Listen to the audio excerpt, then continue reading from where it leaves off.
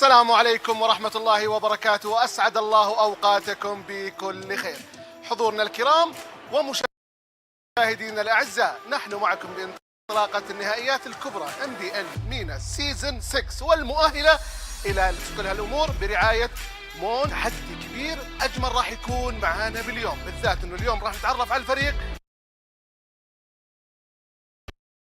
اللي راح يمثل المنطقة العربية. فالتحدي راح يكون قوي مبستي، مباراة تاريخية وما كانت متوقعة أبدا من لدى الفريقين. خل نرحب أكيد بتويستد وجي كي. طبعا الأمور كانت للغاية، كل اللاعبين راح مهم. خلونا أول لاعب سانجي من تويستد مايند.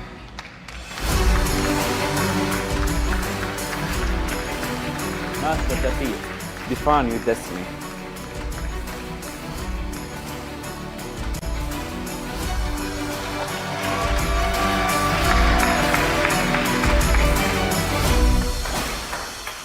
واللاعب سومو من جي كي.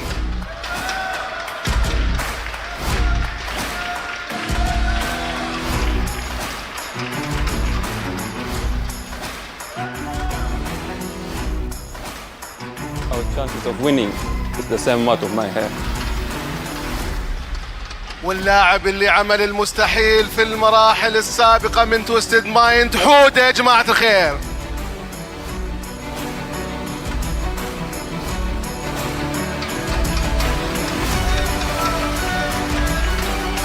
If you dream it, you can do it.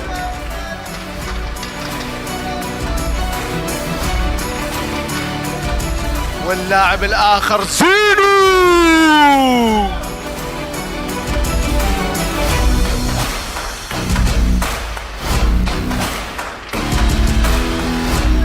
We are just 2 steps ahead.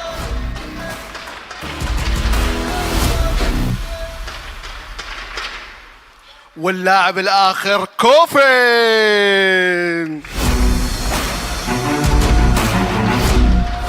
Choose your poison.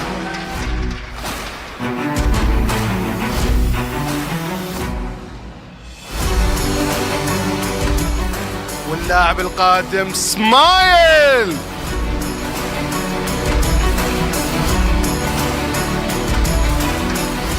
We are just better.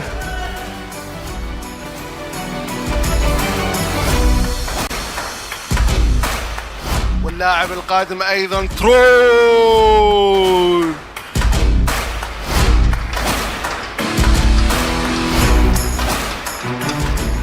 Unleash your potential. Leave no regret behind.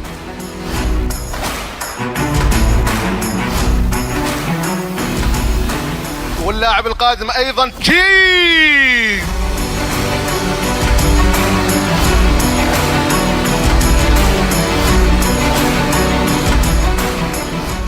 The only threat is us, not them. ونرحب أكيد بسانو.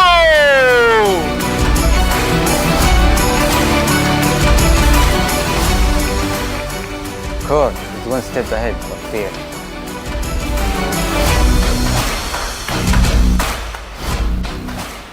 واللاعب الأخير كارفي.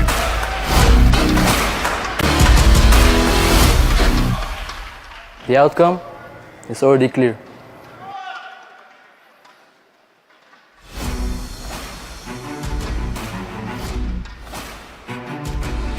زي ما انتم شايفين الجي كي وتويستد مايند جاهزين، ونسمع صفقة أخيرة الجي كي وتويستد مايند.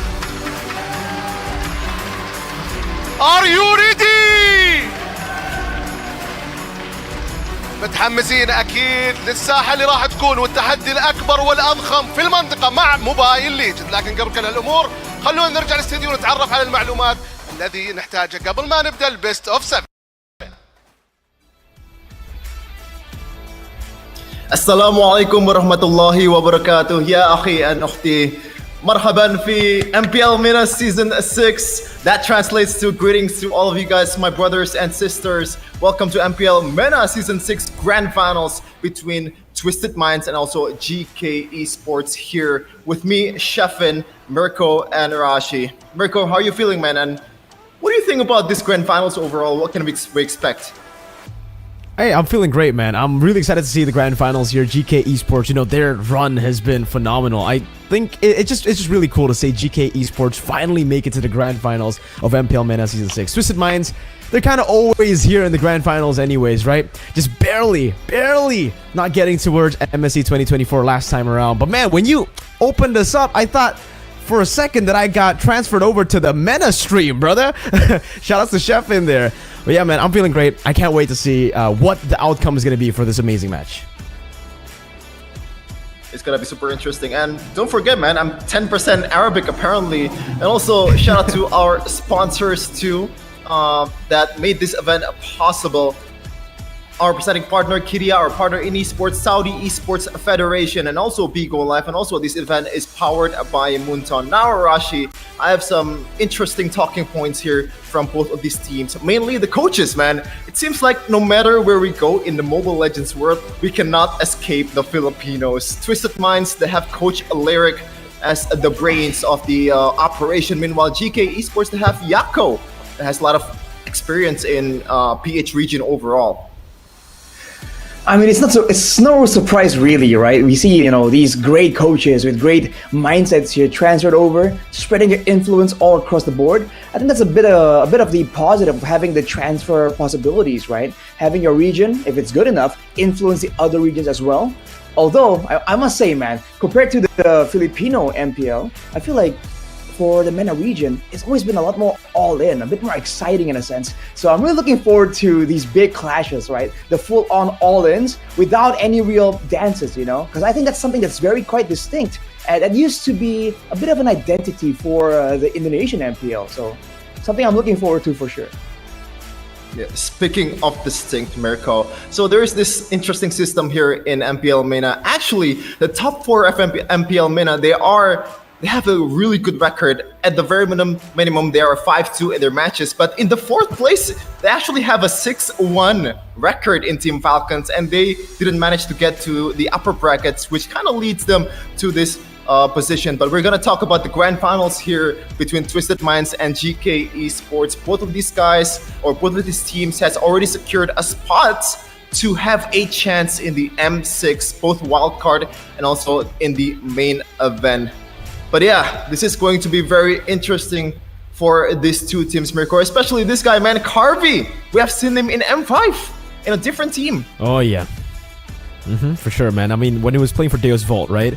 Very cool to see him, you know, actually move over to the MPL MENA scene against R8 Esports. This is actually one of the teams that I was supporting personally throughout the regular season. They also were holding the record of 5-2, and you can definitely see with Carvey in the team, with the experience that he got all the way at M5 while he was working or playing together with the rest of Deus Vault, he's able to bring that experience down here to MPL MENA, where, you know, again, especially up against Falcon, like you said earlier, the defending champs kind of had a re-roster. No more Ding, no more Good Night as well. Those two shining stars that we had to cast for, Arashi, in the last season's grand finals, unfortunately won't be here. It's very unfortunate not to see Falcon Esports. I would love to see them actually face off against maybe Twisted Minds or GK, but it just goes to show you how much the region is developed, right? Having a new representative already for the wild card and also for the M6 main stage. Twisted Minds, hey, I'm expecting big things for them.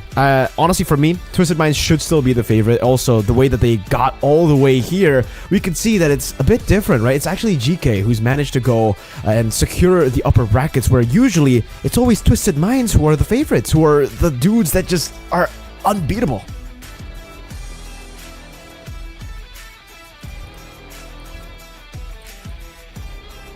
And yeah, this you can see here the route to the championship between GK Esports and also Twisted Minds. And I agree with Mirko. Twisted Minds overall in this season, they have been very much dominating in from the statistics standpoint, even all across the board, man. Like the highest average KDA with 10 KDA, by the way. It is insane how much the gap is between GK Esports and Twisted Minds in terms of KDA, because GK Esports has only racked up a 7.84 KDA. That's like a 2-point difference. So again, Twisted Minds, they have to make this happen to be able to represent MENA in M6. As we can see here, the prize pool for the championship for MPL MENA Grand Finals. The first place will be getting $30,000, Rashi. Oof, man, that's a hefty amount, dude. And again, it's just great to see all these other regions develop, and having a lot more also means a lot more exciting matches, man, for both these teams. That's something that's very big.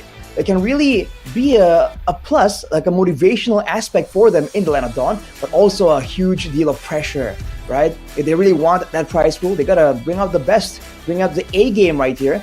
And like I said earlier, I feel like Twist still definitely is a bit of the favorite, but in this season, man, I think in all across the board, in all the other regions, it's just been a very unexpected type of season. So I think a lot of people are just looking forward to seeing some real surprises here coming in, either from the drafts or even the execution coming in from both these teams. Yeah, especially from the draft standpoint. Apparently in MPL MENA, this is the region that has picked Chip the most out of all of the regions in the world. 7 times Chip has been picked, and even then, the average of contests or the picks and bans ratio of Chip is not even the first among all the heroes in Mobile Legends. The first hero has been contested in the draft has been Hylas Mirko. That is interesting. It's been very interesting to see, again, the developments of Chip not being super heavy prio in MENA, but it just goes to show you, I feel like, the way that they play the game isn't really super macro-oriented. There's still a developing region, obviously. There's still a region that relies heavily on a lot of these team fights happening. And for Chip, we've seen as well, just in MPL Indonesia, teams who are very reliant on just pure mechanical skill, teams who are very reliant on pure team fighting, they don't do too well when they get given the chip. But obviously, after saying that, we can take a look at the statistics, and for Falcons, it's been really good. For the rest of the other teams, we really haven't seen much of the chip. It's only GK who's played it now in the Grand Finals. Twisted Minds have never picked it up, actually, in the entirety of this season so far. So I think Chip should still be a pretty contested pick as we get into the Grand Finals still, especially for a team like GK and also for a team like Twisted Minds. Both of them should be able to actually get an advantage, especially if they can get that macro, that honestly ridiculous, broken macro advantage that the chip brings to the table. But there's some counter plays, as you probably know, the audiences as well. A lot of regions has been racking up their brains to counter the chip. Even Balearic has been showing at MPL PH. And this is going to be interesting after we're watching MPL PH earlier, like how much this region has caught up to one of the best in the world. As you can see here, the starting lineup for GK Esports: Shen, Carvey, Smile, Sino, and Samo. And interestingly enough, at the introduction earlier, Samo said something along the lines of, our chances of winning is the same as my hair, As my hair. Yeah, man, that caught me off guard, dude. Showing again the confidence, but also a great sense of humor, man. You love to see a player just crack jokes just like that, even though, in theory, this should be a high-pressure situation. I do expect that there's going to be a lot more AoE emphasis in the drafting phase, because again, with the chip potentially let go, there's going to be a lot more pressure to really have tools available to try and counter that. So the Hylas could be a partial reason for that. But again, in this, for what it seems to be a very front to back, just dive heavy style coming in for MENA here, Hylas just brings so much value here. A lot of sustain, and also a lot of ways to guarantee that a fight can happen when you need it to happen, right? Because it's not just for you, it's for the whole team as well. So it's quite a diverse tool here in the right hands for sure. But I feel like we got to talk about the Aurora pick too, Shevin, because with all this team fights happening, those AoE crowd control tools have been so important, and the Aurora has been just spiking up in popularity, man. Yep, as you can see from the statistics, our Aurora is the 3rd most contested heroes out of all the heroes in the Mobile Legends in MPL MENA. And technically, if you want to really break it down, even though it's not really used anymore, Edok in MPL Indonesia has been using it as a roamer. Even Oh My Venus said that there is some potential. There's been some potential of Aura bringing up as the roamer, even though it's mainly mid laner. But yeah, this is going to be very interesting between GK and Twisted Minds, because the stakes are as high as ever. M6 in Malaysia, and possibly maybe winning it all, and that might be, a game changer in the whole Mobile Legends scene, man, because like we need some more new winners in the international regions. You definitely. But yeah, we do. have You something that definitely do. you might want to watch here. We have a feedy for you. ان شاء الله جاهزين للفاينل، وطبعا بنجهز كويس جدا، والكوتش بتاعنا هيشيل البريشر من على التيم، والتيم اصلا عنده بطولات كتير وعنده خبره مع الستيج اكيد، فان شاء الله هنقدر نتعامل وهنقدر ناخد البطوله ان شاء الله بكره. هو التيمات طبعا ما بتوصلش لمكان بعيد في الام 6 او في البطولات العالميه بسبب ان مفيش كوتش كويس او المينتاليتي بتاعت البلاير مش كويسه. ان شاء الله احنا اتخطينا ده السيزون ده وجبنا بلايرز على اعلى مستوى ان احنا نقدر ننافس في الام 6 ونوصل ان شاء الله لمربع الذهبي. طبعا الاداء هيبقى بسبب الكوتش اكيد والبراكتس الكتير والمينتاليتي بتاعت البلايرز والسينرجي وكل الكلام ده. طبعا ده هيتحسن مع البراكتس اكتر، وان شاء الله هتشوفوا مننا حاجه كويسه. اكشلي اتس تيم سبيريت، تمام، عشان ده كان معانا كارفي كان بيلعب في تيم سبيريت قبل كده، فاحنا حابين ان احنا نلعب التيم ده. السلام عليكم، حياكم الله. معكم اخوكم عبد العزيز مهنا ومعروف بالرياضه الالكترونيه هنكي، متواجد مع تويستد مايندز كاداري لهذا النادي، واكيد اللاعبين اللي راح يمثلون ان شاء الله المملكه العربيه السعوديه والمينا بشكل عام باكمل صوره. صراحه استراتيجيات كثيره يمكن تدور في اذهان الجميع، لكن بالنهايه هي اغلاط حصلت معنا في ريجولر سيزون في بدايتنا، لكن اكيد الفريق قاعد يتحسن خطوه ورا خطوه، والاهم اللي شفناه في اللور براكت في البلاي اوفز، الاداء اللي كان بعودة تويستد مايندز وعادة الروح مرة ثانية يعطي صورة كاملة لهذا النادي إنه بالجراند فاينل راح يقدم أفضل ما عنده، وكذلك إن شاء الله بالإم 6 راح نحط صورة ومعنى كبير للمينا.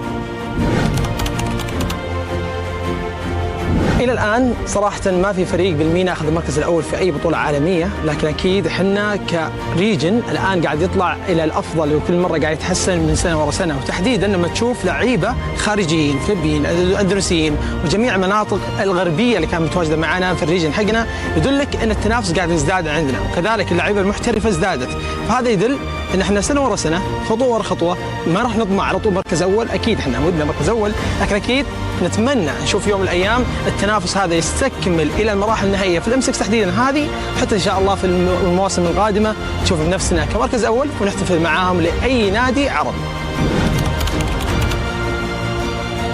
نادي تويستد مايندز يعني تعب كثير جدا من سنتين، قاعدين يحاولون اللاعبين نفسهم اللي كانوا في منظمه اخرى ثم جاءوا تويستد مايندز هم طامحين انهم يمثلون الريجن المينا بشكل عام على اكمل صوره.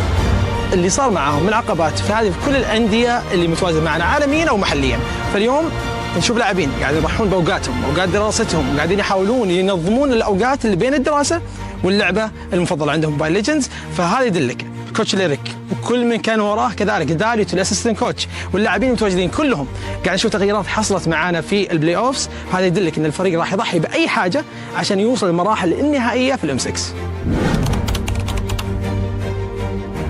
بدون وايلد كارد خلونا على الام 6. قبل ما اجي مع هذا الفريق كان يتنافس في بطوله سابقه لنادي تويستد مايندز مع فريق فايرفلوكس، خسر 3-2 بعد ريمونتادا من فايرفلوكس، فانا طمعان كاداري اني اشوف مره ثانيه فايرفلوكس يتنافس معانا عشان نهزمهم ونفوز عليهم، وتحديدا اللاعب روزا بالميد عشان كوفن راح يرد له الصاصه يعني.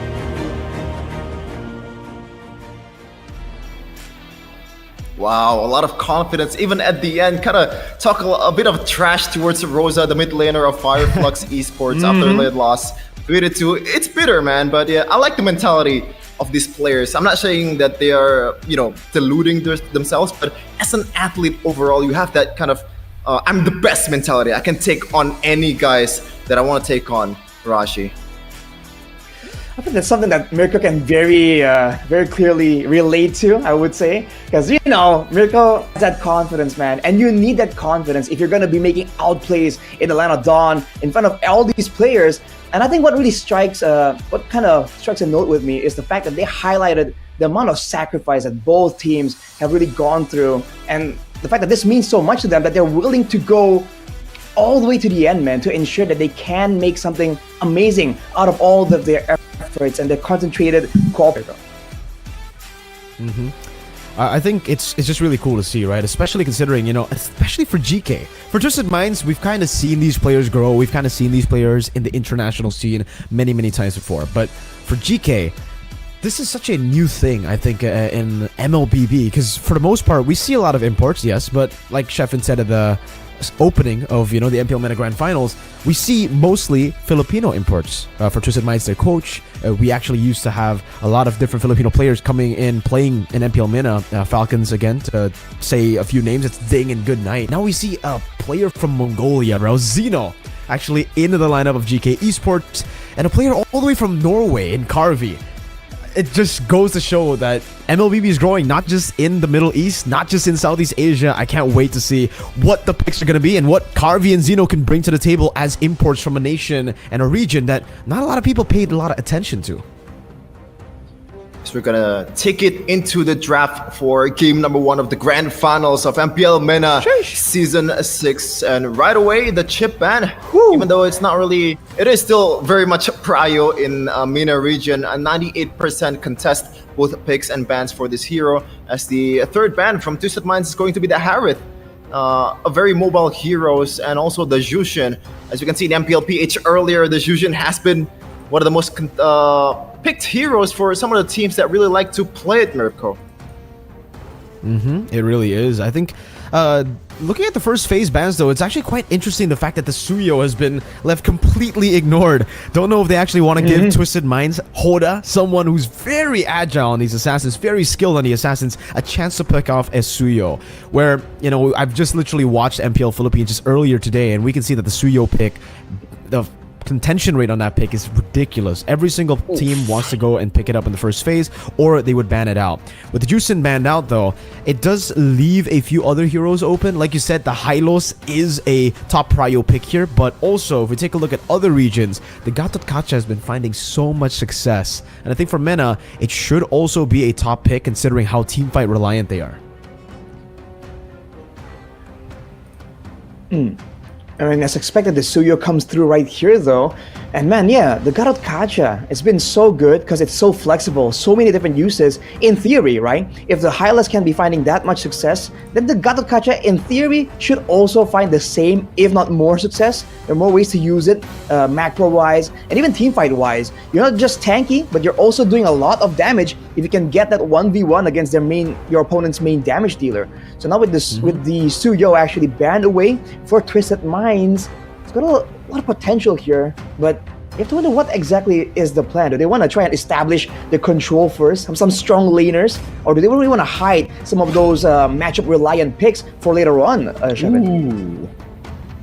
Okay, so Gatot Kacha comes right away. As you said earlier, the flexibility both in the draft and also in the gameplay, and you can play a bit aggressively and use the Avatar Guardian not as an engage tool, but just to get away from the dangers. And combined with the durability, it's just gotta be so much trouble that this guy's gonna bring to the table. Meanwhile, on the other side, it's still going to be the Hylos, the most contested pick in the whole MENA region, and also a Faramis right away after a Gatot pick, Mirko.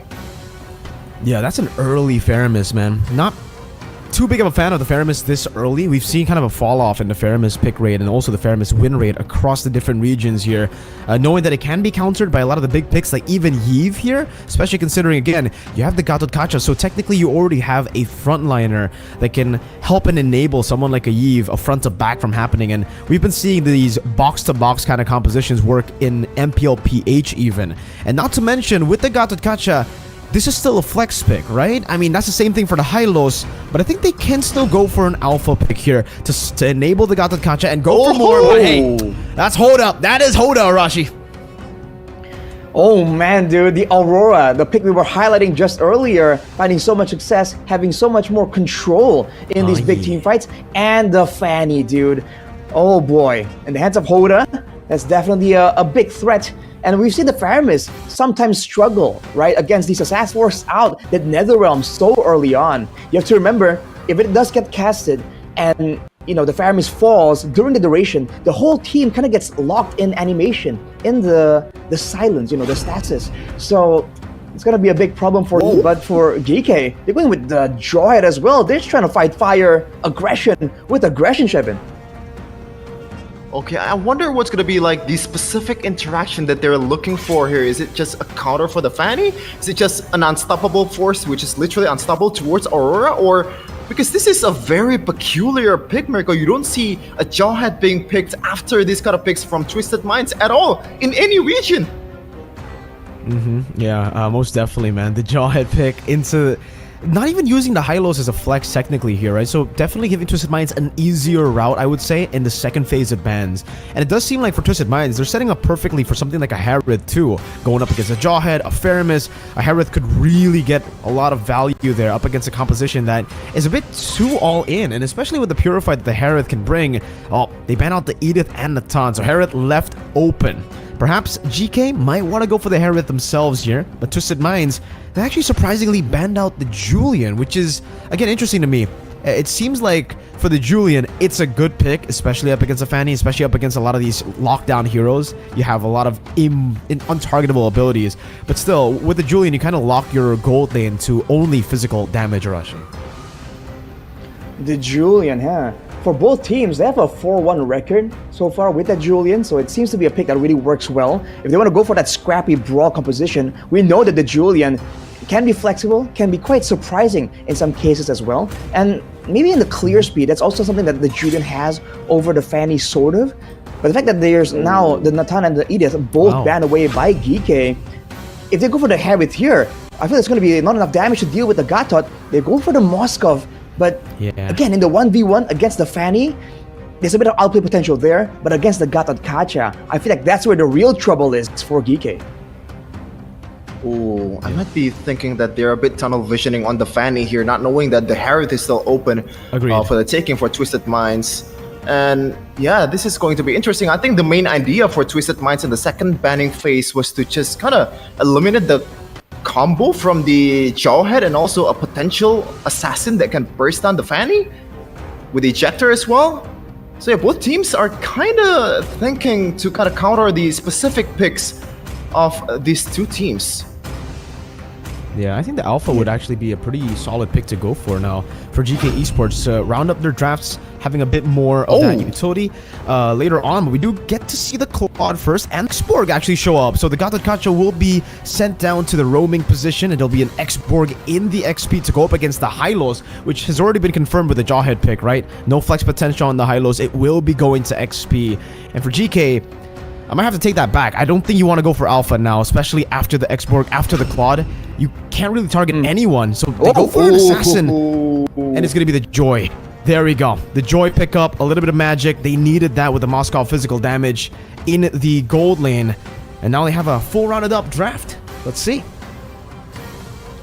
I mean, there's a lot of potential right here, but dude, with all the AoE available for Twisted Minds, I really do question the impact that the Nether Realm is going to have in this game from Geekay. They can't force the engage with the Glorious Pathway and the Jawhead ejector combo. We've seen it attempted in our own region, actually, but with all the follow-up available, and with the Gatot Kacha being potentially the main frontliner they have to target and burst through, it's going to be a tall order. They got to try and outmaneuver Twisted Minds from the macro to get those setups to find success in those team fights, Shevin.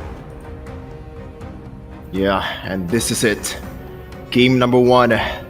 The decider on who's going right away to M6, the grandiose stage of Mobile Legends esports in Malaysia.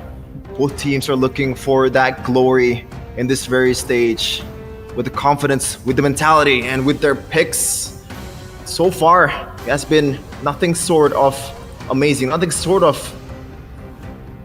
outside of my expectations. The Joy, the Jawhead. This is something that you don't really see in other regions out there, as we are going to go in the Land of Dawn in a second. Here it is, folks. Ladies and gentlemen, welcome to the Land of Dawn for the Grand Finals game number 1. GK Esports with an early game-centric draft with Xeno. A lot of pressure on him to snowball, but Twisted Minds, it's just classic Twisted Minds MLBB in game number 1. It's a lot of pressure, a lot of clear, and a lot of ways for Twisted Minds to really push their will onto Geekay Esports, honestly. With the Fanny, though, in the hands of Hoda, there's a lot more danger for Geekay Esports, so they gotta be a bit more calculative in how they want to play this out. I mean, they're already sending the Jawhead to try and help out with the clearing speed so that Xeno on the Joy can maybe get a bit more time to really farm up, to really match up to the EXP difference. But we have a pause right off the bat. Yeah, we're gonna try to figure out the problem here that we have, and let's talk about the regular season matchup between these two, because so far in the regular season, the only loss that GK experienced, or two losses that they experienced, was against Team Falcons and also their counterpart right now in the Grand Finals of MPL MENA Season 6, Twisted Minds, with the score of 2-1. Like, do you think this is gonna be something that comes into play here? Or like give Twisted Minds kind of a mental advantage, Rashi? Oh, I feel like for Twisted Minds, yeah, they it's kind of an assuring thing that you've beaten them already. Changes, right? I mean, the last couple of matches is kind of so far long ago that they don't really know what they're up against, right? And in fact, being in the shoes of Geekay Esports, you know that this is a team that beat you, so there's a bit more drive there to try and find something, to try and maybe avenge that loss. So that is something that I think can work both ways. It all depends on how the coach kind of frames it for the players. But looking at the drafts earlier, I mean, there's a lot of good deal of respect for both teams, man. The Purify is definitely still making it through, and with the Revitalize still on both the quote-unquote main tanks, I feel like with the Hylos being in the EXP lane and with the Garukacha being in the roaming position, that kind of sets up Twisted Minds to be able to actually do more in the early game. And the fact that they have a Fanny on top of that, that's where I think Geekay Esports at least need to be a bit more cautious here, at least for the moment, for the early game, Shepard. Yep, and into the early game we go in the first game after the pause. And don't forget, to all of you guys out there, there is a giveaway here for you to have a chance to win 1,000 diamonds. Just predict who's gonna win this match with the exact score in the comments, and also your ID as well to have a chance for 1K diamonds in your account. Woo. And now, Mirko actually Joy in this regular season for Zeno. He had a 2-1 record on this hero, so maybe it's kind of a signature as well for this guy. Yeah, man, you read my mind. I was about to talk about the Joy. Because all in Indonesia, at least in our region, right, we don't really see too many players actually pick up the Joy and find a lot of success on it. When they do pick up the Joy, it usually does suffer from a loss. We see that as well in a lot of the MPL Philippine games, man. Joy really hasn't been able to find a lot of success in this meta. But hey, like you said, Zeno, seems like he finds a lot of comfort on this pick. And so far, he, I guess, wants to try to utilize that mobility to outmaneuver Twisted Minds, to dodge away from their very resource-reliant draft, right? Because for Cuffin, for Sanji and Troll, once they use those big ultimates, I feel like GK Esports should have a way to kind of like outpace them, especially with another round later. Troll walking up already, getting hit by the missile. Shen comes in with the ejector. Unfortunately, no one there to follow it up, but you can see that damage from the Jawhead already coming in. Hoda walking in with the cables, cutthroat, finding first blood early on. Man, Shen overextending. Another round popped in already. Sanji, last insanity. Smiles should be able to escape. No, that's a flicker. Sanji gets the last insanity to the back, finding another. And now it's going to be Samuel looking for the trade. Pops into Glorious Pathway, but gets frozen down. The Frigid Glacier actually also gets used up here. Twisted Minds on route for the first turtle. Should be getting it for free. No contest from GK Esports. Ooh, an absolutely ideal start coming in from Twisted Minds on the Fanny as well. You usually see the Fanny just kind of try to secure the purple buff before the turtle fight even begins, or even concedes the turtle objective game for a lot of teams out there, but they managed to take it all, Rashi. And that's why you have to abuse the Garukacha in the early game. You saw GK Esports try and go for the aggressive play, using the Jawhead, the additional damage up to 10% from the passive of the Jawhead to try and burst down the Garukacha. But Troll with the Revitalize is just a bit too tanky there.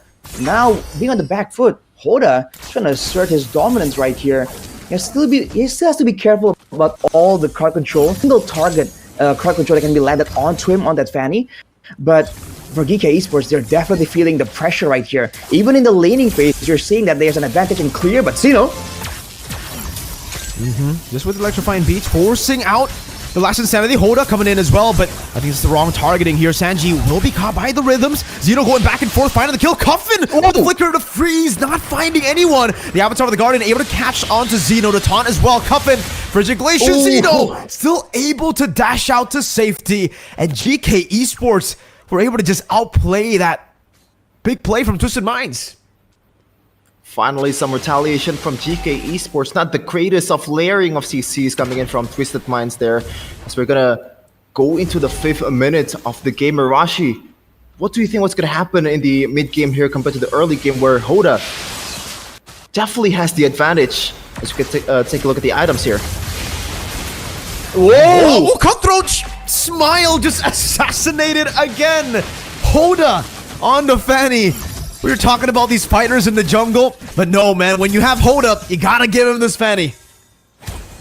That's lethal stuff coming out of Hoda right there, man. GK Esports, again, like to answer your question, Chef, Minds, you can expect them to keep going with this tempo, man. There's nothing to stop them as becomes the next victim as well. Smile, you can see that there's a rotational difference right here. Minds always finds themselves ahead when it comes to the rotations, so GK Esports are always late. In fact, the fact that Geekay Esports kind of got the advantage on the top side earlier, getting the pickup onto Sanji, that was surprising to me. As we go into the mid game, Twisted Minds are gonna go for dives. They're gonna go for more team fights, man. This is the style that they like. Oh, I was kind of worried about the export pick earlier. It is a counter for the Hylos, but in terms of setup, the EXP laners that you usually see in this patch, it's not really the greatest out there. But then Troll and also Coffin that sets up all the team fights, all the kills perfectly. Just kind of, replacing that setup potential from the EXP lane. Yeah, there's so many ways to play around this here. The abundance of Crow really is what is kind of discouraging GK Esports words. They already have the respect there with 2 Purifies, but for now, until they can kind of buy time, it's going to be quite difficult. Yeah, I really think it is going to be difficult for them, especially considering now for the Jawhead. There's definitely a time limiter for GK Esports. They need to find something back, but it does seem like for now they're just going to have to rely on Carvey to get his item Power Spikes, Arashi.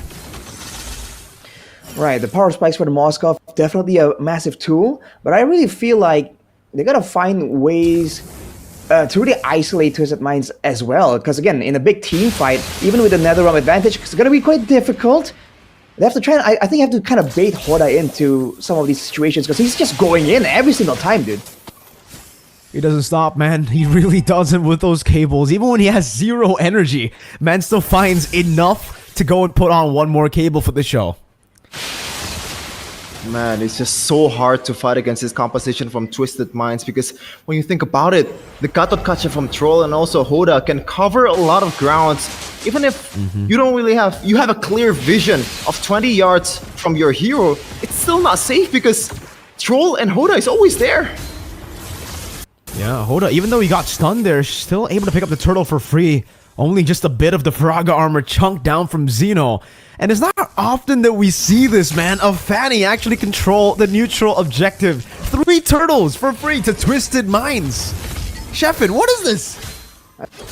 I just don't know, man. When I see in other MPLs out there, the Fannies always, might have just conceded the objectives. Might have just taken the safe route and used my purple buff to further my advantage in the team fight. But right now, Twisted Minds, I feel like they're playing these setups perfectly from Troll and Coffin. So that way they have all the pressure in the world. Meanwhile, in top lane though, okay, Spirit of Misery actually catching him. Good to Stampede as well. Now the Assault Force chasing him all around. Hoda still able to get the cables to get out. Now Shen forced to use the conceal defensively.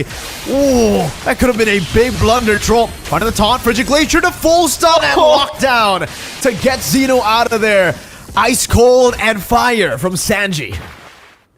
When you finally thought, it's still going on after the Guardian. NetherRealm as well. The freeze not connecting, forcing Smile to get the Purify down. Man, Twisted Minds, they're not stopping Arashi. It's non-stop, dude. Every single time. What is that interaction, dude? The Unstoppable Force chasing down the cables. Hoda's got to calm down a bit here. GK Esports definitely looking for ways to try and punish him. They gotta kind of coordinate better here. They're spending some of the resources occasionally, but they have to try and spend it together. Carvey now picks up the golden staff, so there is more damage to throw around, but still, at 8 minutes, the damage coming in from an X-Borg, from a Fanny, from the God of Kacha even. Troll now has the Thunderbelt as well, so he has a bit of utility and damage, and he's gonna start scaling more and more. So this is where he wants to be as annoying as possible, going for those short 2-second trades just to proc and just get tankier to try and scale better into that late game. They have to use all the tools in the world. GK Esports have that far lane pressure on the Moscow, but I feel like Twisted Minds right now, they're just gonna take this one no problem at all, unless the Joy wants to go in. So far, doesn't look like it. Does look like they're still going to play this Lord Dance again with the resets. They have the way to actually utilize the Fanny to clear out the side lane. So no pressure at all for Twisted Minds. It's still a 3.5k gold lead that they're holding on to. It's Hoda, as long as he keeps farming, that Hunter Strike is building up as well. They're going to hold on to this Lord, man. Good news though from GK Esports. Zeno already secured the Holy Crystal. That is a big power spike item at this point of the game. Can burst down anyone he wants to. Glorious Pathway.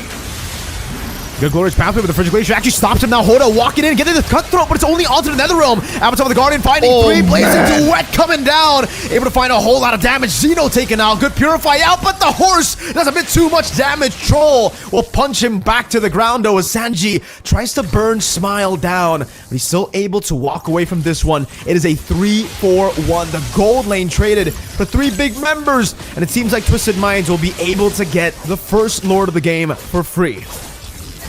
Man, it's kind of a lose-lose situation from GK Esports. If they don't group up, they cannot execute the Netherrealm perfectly. But if they do group up, that's what's gonna happen, Arashi. The Avatar of Guardian, the stuns coming in from Coffin as well.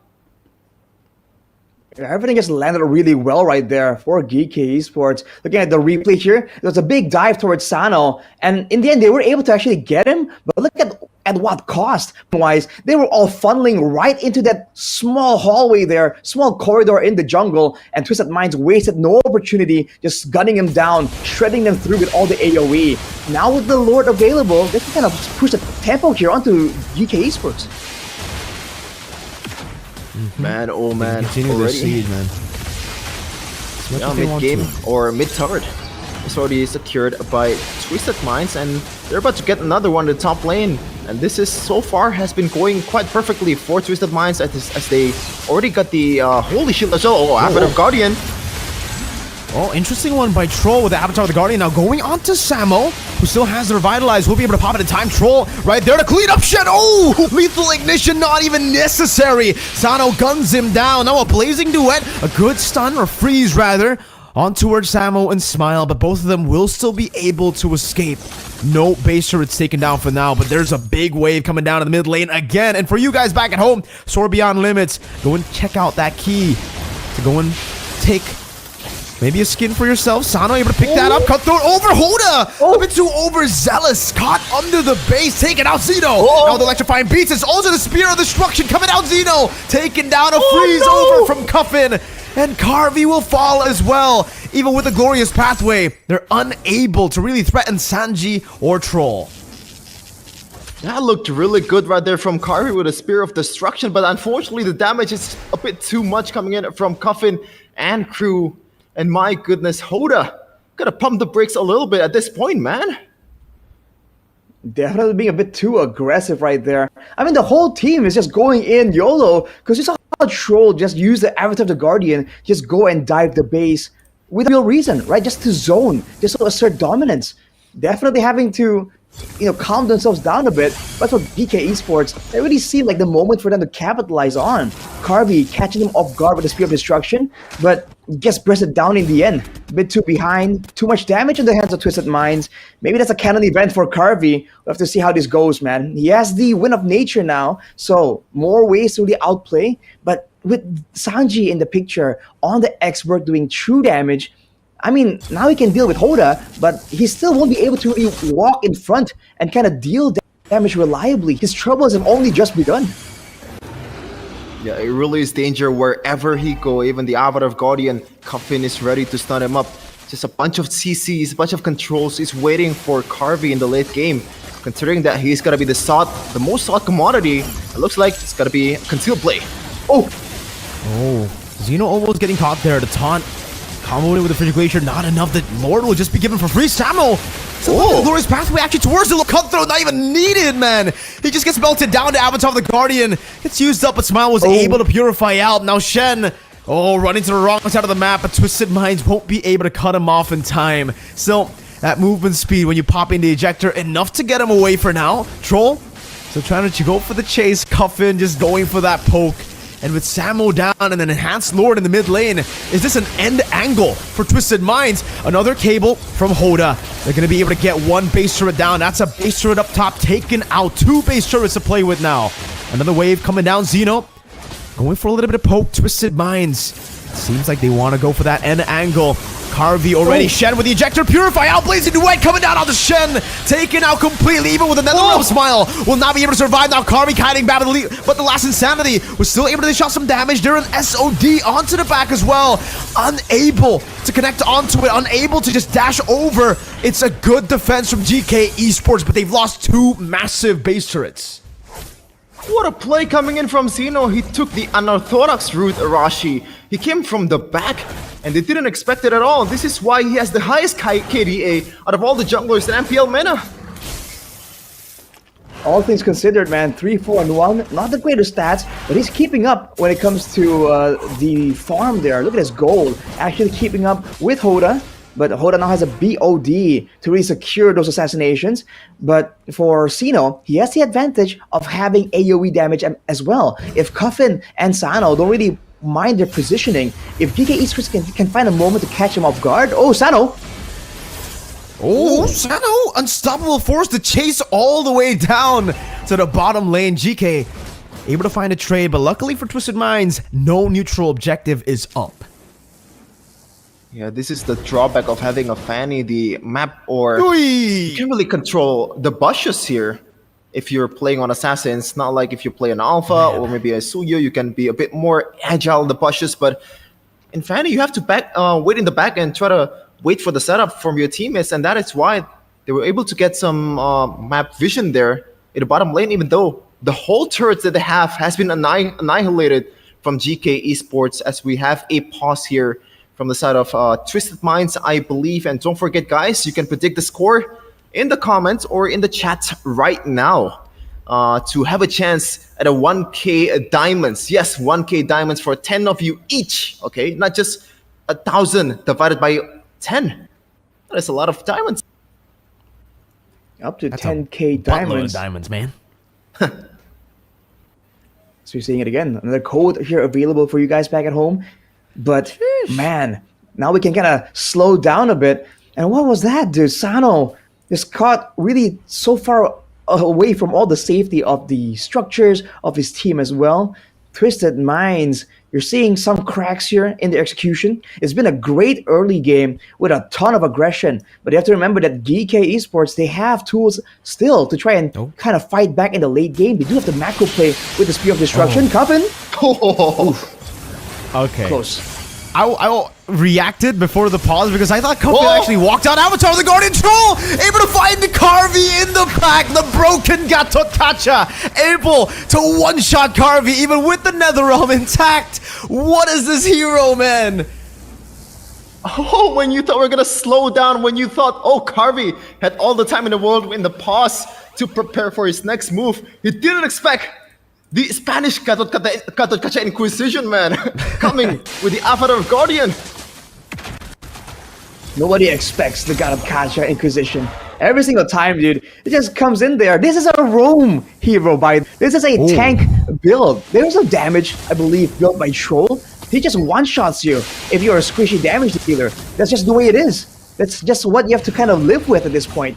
Now, Xeno picks up the Winter Crown, so there are more ways for him to try and dive in the back line, deal some damage, and maybe zone away some of the members of Twisted Minds. This next lord is going to be fatal, though, and GK Esports are trying to set up for that Moscow split push play, but Twisted Minds are pushing the pace on them. Look at the zoning, Sanji. The more stacks he puts on Samo, Glorious Pathway, Cuffin in the back spot, Frigid Glacier, finding 2, Netherrealm coming down, Hoda unable to get the assassination, but it goes in again with the cutthroat over to Shen. Unstoppable forces, he buys the immortality in time, now Xeno taken down by Sano on the Claude. It will be a trade, jungle for jungle. Twisted Minds looking to go still for this lord despite losing their jungler.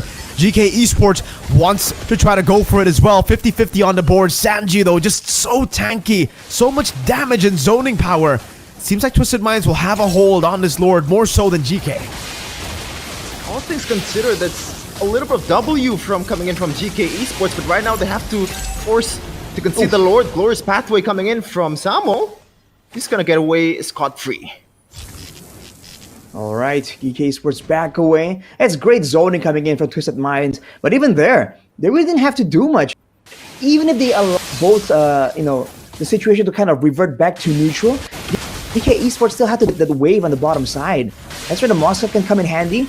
But now against the Lord, against an 18-minute AoE teamfight composition in the base that has a lot of open areas, but technically Geekay Esports, to kind of clump up together, they have to position so well right here if they want to have even a slight chance at beating Twisted Minds at their own game.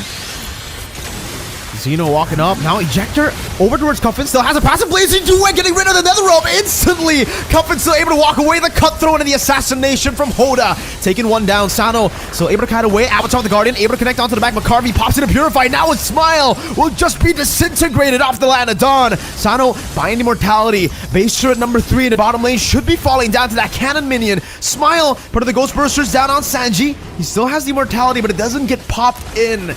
Wow, GK are still able to defend to see another day in game number 1, but Twisted Minds, now it's an overwhelming advantage. The light at the end of the tunnel is shining even brighter right now for GK Esports, knowing that at that team fight earlier, they had the Lord, as you mentioned, Arashi, but somehow GK were able to defend that one, knowing they have that penetration coming in from Carvey that just goes through the minions in the back. I think it's a great way for Geekay Esports to kind of walk around, kind of bait Twisted Minds to try and make a play happen. They know that they are the ones who, Twisted Minds are the ones who really want to go for that big combo. So for Geekay Esports, all they have to do is play patient and ensure that the right members get to avoid from the bulk of the engagement. And especially with this dive coming in from Zeno, it was really aggressive. It was kind of, they tried to save him using the Netherrealm, but even afterwards, it really seemed like it was over when it comes to the usage of resources from Twisted Minds. But afterwards, it's just a lot of damage coming through, the dive coming through from the X-Borg as well. But at that point, the targeting, right? You have to remember that there is a Moskov that, in theory, has a lot more presence in the late game, more ways to try and stay safe. So for Twisted Minds, they have the damage. We've seen them blow people up, but they have to try and focus on blowing the right people up at the right moments right now. Uh-oh, Shen. Also Carvey a bit sussy here in the bushes. They knew that Hoda was somewhere in the bushes. They try to do something here. Okay, Carvey still able to pop it in with nature. Oh, barely connects. Nice prediction from Carvey. But good moves from Hoda to evade from it. Carvey sells them with a nature, buys the rose gold. Oh man, that was a crazy battle in the bottom lane.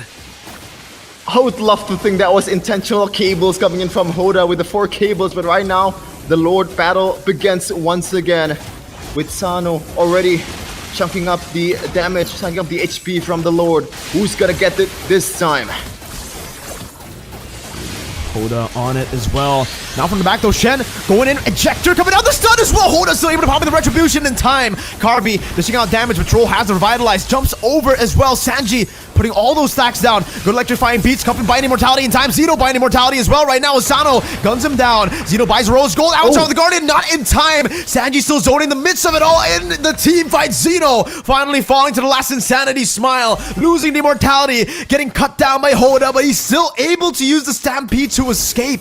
How far can you go, Smile? Hold up with the cable, checking every single one of the bushes. Smile, goes in for the Stampede, jukes him around. Oh, how's he gonna shoot this one? Goes over from the wall. Hoda doesn't have the cutthroat. Meanwhile, in the base, Sano gonna go for the N angle together with the evolved Lord of the game. Now the blazing new white Carvey, no wind of nature, has the immortality, has the kite, has the bling, but it's not gonna be enough for game number 1. It's Twisted Minds getting it. Twisted gameplay indeed from Twisted Minds. What an end after that whole fiasco in their own base. They're just chasing around like Tom and Jerry, but on the other side of the court, Carvey cannot do it all, man. It's just way too much. The waves are coming in. The Lord is crashing. And Twisted Minds strikes first in this grand finals to further their chances to take the M6 berth. And this is the pattern we've been seeing, man. You get an advantage, you get an aggressive composition that wants to move forward again and again, and it's a slow and steady progress built from there on. There was no moment here where Geekay Esports were able to actually turn it around. You get a big, massive moment. The team fighting is just so crucial in this region so far, and you can see that there's a great deal of fun moments in the first game. It's a great opening. We've seen great big combos, long chases, and even interesting interactions just like that, setting the pace, setting the tempo for the whole rest of the match. That's definitely a great pickup for Twisted Minds though. Geekay Esports are the ones that have to try and go back to the drawing board, figure out how they want to deal with this strategy, with this front to back that's just so deadly coming in from Twisted Minds. But it's definitely not the end for Geekay Esports. There's still a lot of times. It's a best of 7. This is the time where the coaches are playing the part of the game. The adjustments are going to be made for game number 2. And to be fair, in game number 1, Twisted Minds does look beatable, even though they are dominating in the kills department. Even at one point, they were doubling the amount of kills that Geekay Esports has. But when you look at the economy, they were not that far behind Geekay Esports. They really weren't. There's definitely moments there where Twisted Minds, despite all the advantages, the structural advantage, the EXP and gold advantage, they still seem beatable, right? There were a lot of close call moments there that really could have swung in favor of Geekay Esports. So I think it's a loss for Geekay Esports for sure, but in a way, it's a bit more reassuring because now they know they have a fighting chance, right? Even though people are talking about Twisted Minds being the favorite, Geekay Esports can kind of pose a real threat to them. Which is very interesting to say the least, in my opinion at least, right? Because if we take a look at the upper brackets, it's actually Geekay who made it to the grand finals first, who made it through the upper brackets, and now we're seeing a whole different kind of draft, I would say, as well, from the side of Geekay Esports. They're going for a bit more of a, gamble, I would say? Going for the Jawhead, the Joy as well, even though, it's kind of a signature pick for Zito, you mentioned, Sheffin. I personally think it's still a big gamble to take, to go for these big picks that are very reliant on early game snowball. Yeah, I think you're seeing a bit of that. Indeed. For sure, man. You can see that 22 to 9. 22 to 9. I mean, the idea, right, for Geekay is to actually truly win it out in the early game. Use the Jawhead to set up traps, perhaps, to stop Hoda, and maybe to get a Xeno just that much further ahead. Whereas you can see that from the stats, at least in the post game, Tutura and the Lord, none given for the side of Geekay. But you have to remember, right, the buffs. We've seen a lot of teams when they start to win, they really shut down the buff game for the opposing team's jungler, but that's just not the case.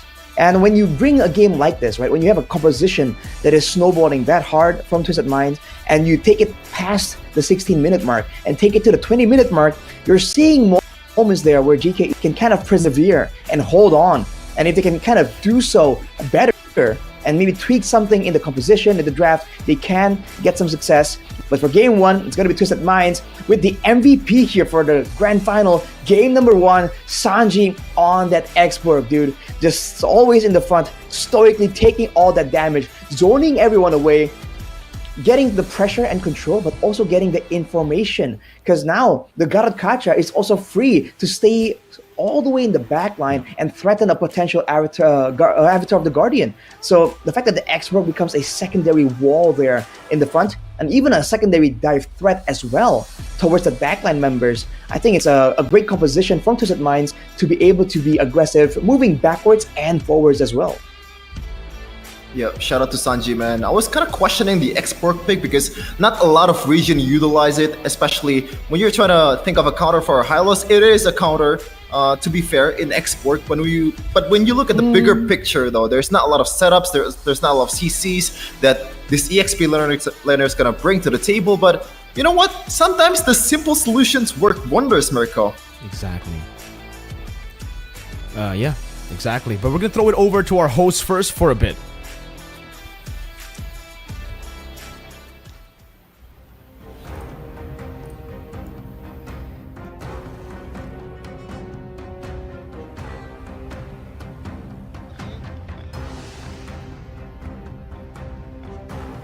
حلو.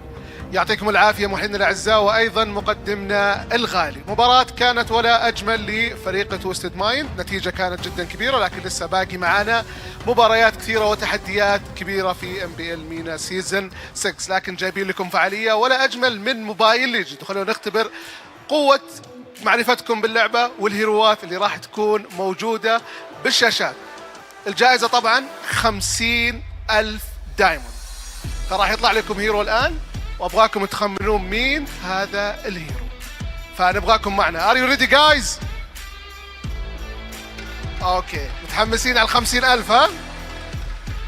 يلا مين هذا الهيرو؟ يلا يا شباب انا راح اختار واحد عشوائي من عندكم الحين. يلا تعال انت، لا تعال.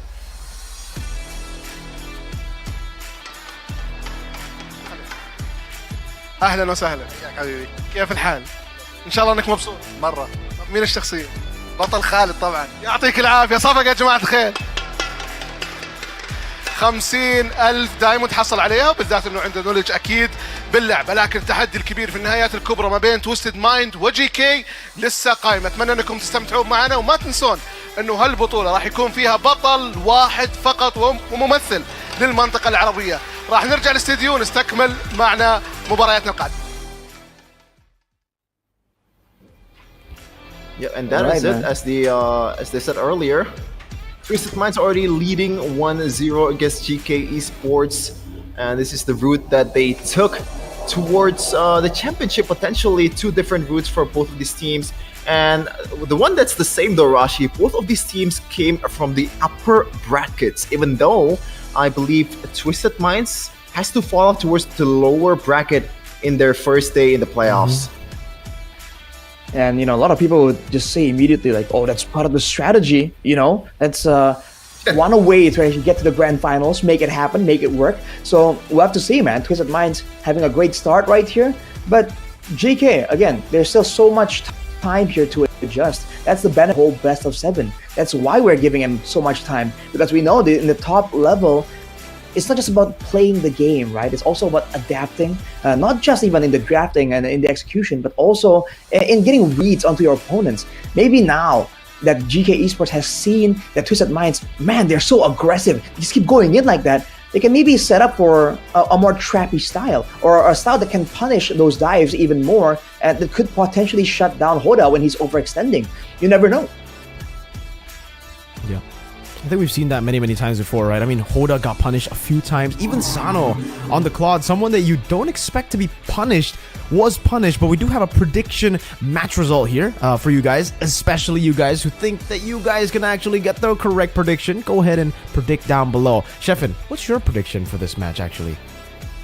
Well, just because of the name, GK Esports, there's a geek there, even though it's not spelled the same or pronounced the same. Oh, man. I'm gonna go for GK Esports right away. 4-1. 4-1? Wow. Okay. So expect that one game to be the only game that... Alright, okay. Okay, what about you, Arashi, as we take a look at the stats? I gotta say, especially with gleaning some info from game number 1, I really do feel like the draft becomes so much more important. I think Twisted Minds still has it though, but I think it might get more competitive as the game goes on. Because again, when the drafting phase is that important, with more games comes more experience, more information. I feel like it could be like a 4-2, I would say, for Twisted Minds, I think. Interesting prediction there, Arashi. And you know what? Let's talk about some of the drafting earlier, man. That Jawhead, let's just talk about that again.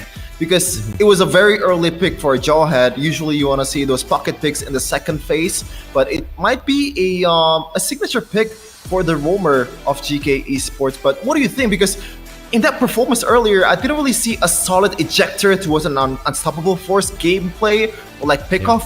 Not even a single one of them.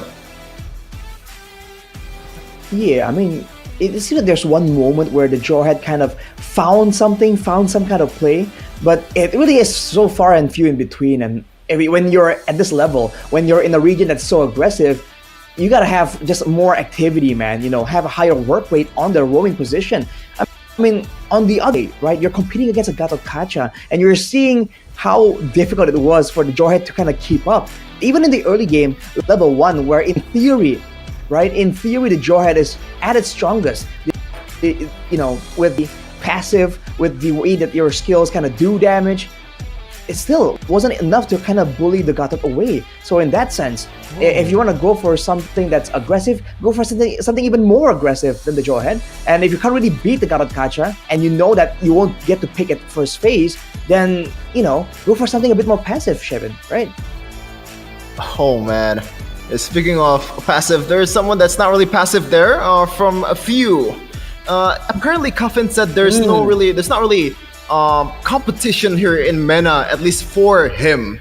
So a few just kind of showing up the potential newcomer here. Not newcomer, but new guy here in the international scene, that the mechanics, the gameplay in the international stage is way different than in MENA. So he's definitely gonna be excited to show him up in M6. But oh wait,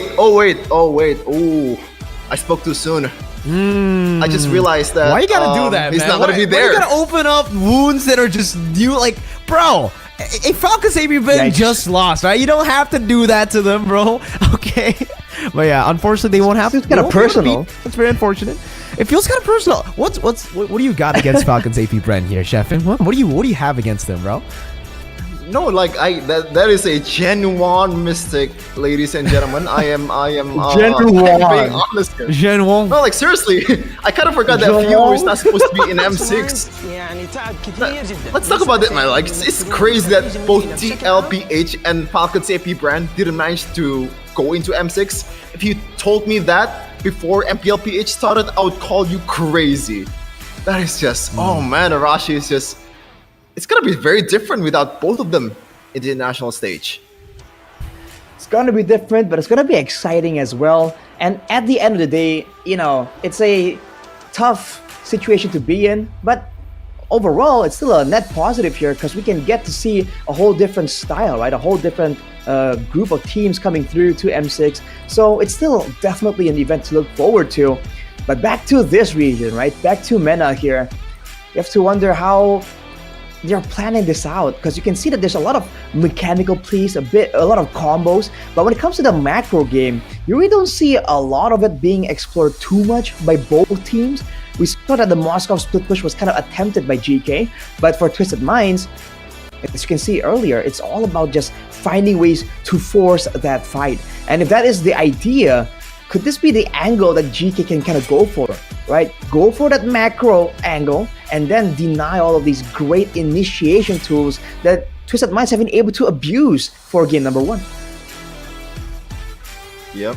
It looks like from the sound effect that I heard earlier, we are going to go into the draft in a second. So let's see what's going to be the choices here, especially in the bans, because I am very interested if Hoda will get the respect that he's already earned in the first game. It seems like both respects are given Mirko, both Gatot Kacha and Fanny banned from GK.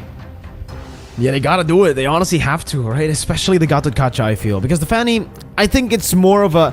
Well, to be fair, yeah, the Fanny is, especially on users like Hoda, special users who can execute the Fanny to perfection, you gotta ban it away. But this does leave a lot of other heroes up for grabs. You see the chip ban as well, but I don't know about MPL MENA, right? Because technically we haven't really seen a lot of the Loyi, but in MPL Philippines at least, the Loyi is such a hot commodity right now. Every team that gets a Loyi, 100% win rate. I think throughout the playoffs of MPL PH so far, it's been one Loyi loss. Every other game that we've seen the Loyi, it's been 100% win rate. So maybe GK might want to try to do that later on. Maybe even this game. Who knows? They banned out the Edith as well, by the way. So a lot of pressure on Twisted Minds now to go for a big pick, because again, GK are going to be on blue side, which we kind of know as well, even in our league, has had more success getting those big prio picks before the red side. Well, we do know that the Edith is a pick that really resonates well with Twisted Minds, but banned away again. If they want to go for that Loyi play, Mirko, I mean, in theory, against a team that is kind of dive heavy, kind of headstrong like Twisted Minds, the kit of the Loyi itself can be a great asset to have, right? More survivability for your mid lane. We saw that earlier. the mid laner, right, was finding it quite difficult to just smile, was There just you getting go. targeted. But the Suyo, I heard the groans, man. The Suyo was left open, immediately sniped away by GK, Chevin. Yeah, absolute. I would rather not face this hero in ranked games or in pro scene at all, man. Like, even Mirko said it in one of his streams. It's a hybrid of Nolan, Julian, Lee Sun-shin, whatever, even Alpha. But right now, Yeah. on the other side of the court, Mirko, this is the forbidden combo in ID. Oh yeah, it is a forbidden combo for sure, man. That's the 100% win rate combo in MPL ID. The Phoveus and Mathilda. You have someone that can continuously just go in, stay in the team fights for such a long time, and usually the big weakness for the Phoveus is you don't have mobility. You don't have, the flicker. Usually you go for vengeance. Especially with the Mathilda, you would want to go for vengeance. You would want to just go all in even more. But what the Phoveus plus Mathilda early shows is the fact that they can't really go for the alpha anymore, or at least it'll be a bit tougher to try to pull off the alpha together with the Phoveus and the Mathilda. I think that'll be a bit too greedy, especially considering there's a Harith on the other side. I think Twisted Minds, they might find a lot of value just by picking up the Lunox here first, right? Getting a solid lane to play around up against the Harith, and then utilizing the large hero pool that you have for Hoda anyways into the second phase. So basically play it safe in the first phase and actually bring down the hammer in the second phase. I like that idea. As we're gonna see what's gonna be the option here. Twisted Minds have a lot of time to decide what's going to be the third pick here after that Mathilda and also Phoveus pick. Alpha, as that Mirko said earlier, not really the greatest of idea, but it's going to be a Nolan, a hero that has a lot of mobility in his hands. So Mathilda, the prime priority is still gonna be the Phoveus, and Nolan can be a bit more non-reliant towards the Mathilda because he has a lot of potential on its own without the guiding winds. Yeah, I'm not a big fan of the Nolan pick, if I'm being honest with you here, Chefin. I was in a call with Wolf just earlier today, and we were talking about Suyo, how yeah? Nolan against the Suyo isn't really the best of matchups. I mean, it's not bad. If you perfectly execute the Nolan, it can work. We've seen some teams make it work. But yeah, it's not really a 50-50 kind of battle. I would say it's 70-30 towards Suyo. On the Nolan, you have to really execute this hero perfectly. You need to get the farm, and you need to get that kill pressure down. So just like that, I feel like the Nolan, again, like I said earlier, could have been used up in the second phase. I don't think GK would have banned it out anyways. And now you can see the vision from GK. With the Nolan pick on the other side, you need to have someone that can enable the Nolan kill pressure. You need to have someone with kill pressure in the individual lanes. And I think the easiest lane to bully is the gold lane here, with the Harith left vulnerable very early. Because with the Khalid, it's still a flex pick, and it's really kind of an unkillable pick in the XP anyways, right? So the Clint taken away, I believe the Lunox shall be taken out next, because if it doesn't, it does give Nolan quite a good opening to actually go for the gank over to the Harith, especially early on, knowing that that matchup has been, the counter for the Harith. They actually are going to be banning out the Aurora too, which is really good stuff. You need to take some actions to respect that pick, who's been getting so much successes. I saw a comment earlier. The comment was basically saying that the Aurora has been carrying a lot of teams to M6 recently. Oh, interesting. So hero that leads you to victory, and in MPL MENA specifically, Aurora has been picked 38 times and boasts a 71% win rate. So they are not lying, Mirko. This is a hero that brings you to victory, but the Lunox isn't getting banned. And on the other side, Twisted Minds, knowing that the control mage, the best control mage out there, is getting banned, they go for the second option in this Vexana, Mirko.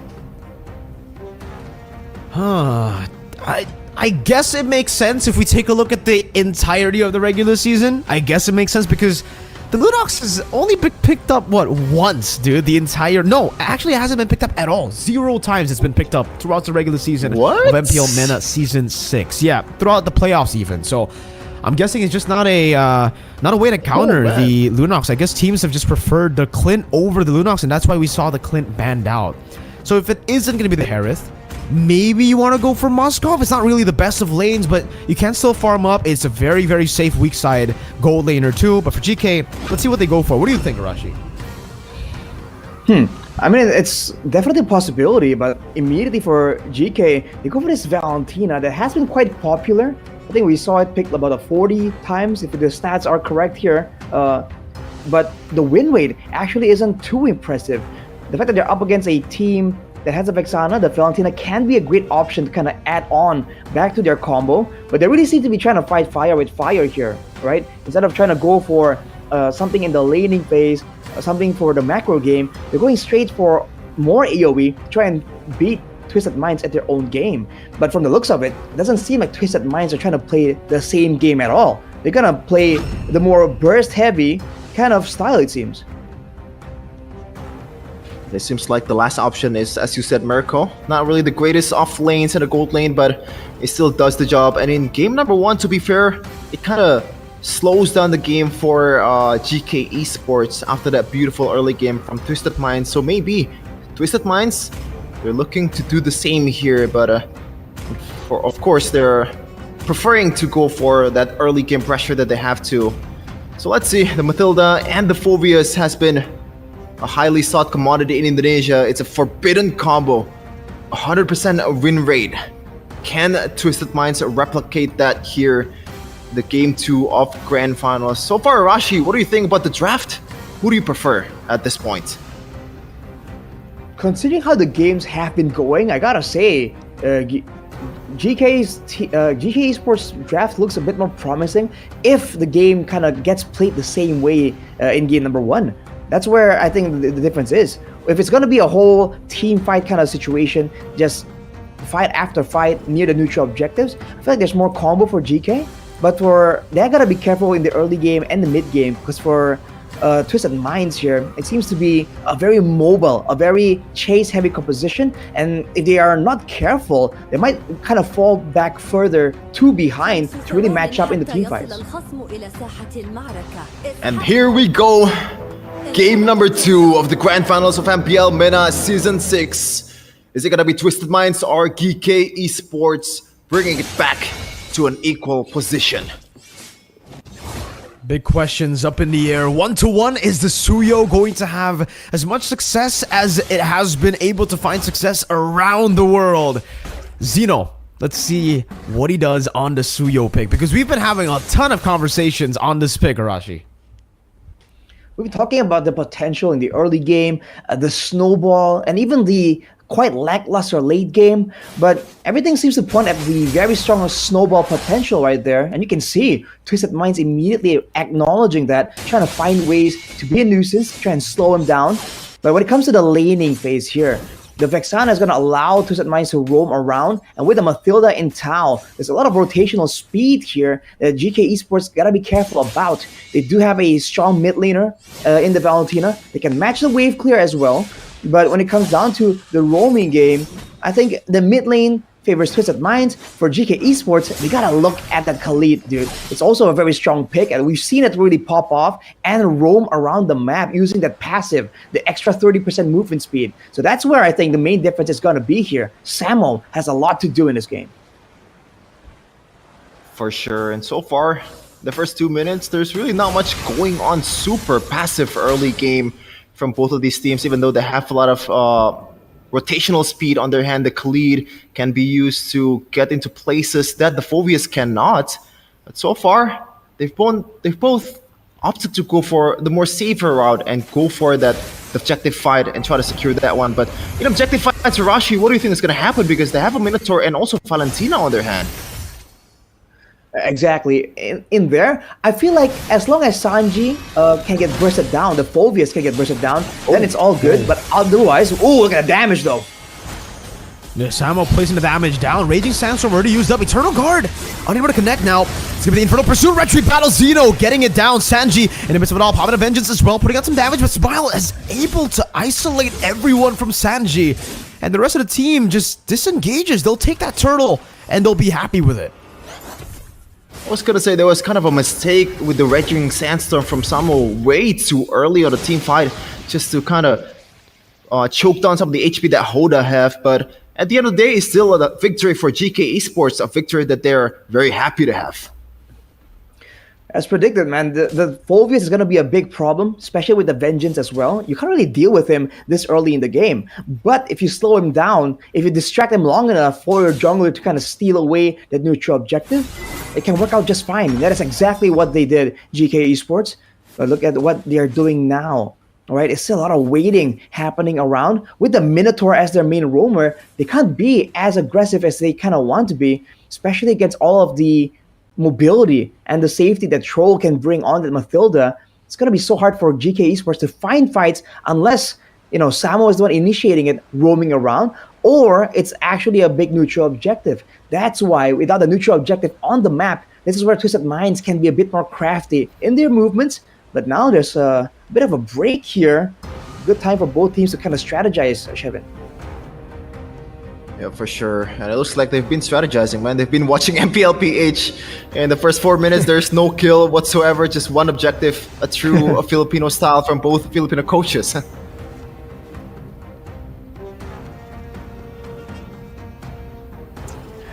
Well, and yeah, we have to see this is the key how also.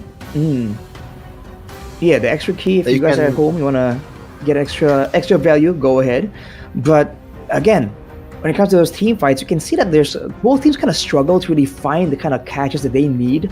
Even right there, surely Twisted Minds wanted to go for some kind of punish, some kind of trade-off for that neutral objective, but they're unable to really find it. Later on, with the Mathilda and Phoveus having a bit more items, more ways to kind of move forward and not really fear the outplay, right? That could be an option. Maybe they're just taking it slow because they know that there is that Suyo potential. Because again, Miracle, we've been talking about this being so dangerous. Oh, yeah. So far, it's kind of being used to kind of farm up more than anything. You think we're gonna see more aggression coming through from GK Esports in the next couple of minutes?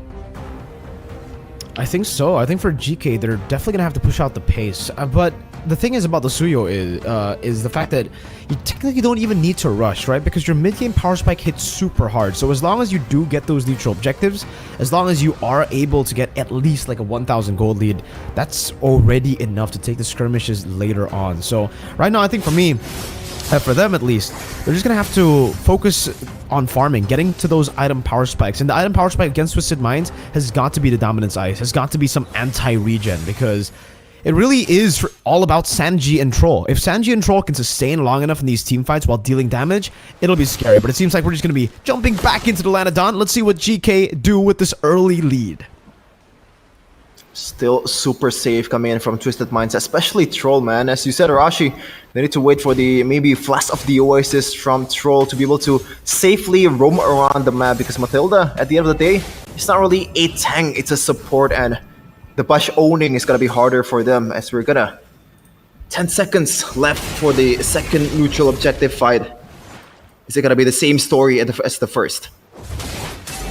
It really could be the same story, especially if GK Esports can kind of layer their crowd control to kind of isolate Sanji, deny his allies for kind of helping him out. But look at this clumping maneuver. Winnie's Fury coming out, Eternal Guard as well, and whiffing Hoda. Winning out the retreat battle, Samo in the back line. Look at the Phoveus combo in with the Circling Eagle. The big problem for GK Esports, it comes through here. Phoveus, Mathilda, the zone and the poke, even from Troll, not stopping. As long as they were able to bait out the Minions Fury, it was all good. And just like that, Twisted Minds, they take the lead away from GK Esports. Oh man, what a play coming from Twisted Minds. The chase coming through. You're seeing again the strength of this combo, especially with Sanji picking up the Thunderbelt. Samo, the one member that can kind of roam around and be a playmaker for GK Esports, has to kind of play it slow now, knowing that Sanji has just hit a massive power spike. Looking at the replay here, everyone's kind of grouping up together, and actually there was a massive Eternal Guard that kind of sets off everything.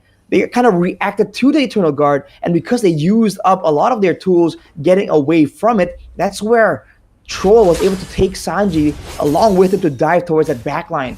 GK Esports, they gotta be a bit more wise here in rationing some of the crowd control. They're gonna require all of it, especially against all of this aggressive dive potential from Twisted Minds. That was just Sanji doing the bulk of the damage. Hoda hasn't even really started popping off yet. No, not at all. Does seem like for Hoda though, the clear speed has been great for him. He's a level ahead now despite the turtles being equal. And honestly, Arashi, I think it comes down to also GK Esports. I'm not a big fan of this. Oh wait, Hoda walking up, dealing damage with the fracture. Sanji spots Samo in the bush, but yeah, back to the point.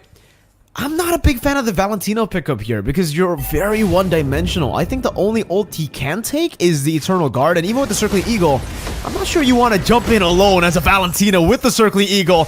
Pops into Circling Eagle, and just like that, that's a big ult wasted down. Radiant Sandstorm to the back, not able to find anyone. The Vengeance down as well. Patrol has a Circling Eagle. We'll be able to give a little bit more HP towards Sanji. Guiding Wind, he doesn't take it. He's actually too far away. Carvey with his Mod Force, that's a kill over GK. Punishing Twisted Minds. We're definitely way too overextended. Hold up. Finding the assassination. Sam was trying to go for the zone, but Sano is able to go for the Spirit Misery. Retreat battle. Zeno wins it out with that second skill, man. The mini Bauman ultimate built in Suyo. That skill definitely is dangerous. Look at Sano, 1v2. Oh, the Khalid is a monster! Sano, can he survive? Oh, one more dash in. Carvey gets the Synchro Fission, finds the kill, and now it's back again to GK Esports. Oh boy, man, a complete back and forth again and again. Twisted Minds, though, they're doing a great job using all this mobility, but they gotta be careful. They're relying on Sanji being too tanky, regenerating through all the damage. But, you know, with the Suyo in the picture, Mirko, like you mentioned, mini Bauman ult can be quite deadly. And here, the chase coming in from Samo, like we mentioned, not a lot of crowd control tools, but the ones they got definitely are great when they need it. It was a great win for GK Esports, getting the neutral objective on top of kind of winning in the fights, but Twisted Minds were able to get that mid lane turret, so you gotta keep being aware here. But look at that damage coming in. Carvey barely survives with the flash of the Oasis available. Man, they gotta be a bit more careful there, because Hoda, he's gonna start doing a lot more damage here past the 8-minute mark. When we were saying, you know, when we saw the Nolan, I was not a big fan of this matchup, the Nolan into the Suyo. Last time I saw this, it was literally just earlier Aurora versus FCAP, and the Nolan went 0-0-0, while the Suyo dominated all the way in the late game. Let's take a look at the items, though, Arashi, here, because even though Hoda is dishing out damage, it does seem like GK are actually getting to a comfortable spot, too, with their items. Hitting quite a few power spikes, but it sure seems like Twisted Minds have reached the more substantial ones. I mean, the Heptacy is on Hoda, like we were talking about earlier. You can see that if you just missed up even a little bit, you can get picked up, but look at this, whoa! Yeah, you can still escape with the Guiding Wind, still all good. Twisted Minds, though, they gotta be very careful going up against GK's mid-game power spike, because this is what I was talking about. Earlier, second turtle, they were able to utilize their maneuverability and that combo Phoebus Mathilda to get in. But now, even if they go in, GK have that mid-game power spike, meant Carvey is gonna deal a buttload of damage. Just be aware of the potential there, right? Carvey for sure is gonna be bursting everyone down, but Sano has been doing a great job splitting. He got the mid turret as well earlier, and he's at 2 items, I believe. So he's definitely getting there, but he's kind of capped because he has no idea where is Samo, right? That's the power of the Khalid. So much damage, even if you don't build damage. Now with Sano showing up, you can see GK Esports looking for a chance to go for a pickoff. Okay. Just poke around. Seems like the Lord will be held down by GK. Up top, though, you can see that Sano is already going for the cut, or going for the split push, rather. Hoda to get a good angle. He should be able to find the angle, but no, man, they burst down way too quick. The Mod Force used up. Carvey assassinated by Hoda, who comes in last second. And now Sano, too, finds the sod. Over to Smiley goes. Zeno won't be able to escape another assassination. Twisted Minds! They twisted the gameplay of GK Esports. They completely dominated that team fight. I think there's a difference in priority right there. Twisted Minds, it seemed like they were trying to go for the neutral objective, but technically Sanji was the only one diving. Let's take a look at it one more time here in the replay. Sanji diving in, but everyone else, look at that. Even Hoda wasn't really diving in along with Sanji. It's almost like they kind of called it, right? Hey, they have a mini Bauman ult on the Suyo. We can't really contest that easily. Might as well make them pay for going for that neutral objective. And they got a massive wipeout right there. The Lord got cleared out, and a lot of the base turrets, the base turrets are still available, but all the other turrets are taken. Look at this, Sanji once more. Oof, man. Oh, sun over. Zeno with a cheeky little attempt there to actually catch Hoda during the dash, but Man, again, we were talking about this all the way from the drafts, right, Arashi? Twisted Minds, with their composition at least, they're going to be able to actually bait out a lot of these big resources, man. The Minions Fury, the Raging Sandstorm, even the Zaman Force. Once those big ults have been used up, it just feels like GK won't be able to deal as much damage as Twisted Minds. I mean, take a look at it. Twisted Minds have so much more consistent damage with the Moskov. I mean, honestly, even if we take a look at the Phobias, that's way more consistent damage with the Recess and the Infernal Pursuit. Samo, Raging Sandstorm, good flicker out by Cuffin, and that is an amazing Circling Eagle. No, Guiding Wind to get out. Now re-engage with the Circling Eagle. Sanji still in the midst of it all. Pops in, avenges, soaks in so much damage, even with the Minions Fury. Sanji keeps on going, and now Hoda able to go for the cut, able to go for the assassination. Clean up crew for Hoda, as Sanji was able to bait everything away from GK. That's 4 for 0. Sanji didn't die. That is insane, dude. He is the danger, man. You cannot take this guy out. Twisted Minds with a big play. Is this an end angle? Samo, can he do it? Oh, Raging Sandstorm. Samo goes in for the healing, but that's a bit too much burst to heal from, buddy. Shen spawns in again, Carvey and Smile as well, so no end angle. But Arashi, that's a 7,000 gold lead for a composition with a Phobius Mathilda, man. This is already a deadly combo if they didn't have a lead. Heck, if they had a 3,000 gold lead, it would have been a deadly combo. What's a word more deadly than deadly, man? Because it's a 7.3k gold lead for a snowballing late game weak side pick in the Moskov and a monster combo in the Phobius Mathilda. Let's not forget that Hoda is still in the picture, man. 6-0 and 2.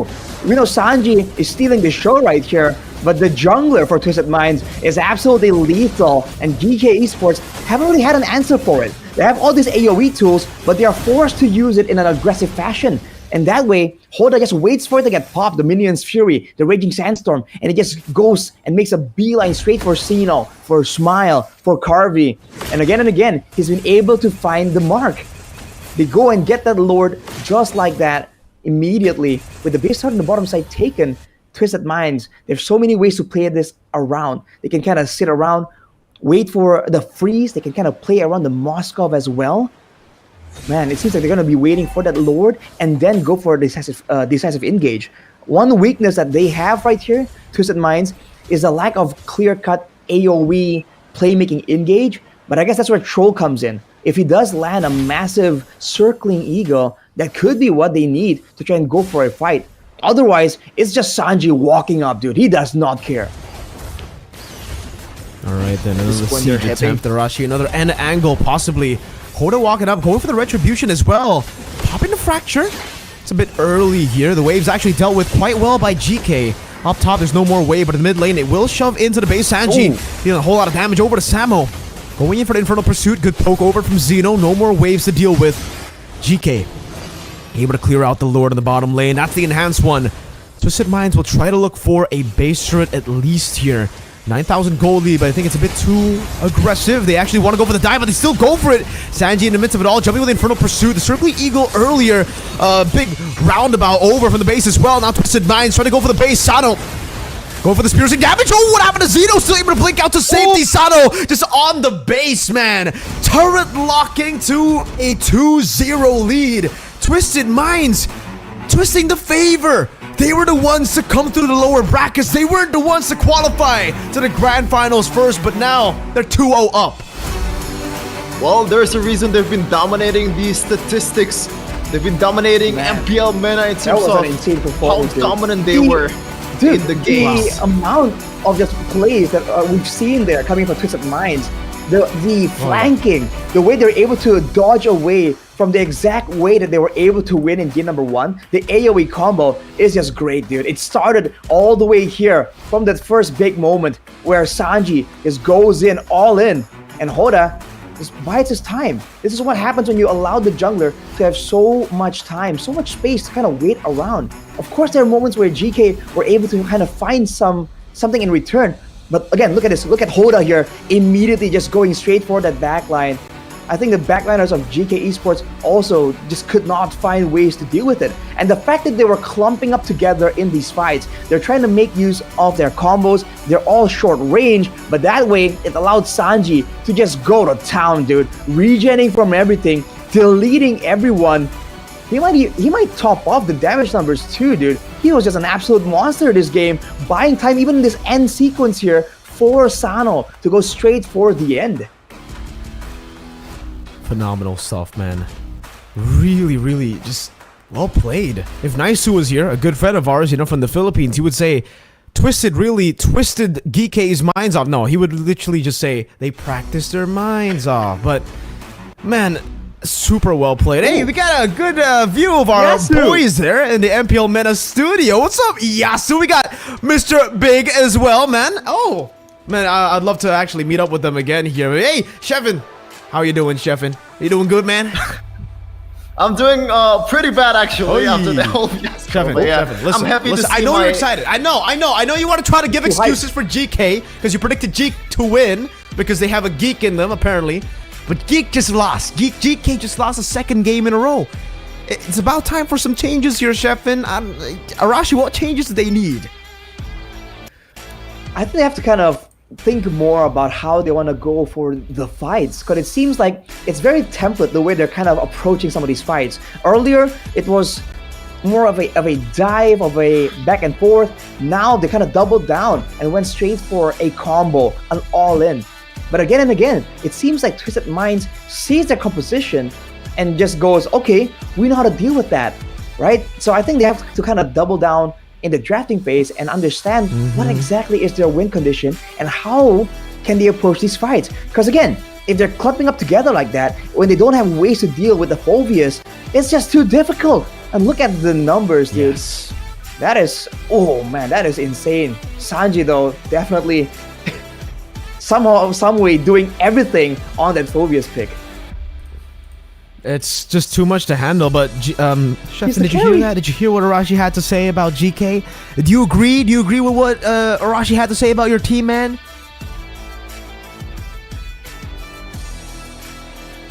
Okay, I heard you, Shevin. I definitely heard you there, man.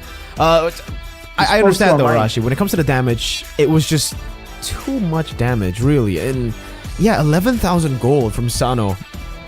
He only got 3 kills. It wasn't like he was participating in every single team fight, but it's the fact that he's always in the side lane too, clearing it out, getting gold.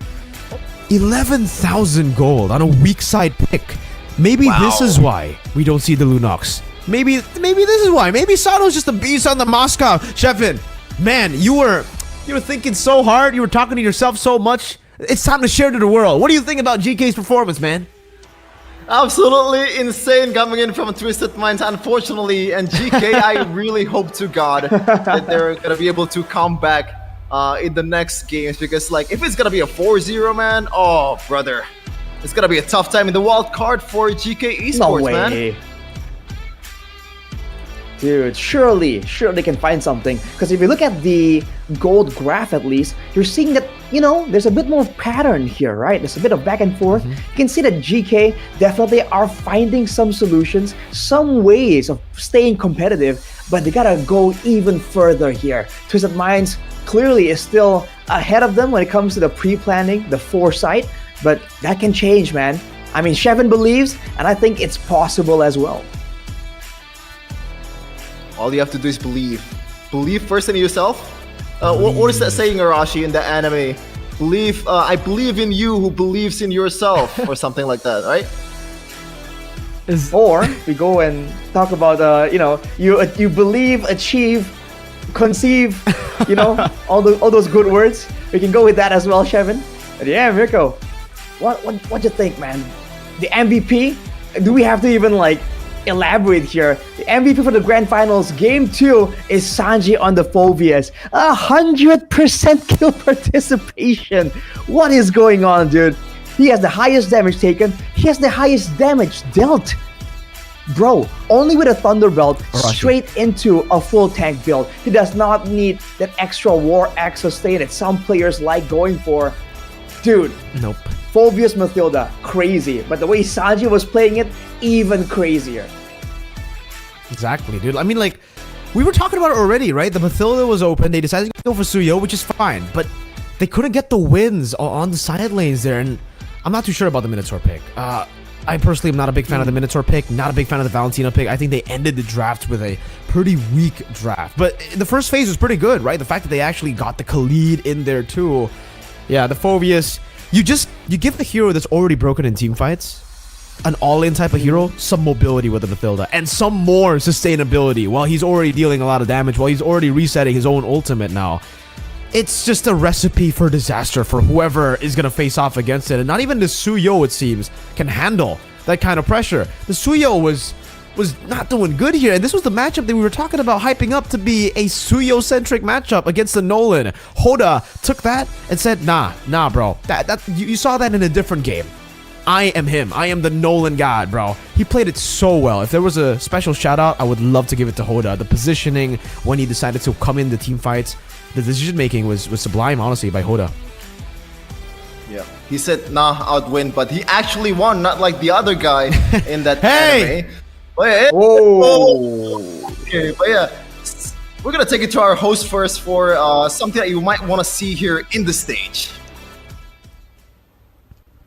التعليق والنقل الأكثر من رائع زي ما أنتم شايفين. تويستد مايند 2-0. فريق الجي كي جالس يعاني صراحة أمام تويستد مايند، بالذات أن البداية صارت لصالح تويستد مايند بنتيجة ولا أجمل 2-0، لكن لسه باقي معانا مباريات كثيرة وتحديات كثيرة. بيست اوف 7 وبطل البطولة لسه ما بين معنا بنسبة كبيرة، ولا نعرف مين هو بطل هالنسخة، يا ترى جي كي أو تويستد مايند. فخلونا أيضا نرحب بالجمهور الاعزاء الموجودين معانا المبسوطين بالاجواء اللي جالسين نعيشها الان. والسؤال الاعظم والاجمل، لازم نعرف مين الجيم اكسبيرينس اللي موجودين معانا، ونطلع لكم الشخصيه ونعطيكم 50,000 دايموند تنبسطون معانا بهالحدث الكبير. لكن لابد يكون معانا ناس عارفه وفاهمه، و50,000 دايموند راح تكون لصالح احد من الجمهور الموجود معنا. والرجال من الحين متحمس، لكن خلينا نشوف مين الهيرو اللي راح يطلع خلف الشاشة. ولابد تعطونا توقع صحيح 100%، وبالذات انه بتاخذون 50,000 دايموند. ففكروا شوي، خليكم مبسوطين شوي. انت متحمس على طول، تبغى تطلع على طول، تعال من الحين. طيب خلينا نرحب. صفق يا جماعة.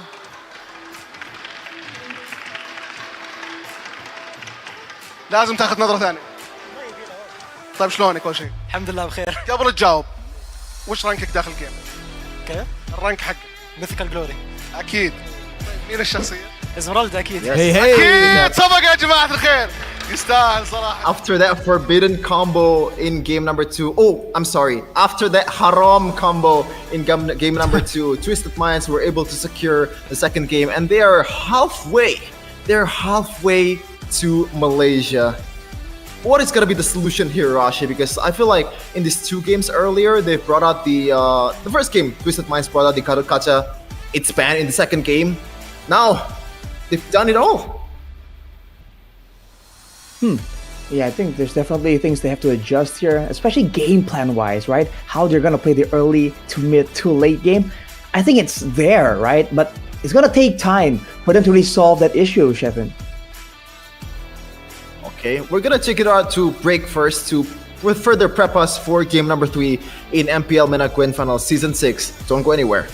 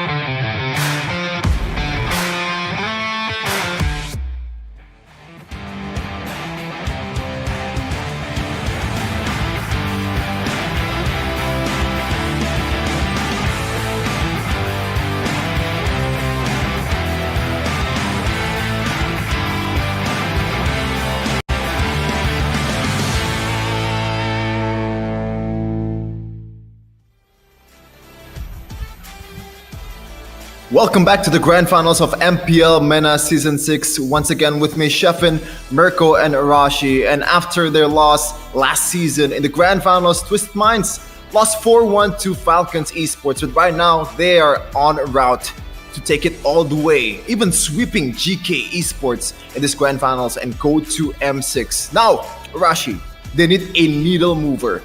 A move that pretty much caught the opponent off guard. At this point, like, what's gonna be the move? Oh man, it has to be something that can set up, right? Because we've seen that. I think a big problem is in the playmaking. Again and again, Twisted Minds have been the ones to actually make the plays happen, engage on it, and even when they do have a better initiator, when they have more chances, it seems like GK kind of takes it a bit easy, and I feel like they should kind of, wrestle the control away from Twisted Minds, because it really seems like that's something that Twisted Minds are completely abusing to really get ahead of GK in some of these games. And from the looks of it, I mean, what do you think, bro? Because the predictions, right? There's that prediction mini game going on. We can get 1,000 diamonds if we can predict the right score. With the way things are going, dude, it's looking kind of one-sided for Twisted Minds. Shevin in particular, bro, do you think GK is gonna mount some kind of comeback? With that kind of strategy, right? Do they want to go with something more aggressive, maybe, right? Ooh. Well, we're gonna hold that for a second here because we have a comment here from Kyrie to one of the best junglers in MENA, Hoda. Hey Hoda, I've heard about your impressive playoff run with Twisted Minds. It's not easy stepping up like that, but you made it happen. Keep pushing yourself, and maybe we'll meet at M6. Let's see who dominates the jungle. Good luck and soar beyond limits. Wow, that's a whole lot of praise from one of the best in the business out there, Mirko.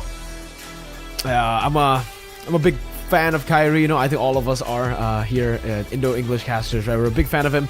Let's really hope that they can actually do what Twisted Minds have been able to do all the way from the lower brackets. It looked like coming into the Grand Finals, GK were the ones to be, maybe the new champs here, taking over from Falcons, who were able to beat Twisted Minds. And Twisted Minds sticking to the same lineup. We know that it's very hard for a roster like this, for a roster that has been together for more than a year, to stay consistent. But it does seem like Twisted Minds has actually gotten better through the lower bracket run, through the losses and through the mistakes that they've made in the playoffs. They have learned from that, they have adapted from that, and now GK, they're the ones left to kind of adapt and improvise themselves, right? And I think for them, going on with a lot of these overthinking type of picks is not the best choice to go for, right? The Valentina and the Minotaur. We got to talk about those two picks, man, because I think for the first phase, they won it with a Suyo, a Harith as well. A Khalid, they were looking good. And the fact that there was no Lunops to counter it, they took away the Clint as well. No kill pressure for the Moskov lane. Yet they didn't go for a roamer that can actually rotate fast enough. They didn't go for a mid laner with Prio. It was up against a Vexana, by the way. So it was auto prio to the Vexana Mathilda, who already had a mobility advantage. Sure seems to be the case right there. So again, being more proactive here could really help GK with how they want to really get an advantage, because they're able to find some things, but again, when they are forced to kind of wait around, it seems like team for Twisted Minds, they're able to find these weird angles. They're able to actually make the surprise play happen. So I think getting more control will be a great idea, and having more flexibility when it comes down to how you want to play it out. Because again, we highlighted that issue all the way from the beginning of game number 2. They were going with a roaming Minotaur, but they wanted to go for that combo. Unlike Twisted Minds in game number 1, where they have the Garot Kacha, where they have a lot more tools to throw out to kind of like interchange with each other. In game number 2, I mean, GK were struggling to find the right fights, and eventually everything just became about the Minion Fury. And the moment the Minion Fury doesn't really land as ideally, or it wasn't as impactful as they needed to be, everything just starts crumbling, man. Like, so I feel like they gotta figure something out here, pick and choose, maybe coordinate between the EXP lane and the roamer, right? Who wants to be a playmaker, who wants to kind of be the front line. Something like that can really serve in their favor, Shepard.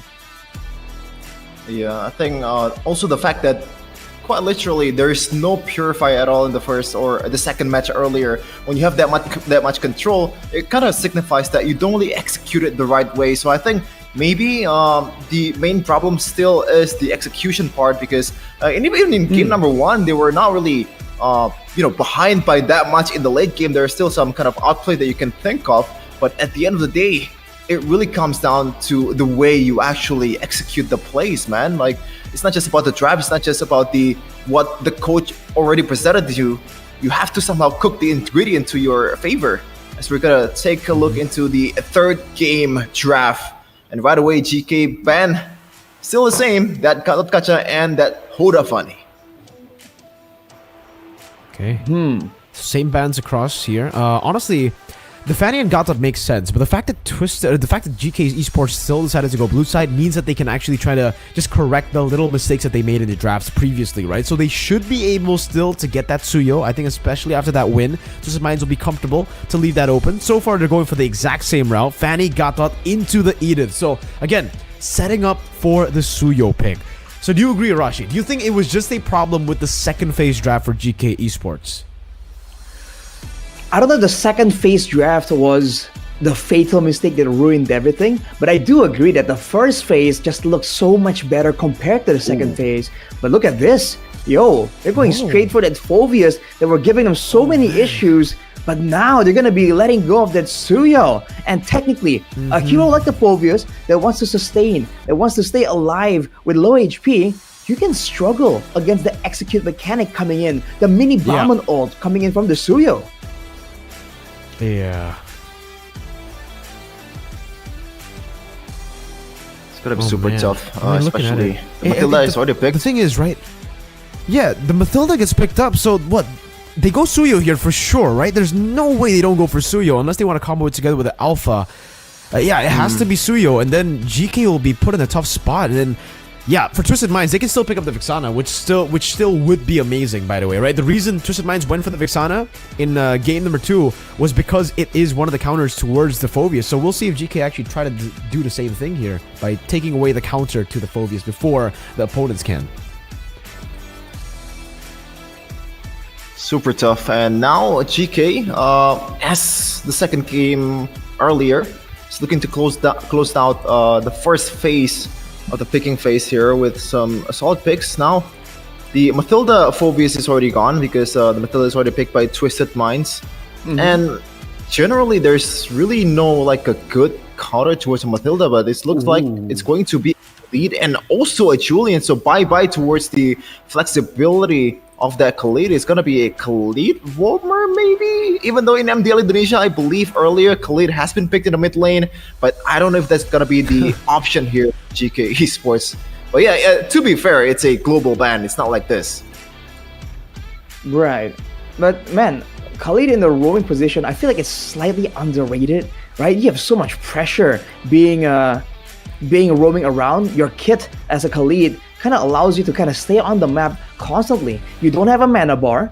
You can kind of have a built-in sustain tool, and you move fast, right? What more do you want? And you have decent damage, by the way. Even if you go for a full-on tank build with a concussive blast, you can still do a hefty amount of damage to the backliners. So it's a great option for GK, but at the same time, this is a very all-in type of composition, and for Twisted Minds, they immediately spotted out. They go for the Aurora that's been so good, so prio when it comes to these big team fights. And with 3 fighters, right, they're kind of at risk of getting caught in a massive frigid glacier, and if that happens, it's gonna be fatal. So GK, you gotta find ways to deal with the crowd control now that they have the sustain and playmaking advantage.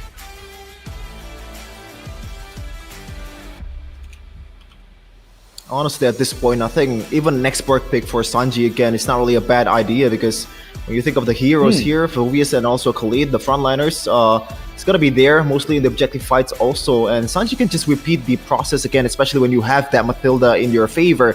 And once again, as I said earlier in the first game, after the first game, sometimes the simple solution might work, you know? And you don't really have to have that big setup for you or your teammate to be able to do the job. Maybe just counter out your counterpart in the laning phase might be a good idea here, but I don't know if that's going to be the case for Twisted Minds here, as they banned 2 mages right away. 2 very annoying mages in Faramis and also a Vexana. Now, what's going to be the option here, Rashi, for GK Esports now that all of these mid laners has been banned? 3 mid laners banned, in fact, from Twisted Minds. I'm thinking something like a Yeve can work. It's been rising in popularity. It can kind of slow everyone down, can move together with the team, and kind of add one more layer to allow your fighters to kind of catch up.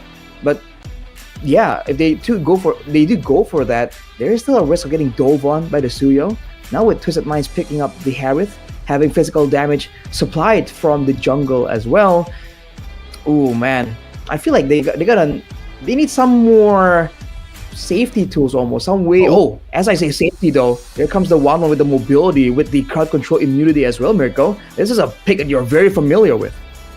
Oh yeah, that's a really good pick up against the Harith too. Love it. The Valentina, technically only the only real mid laner they can take now, right? Other than the Vexana, Faramis, Juicin, all of those banned out already. The Aurora taken away. Really smart move from Twisted Minds. I guess they saw what GK played just earlier with Smile and the Valentina, wasn't able to really create an impact. But the thing is, that's why I feel like, oh wow, they go for CC here instead of a tanky boy. I guess trying to capitalize on the fact that the Khalid and the Phobius will have a lot of HP to try to punish. So maybe that's the case. I would have expected definitely something like a X-Morg, like Mr. Sheffin mentioned, especially with the Frog armor, right? You can actually kind of stop the crossbow attack with the Frog armor getting used up. It kind of like puts the crossbow tank down again. But yeah, for me, this time, I'm not really a big fan of the Aurora into the Valentina. I feel like if they went for the Vexana, then they could have gone for the Aurora and Faramis ban, and then it would have been the same issue, right? Where the Valentina wouldn't be able to get any real good ultimates. But I think the Frigid Glacier is a pretty darn good ultimate here to take for GK Esports, and they should be able to utilize it in a combo themselves with a Khalid, with a 1-1 too. GK actually have a pretty strong composition now. Yeah, a lot of burden on towards Troll's shoulder here, trying to cover his teammates, heal up his teammates, pretty much doing everything that Mathilda can do in the Land of Dawn. Look at that match. Look at that, man. I like the color scheme, bro. Like the greens and all that stuff. It looks pretty peaceful. I don't know why. Oh, peaceful. Interesting word to use there, Shevin, because the game we're gonna witness soon will not be peaceful at all, dude. Both teams wanting to go for the brawl. Both teams having those big ultimates to really make plays happen. I feel like we're in for a massive fireworks show right here for game number 3 of the Grand Finals.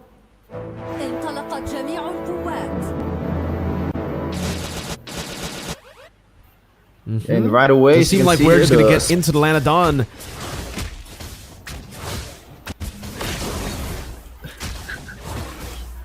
Yeah, looking at the spells here, nothing too crazy here, just pretty standard all over the place. Maybe Sano going for the Purify, and makes sense, man, against this Khalid, against this kind of pressure that you have especially in the late game. It's gonna be very vital for this guy to be able to survive this onslaught from GK. But Arashi, speaking of onslaught, man, this Shen pick, this Khalid, what is he gonna do in the early game? It's gonna be an absolute nuisance, as we just saw right there. Moving in the front line, being tankier than you can expect. And if he plays the pesky style, by all means, the Suyo is strong, but it's still an assassin. The Khalid can be a massive problem for him to deal with. But otherwise, he can just do this. Help out with the clearing the same way a Jawhead would. And, you know, just go for the ganks, right? With being so mobile, you can gank so efficiently with this Khalid. And later on, especially at level 4, you can have a massive playmaking tool. A big key factor to note right here, though, is the fact that Sano went for the Purify, and there's none on the side of GK Esports. So they're the ones expecting to be able to walk forwards aggressively, thinking that they're the ones going to be pushing the pace. But for Twisted Minds, they have like a makeshift Phobius Mathilda combo using the CC, right? It's also tanky, also sustains well and does a lot of damage. So technically, they can use it the same way to pressure GK Esports, the exact same way that they did in game number 2. Yeah, I think it's gonna be a bit passive here coming in from Twisted Minds. They knew that they can kite really well with the resources and also the skills that they have, especially with the Mathilda. But in terms of objective game, it looks like they just plan to concede right away. Yeah, no real setup here, honestly, for the side of Twisted Minds. That's why not a big fan of the CC pick again, right? The fact that you're not really a full bully against the Phobius, the fact that he's playing it just to shove as well, that gave GK Esports an option to go for the turtle. And remember, we and Rashi already kind of spoke about this previously. If the Suyo doesn't get snowballing, it becomes a pretty tough pick to actually pull off. Up top as well. Whoa, Carvey. Whoa. Already dealing a lot of damage. Sano falling back, and yep, Carvey winning up in this matchup. Shen already rotating up top. Smile walking forward too. Stole away the Frigid Glacier. There's gonna be some rotations from the side of Twisted Minds, but Carvey will just get a few shots in on that turret up top. Finally, an ideal game in the early game for GK Esports to build from, especially when you look at the 1-1. This is a marksman. They can scale better than their counterpart in the Harith with the magic damage. And this might be the first blood here, especially Sino is already in top lane, Mirko. Might be. No kills just as of yet, though. And up top, it is just going to be the respect over from Sano. He knows he can't do anything here up against Zeno and Carvey. It might actually be a turret take. Yeah, they're going to get take the turret under the 4th minute here. Arashi snowballing Julian 1-1. Mid lane though, Hoda trying to go for a trade. Shen, Raging Sandstorm back. At least you can see that damage and the kill pressure from Twisted Minds still alive though, despite the early lead on GK. That was a brute force turret take from the side of GK, dude. He just kept sending people there, and Twisted Minds, instead of having the Mathilda, they can't really match the rotations. Now that Sano's that far behind, you have to remember, the Suyo needs a snowball, but so does the 1-1. And Carvey was doing a great job. Even solo, he was able to force Sano to really burn out the Zaman Force earlier. So Twisted Minds actually getting pressured for once, but they are rotating away from the spawning turtle here. Might be going for an exchange, a trade almost, the same way that GK Esports did. But look at how mobile Shen is right now, but they still pull the trigger though. Rotating down below, Carvey didn't stand a chance. 5 members rotating. Frigid Glacier over to Shen. Look at that damage coming down. Raging Sandstorm and the flicker out to safety. Meanwhile, GK Esports utilizing this to go for the trade on the board, but Twisted Minds, it does seem like they don't care about the turtle. They're just going to go for the turret goal here. Is that Smile with the rotation? No ultimate to take right here. He can't take the Circling Eagle. Will decide to use it. No, actually doesn't. It's just going to be the turret gold over to Twisted Minds, and GK will get a second turtle in this game. Oh, let's talk about the mechanics of Shen though at that time. I think if he were to Raging Sandstorm to the back instead, he's gonna get killed. Instead, he goes to the front and just flickers back. I didn't really thought of that. That was a very cool mechanics there from Shen. And it's great plays by GK there. In addition, Smile also rotated, kind of denied Twisted Minds from equalizing on the turret advantage.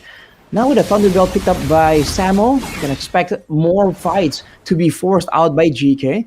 And if Twisted Minds won't give it to them, they might go for dives. They might even go for a play onto the purple buff, which we haven't seen so far, but look at this roam pressure, dude. The gold lane zoned away by the roamer.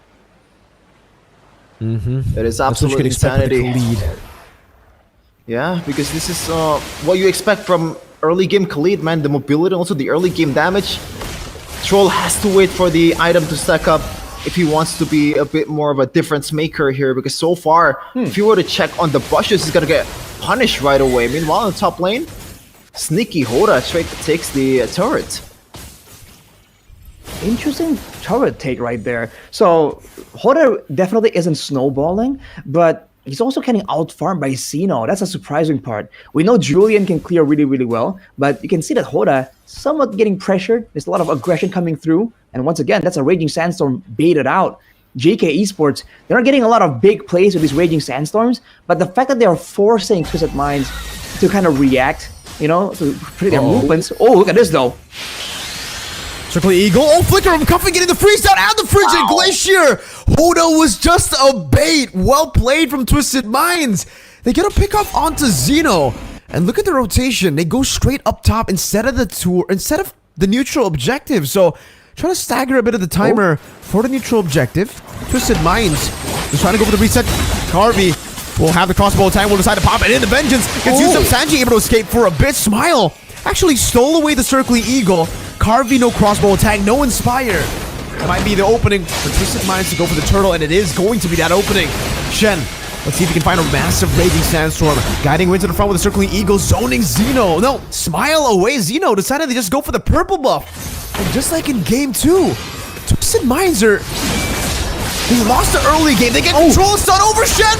Bursted down. Raging Sandstorm Flicker. Hoda unable to get the snipe down. And Twisted Minds recover after being down 2,000 gold just with a fight and a pick. Insane coming in from Twisted Minds, and now the game is just a whole 180 difference here. The gold lead is almost non-existent from GK Esports, and I expect that to be different in the next 30 minutes. Meanwhile, curtain call. Samo forced back Frigid Glacier and the freeze. Just for the vengeance. Now, Xeno walking up. Hoda getting the stun down, canceling out a bit of the sword. Sanji, no vengeance. Gotta respect this. Able to escape the triple dash there. CC plus the guiding wind. It seems like Twisted Minds will still be able to escape from that situation. But GK, they're still holding on to that very small gold lead. Alright, so for both teams, it's still kind of equal for the most part, right?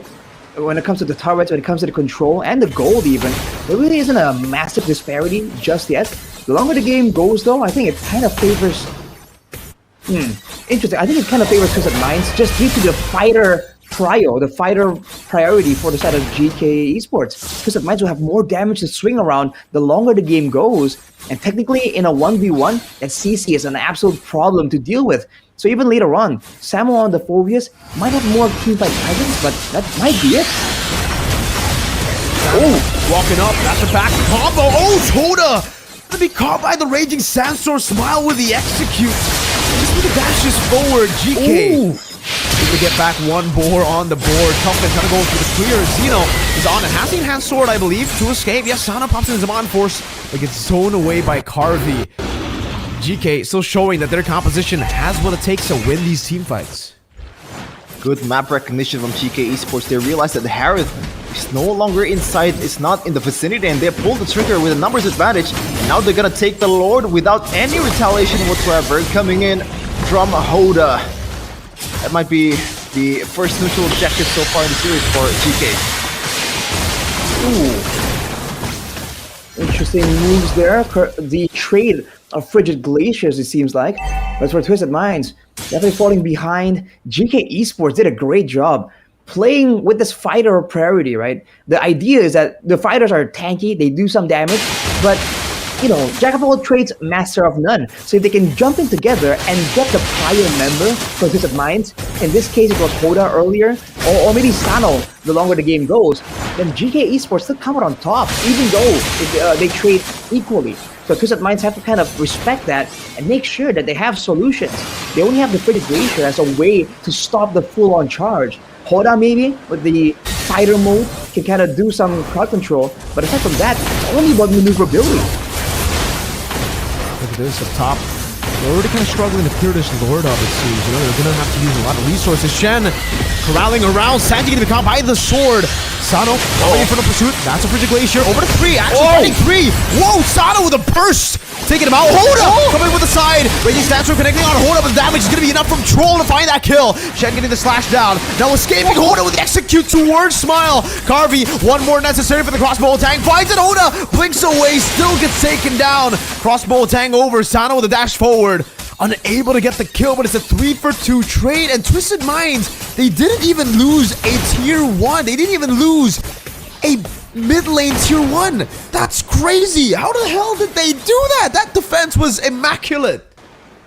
They knew their weapons and they used it the right way, man. They knew that they need to be the one on the responding end, and they did just that. And so far in this game, it's always, you know, they're pulling the trigger first, and Twisted Mind always responding in the perfect way. Shen though.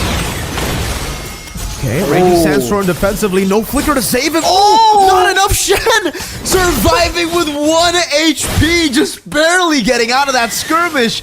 And Xeno, I believe he took that purple buff away too. So, hey, that's a dub by Mr. Shen. For sure, man. I think it's the 3rd time so far in this game the Raging Sandstorm plays. It's not really raging, it's just back down and calm and collected and try to regroup with the group. And he's escaping all the deaths that's coming out onto him. Hoda now with the BOD though, is going to be doing a lot more damage. But he needs to kind of wait and choose. he's playing this Suyo so much more impatiently compared to the Nolan. Earlier, he was able to kind of wait around, find the right moment to go in. But we were seeing earlier, right? Hoda was the one chasing, being the one in the front. And he kind of has to understand that it's still an assassin. You want to be a bit more careful when it comes down to it. With the Lord coming up, with the wave kind of favoring Twisted Minds though. Let's see here. There's also potential for GK Esports, but Twisted Minds can definitely make a play. Let's see. It all relies on how they can actually bait Samo in and kite back away. Twisted Minds have the CC to do it, but do they have the damage to burst them down? Is the question now. They're still gonna have to just go for the resets overall. Twisted Minds have the advantage, by the way. Slow push down to the bottom lane. But they're not gonna try to go for the commitment. They want to try to reset him with GK Zeno. Takes the aggro back. Oh, Sandstorm with a quicker combo. Troll able to get out Carvey though. Now dishing out some damage. Won't be able to go for the crossbow attack. And Sano with his Zaman Force. Back and forth. Shen getting the execute down. Now as the Infernal Pursuit comes down. Sanji out of the fight already. Hoda with a big forward. Zeno with a chase. Troll surviving, guiding win away. Just 1-for-1. Both the gold laners down. It's 1-for-1, but the neutral objective battle still gonna be a tough one for Twisted Minds. Hoda, can he go in? Oh man, goes in for the Sun Smile, almost executed down. Curtain calls Chen and Samo down as he goes in for a little bit of the yo-yo hits. It's going to be the Lord going over to GK Esports for the fight. Samo will just be taken out. Sanji go for the chase. Zeno with the enhanced sword, escaping away, but the chase is too much. A flicker from Cuffin to take the kill over. 3 kills for the enhanced Lord. Twisted Minds going for the turret in the mid lane. They're gonna give Sano the chance to go for the clear up top. They don't care about it. They want to go for some more turrets. Smile. You gotta respect this. Hola's coming over as well. Carvey rotating forward. Hoda trying to go for the stun. Unable to find it. Now stealing away the purple buff. A win for TM. What a response coming in from Twisted Minds. They knew they has to concede the neutral objective, but they find something on the other end, which is kills. We got 3 Rashi. And that's a great play there for Twisted Minds to identify the fact that, hey, GK Esports are having the advantage here. They have the information. We can't even go for a guaranteed play onto the neutral objective. So what we can do is go for the members who are doing it. So they are able to punish GK Esports, and they make it worth their while. They actually got a couple of objectives in that exchange. Looking at it again here, the Raging Sandstorm engaged there finally from Shin, but then the Frigid Glacier just stops everything, and Sano dives in alone 1v3, gets taken out. So Twisted Minds, once again, they have potential, but they have to kind of play it more calculatively when they are actually in the midst of a dangerous situation like that, where if Sino got just a bit further or does a bit more damage, that could have gone terribly for Twisted Minds. Almost getting to execute Hoda, a bit too aggressive. Carvey turns it around. Just 2 more, actually 1 more weakness point over to Cuffin, and that could have been brutal for Twisted Minds. Hoda's gotta be careful, man. On the Fanny, we saw a bit of this, and now on the Suyo, we're seeing it too. Now going for the siege, tier 2 taken down in the mid lane, just down to their base turrets, Twisted Minds. Man, what was that coming in from Hoda? I mean, on the Fanny, I get it, you're trying to get kills, but at that time with the Suyo, I feel like that's more than just naive. That was just bad, man. Exactly, dude. You gotta understand it. You have a fighter mode where you take less damage, but at the same time, you know, you're kind of stuck out there if you go in, right? It's not the same kind of in and out like a Nolan can possibly do. I think it's a lot wiser for them to really just allow Sanji to do his work. Like earlier, all of these good engagements that Twisted Minds have been able to get has been off the back of Sanji making the play. The pickoff on the top side towards Samo, the dive to the backline earlier in the Lord, near the Lord pit as well. You gotta play around that, right? The strong EXP lane that they picked for this extra bit of damage. Now already 16 minutes has elapsed in this game. The Lord's gonna come up, and once again, looks like Twisted Minds. What's going on here? GK Esports, they want to blitz this? Infernal Pursuit, Winter Crown used up by the Suyo. Hoda, can he do it? He walks in forward, blinks forward, but will be caught off. The Lord also going towards GK. Carvey unable to get the crossbow tank. Shen still. You can see they're healing up HP with the Khalid. It's a jungle traded in for nothing, and the Lord went to GK. Twisted, can they go for the defense? Can they defend against GK's composition? This is an enhanced Lord, second one of the game. Or third one, rather. It's super hard. It's super hard. It's Harith. It's not a Moskov. And what was that coming in from Twisted Minds, man? They're supposed to be better at macro game, but at that time, it's not just terrible, not horrible. That's terrible. A combination of both. They showed up in the bottom lane and they just blitzed the Lord right away. GK Esports on the onslaught. Enhanced Lord charging the mid lane, finding one. That's another in the bottom lane. Like you said, man, wave clear is definitely questionable for Twisted Minds here. It's all about burst with their composition. Only the CC really having consistent damage. Frigid Glacier coming down. Oh, the execute from Hoda as he blinks forward. Zeno taking down Carvey, still going with the kite. One more weakness point. Unable to find it. Just one more on Sanji. Now kiting back again. Samuel getting chased down. Comfort very low. Passive already brought down. But somehow Twisted Minds find an amazing team fight off of a pick from Cuffin. And they live to see another day, another defense from Twisted Minds. Hold up, Carvey. Walking up Sanji. Trying to survive now. Crossbow Tang ready. Popped in with a crown though. That's the weakness. Now Carvey gonna be executed down. Circling Eagle not ready just yet, but the guiding win will bring Hoda back again. Smile with the flicker backwards, baiting on Zaman Force. Now the Circling Eagle comes in and Sato gets brought into the back, finding the kill as well. No crossbow Tang. That's a winner crown bought in by Troll just in time, but he will be able to find a kill. Pops in the winner crown, but still that trade isn't worth it. It's only the roamer traded in for Samo, and the fact that Twisted Minds can now use this to look for another fight, another pick to set up for Lord is massive. It is massive indeed. Back and forth in this point of the game for Twisted Minds and GK Esports. But so far, even though they have the economy advantage, GK, it doesn't look like they have the pressure in Twisted Minds' hearts. I mean, Twisted Minds has just been hitting back every single time, harder and harder. The next Lord is going to be on the side of the map, where fortunately, on the opposite side, Twisted Minds has the base tower still available, so they can still have an edge in the macro department. Let's take a look at that fight earlier. Sino, with no cooldowns, gets stuck with the Frigid Glacier, and you're seeing that Suyo damage. Now, fortunately for GK, they're able to hit back, still do a lot of damage. But with so many members already taken down, they're forced to run away, and Troll made this great play to buy so much time and at least force GK Esports to kind of commit to this fight, lose 2 members, but now it's a 5v5. And technically, I think the wave is still favoring Twisted Minds though, so they can play it slow. But GK, we've seen, have been more aggressive, so Twisted Minds have to kind of expect the unexpected. They're trying to chunk him down now. Again, this time, it does look like GK have actually done a lot of their homework up top. It's a slow push building for them. So Twisted Minds will be the ones struggling to get control over the Lord. Sanji still trying to scout the situation here. He's a fighter, not a tank, so it's gonna be harder for him. But thankfully, though, it's Troll on a Mathilda, so the healing is always there. They can stay as long as they can, but I don't know if that's going to be the same for GK Esports. They do not have a healer, but so far, the members of GK Esports, they have some kind of heal built into them. But now, what's going to happen? Will they pull the trigger on this one? They're going to have to send Hoda up top there. You can see it. Hoda going to have to clear the wave, and this might be an opening for GK. They see it.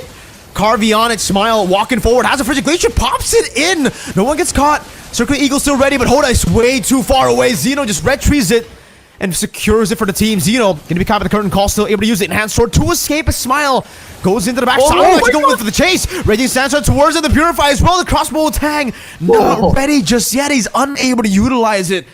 Twisted Minds. The communication needs to be better if they want to send Hoda up top to clear.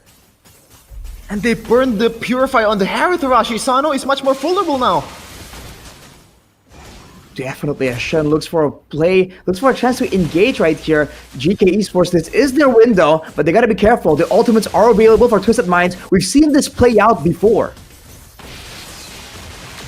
So far, the waves are quite staggered, so Twisted Minds actually have a chance to go for the defense here. Frigid Glacier already used up, though. Big resources, Hoda low. But it seems like GK will take the slow route. They will just take the base turret up top. They won't try to force anything, despite the fact that Twisted Minds have lost a lot of their resources already. No ults on the board, for Cuffin at least. So that's a big game changer, I would say, for Twisted Minds. Yeah, both teams, you can see the hesitation from both of these teams, man. They lack the definite engage potential. Yes, there is a Raging Sandstorm, but the cooldown or like the stun duration is not that great either. And you have a few purifies and all that stuff from Twisted Minds, so it's gonna be harder for you to pull the trigger. Meanwhile, they're gonna chase down onto a Shen. Oh, freeze and able to find the Frigid Glacier. Zeno's gonna be caught. Immortality bought in time. Can he buy more items? No, Hoda just executes him. Zeno is down for 50. But luckily, there's nothing to take. GK, I think they're fine despite losing Zeno.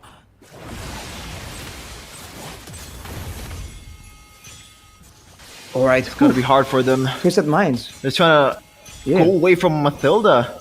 Super hard, and now they have the advantage here and try to siege down on towards the mid turret. Even though the turret is still favoring hard towards GK Esports Arashi, but so far in the wave department, I don't think Twisted Minds have a lot of problem before the neutral objective. Yeah, Twisted Minds can kind of play it safe right here. Technically, if you want to think about it, man, Twisted Minds can kind of scale out, but Sanji has kind of been forced to be this queen frontliner. But look at this, whoa! 5 attempt from GK. Nah, it's still the guiding wind. That's why the Mathilda always comes in handy. Anytime you get picked off, you can always just call Troll for the getaway or get out of jail free card there. Yeah, now Smile got the Frigid Glacier, so already a good resource that he has at this point in the next neutral objective fight, a big one. This might be the last neutral objective of the game that both of these teams gonna secure, but let's see though. 4th round at this point, already 24 minutes has elapsed in this game. Sano even bought the Winter Crown at this point. It's gonna be harder for Carvey to stack up or chain up that crossbow of Tang. Now, what is going to happen? Once again, GK Esports is gonna have the advantage on the Lord. It's gonna chunk it out a bit by bit. Now, the main objective for Twisted Minds is not to repeat the same mistakes over and over again, showing up on the other side of the map, Rashi. But they already set up a slow push on the bottom side though. Hoda didn't clear the wave completely, left 1 or 2 minions just to make sure that it kind of builds up. Sanji though, ooh, he's gotta be careful, man. Oh, they're gonna go on to Zeno. Fortune hand sword, isolating Samo. Oh, he gets the Inferno Pursuit over to Hoda there. No, Frigid Glacier actually already used up as well. Hoda trying to escape, getting chased down by Carvey. Still has a bit of sustain. They're still able to keep the waves down below in a safe position. But man, Cuffin's gotta be way more clinical when it comes down to using the Frigid Glacier. Sano also. Zaman Force for the Khalid. I think it's gonna be tough for Ashi, especially when you think about it. There's no far lane hero out there in this game, so they're gonna stay at this Lord Pit as long as they want it to be, man. It's gonna be not just a Lord dance, it's a Lord... it's whatchamacallit, a dance that lasts for a long time, but now... Whoa! Flicker forward, Frigid Glacier, good winner crown to escape it though from Samo. And for pursuit to re-engage, Frigid Glacier from Smile finds them, and now it's just everybody falling down. GK, they might have gotten their first win with that team fight. Only Cuffin left to defend, no Flicker on him as well. There's absolutely no way you can defend this alone. Shen zoning him in the back, and now it's gonna be GK just targeting the Crystal to bring us to another game. It's 2-1, not a clean sweep for Twisted Minds. Finally, some sort of retaliation in the score department for GK Esports. They're not done just yet. As Samo said earlier, their gameplay is gonna be as strong as his hair. And now, you're definitely gonna get a game 5, but how far can GK take it? Man, oh man, because even in that game, it's not really the most convincing showing, man. A lot of blunders from both teams. But yeah, still a good victory to start off the comeback. Great moment for sure for GK. Going with a more aggressive approach, and it really has paid off. Looking at some of the highlights right here, you can see that the Khalid pick, right? Of course, the Phobius was doing great. Sino the Julian was great, getting great retributions. Carvey on the 1-1 was an absolute menace, very elusive as well. But at the core, on the core level, it was Shen on the Khalid that was just such a nuisance all the way from the beginning of the game and even late in the game, able to bait out several spells, several ultimates coming in from Twisted Minds, and they really didn't do as good of a job in those big team fights, even in the macro department. So is this a sign that GK Esports have found a winning solution, has kind of read through the pattern? Because Twisted Minds, we have to see now, how do they react when they're not the aggressors? When they're on the back foot, what's going to happen? Because if they show vulnerability here, GK Esports can take this template, take this blueprint, and apply it to the next couple of games and set themselves up for a for a reverse sweep. So you're telling me 4-2 is not out of the table, Arashi? Oh, my prediction is looking strong right now. Wait, hang on a second. I thought you I changed it to something 4-2. else, Kevin. You changed it to 4-2 as Twisted Minds got the second game, but hey, Sheffin, listen. The one time you kind of, didn't talk, they got a win. But the two times you said it was going to be GK getting the dub, they got 2 back-to-back games. Now, I don't want to say that's a pattern, Sheffin, but we have had patterns before. This could be another Twisted Minds 2 back-to-back, and that could be a 4-1 prediction to the other side, Sheffin. Oh my goodness. Speaking of prediction though, don't forget that you guys can predict the score and get 1,000 diamonds for free. Yes, 1,000 diamonds for 10 of you. It's not divided by 10. It's 1,000 times 10 for all of you guys. So don't forget to predict it as we take a look deeper into the stats, Arashi. What can you, decrypt from this statistics? I think you can say that the Suyo definitely is still strong in the late game, but I think the maneuverability, right? Because Hoda was doing damage, and even in that final fight where it looked so bad for Twisted Minds, he was still able to get a complete assassination, right? Just delete someone from the side of GK Esports. But afterwards, right, what happens there? And looking at the post-game stats here, you can see Samo, with all the pendants, making a statement.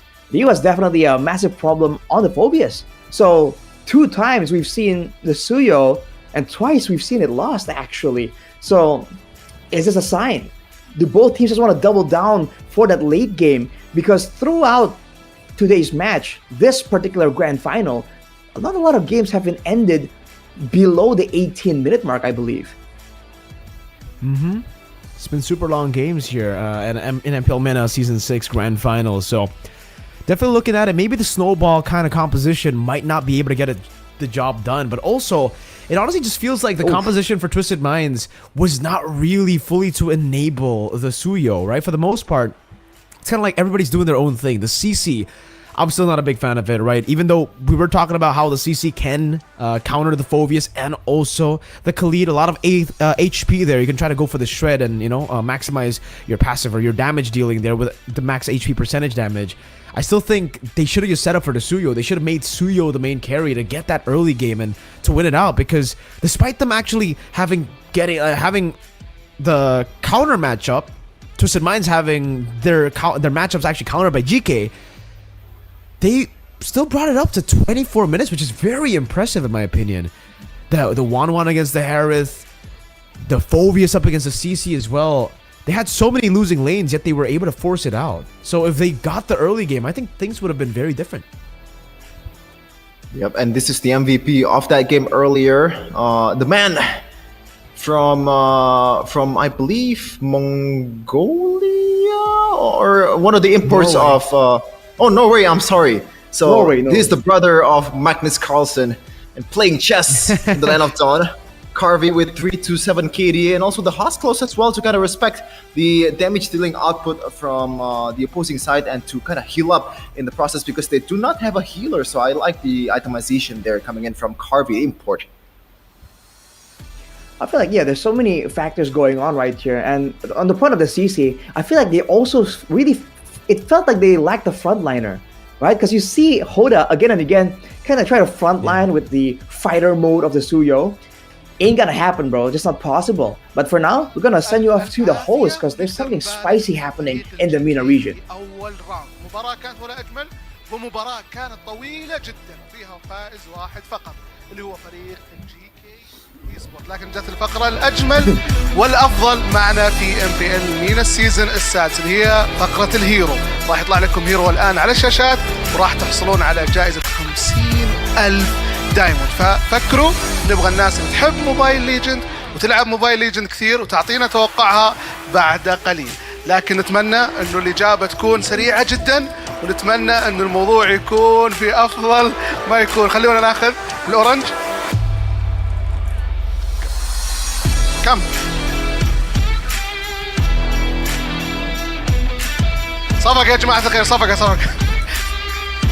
كم صفق؟ هاي هوز ذا هيرو؟ كفرة. شور؟ يس كفرة. 50,000 دايموند. صفق يا جماعة الخير. لا يا جماعة. اوكي زي ما انتم شايفين اجابة ولا اجمل. زي ما واللي 50,000 دايموند راح تكون لصالح اللي الاجابة الصحيحة. وما ننسى انه لسه باقي معانا مباريات كثيرة وتحديات كثيرة. اللي هو مين هو بطل هالليلة؟ البطل اللي راح يمثل الريجن العربي افضل تمثيل في الM6. لكن خلونا نرجع للاستديو نتطرق لاجمل معلومات راح تكون معاهم. That is it for Game 3. It looks like it's not going to be a sweep for Twisted Minds just yet. They kind of pump the brakes down and also play a bit more safely in the next game to secure the spot to M6. But Geekay Esports, though, they're not going to back down just yet. There's still a lot of games to uncover in this series. Best of 7. The adjustments is going to be the name of the game. This is kind of the difference, I guess, between regular season games and also playoff series, man. The adjustments mid-games or like in between games, Arashi. This is where the coaches are shining the most. Most definitely. I mean, we saw that the draft was a big reason why Geekay Esports were able to actually turn the tides and be the aggressors. When you have 3 solid fighters, I mean, the Khalid in our own region is a contested pick. That, along with the Phobius, along with one of the players that's escaping me right now, but 3 massive fighters can just walk forwards there. It's allowing them to just go aggressive. It's allowing them to go for those dives. Where we saw earlier, some of those dives were looking kind of risky, you know, right? A bit forced. But with 3 fighters, man, we have more than enough HP bars to kind of tank the tower, to try and do some damage. And we talked about it, right? Even in the end, if they all just dive in and they lose one member, but they're able to take out the main damage dealer from the side of Twisted Minds, then they still come out on top. On top of that, the 1-1, relatively independent, not really relying a lot of attention from the rest of the team. So you saw Carby just kind of do his own thing, right? And doing his own thing, he was doing a lot better compared to the Harith, who has to play around the Zaman Force, who has to play around his team as well, and still have to keep in mind, you know, the guiding win, who's taking it and all that. So, like Shivin was mentioning in game number 2, it really feels like simplicity becomes the best idea, right? Occam's razor, the simple solution generally becomes the best.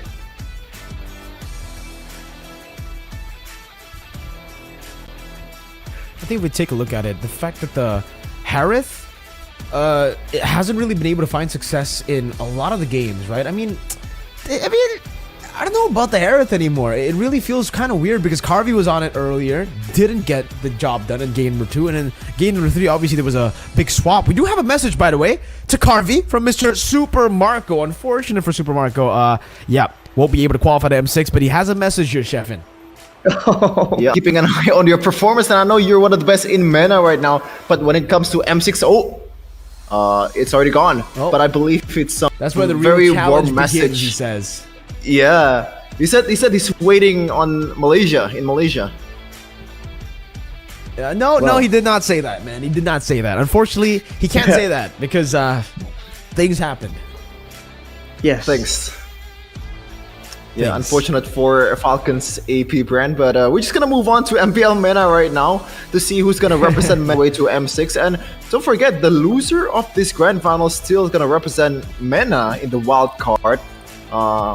So there's still a chance for them to actually both represent this region and kind of elevate the status of the region overall in the MLBB esports scene. Because right now, the power map, Arashi, the distribution of power, it's not just the Southeast Asians anymore. NA has been stepping up, you know, C9 with the American team with 5 Filipinos.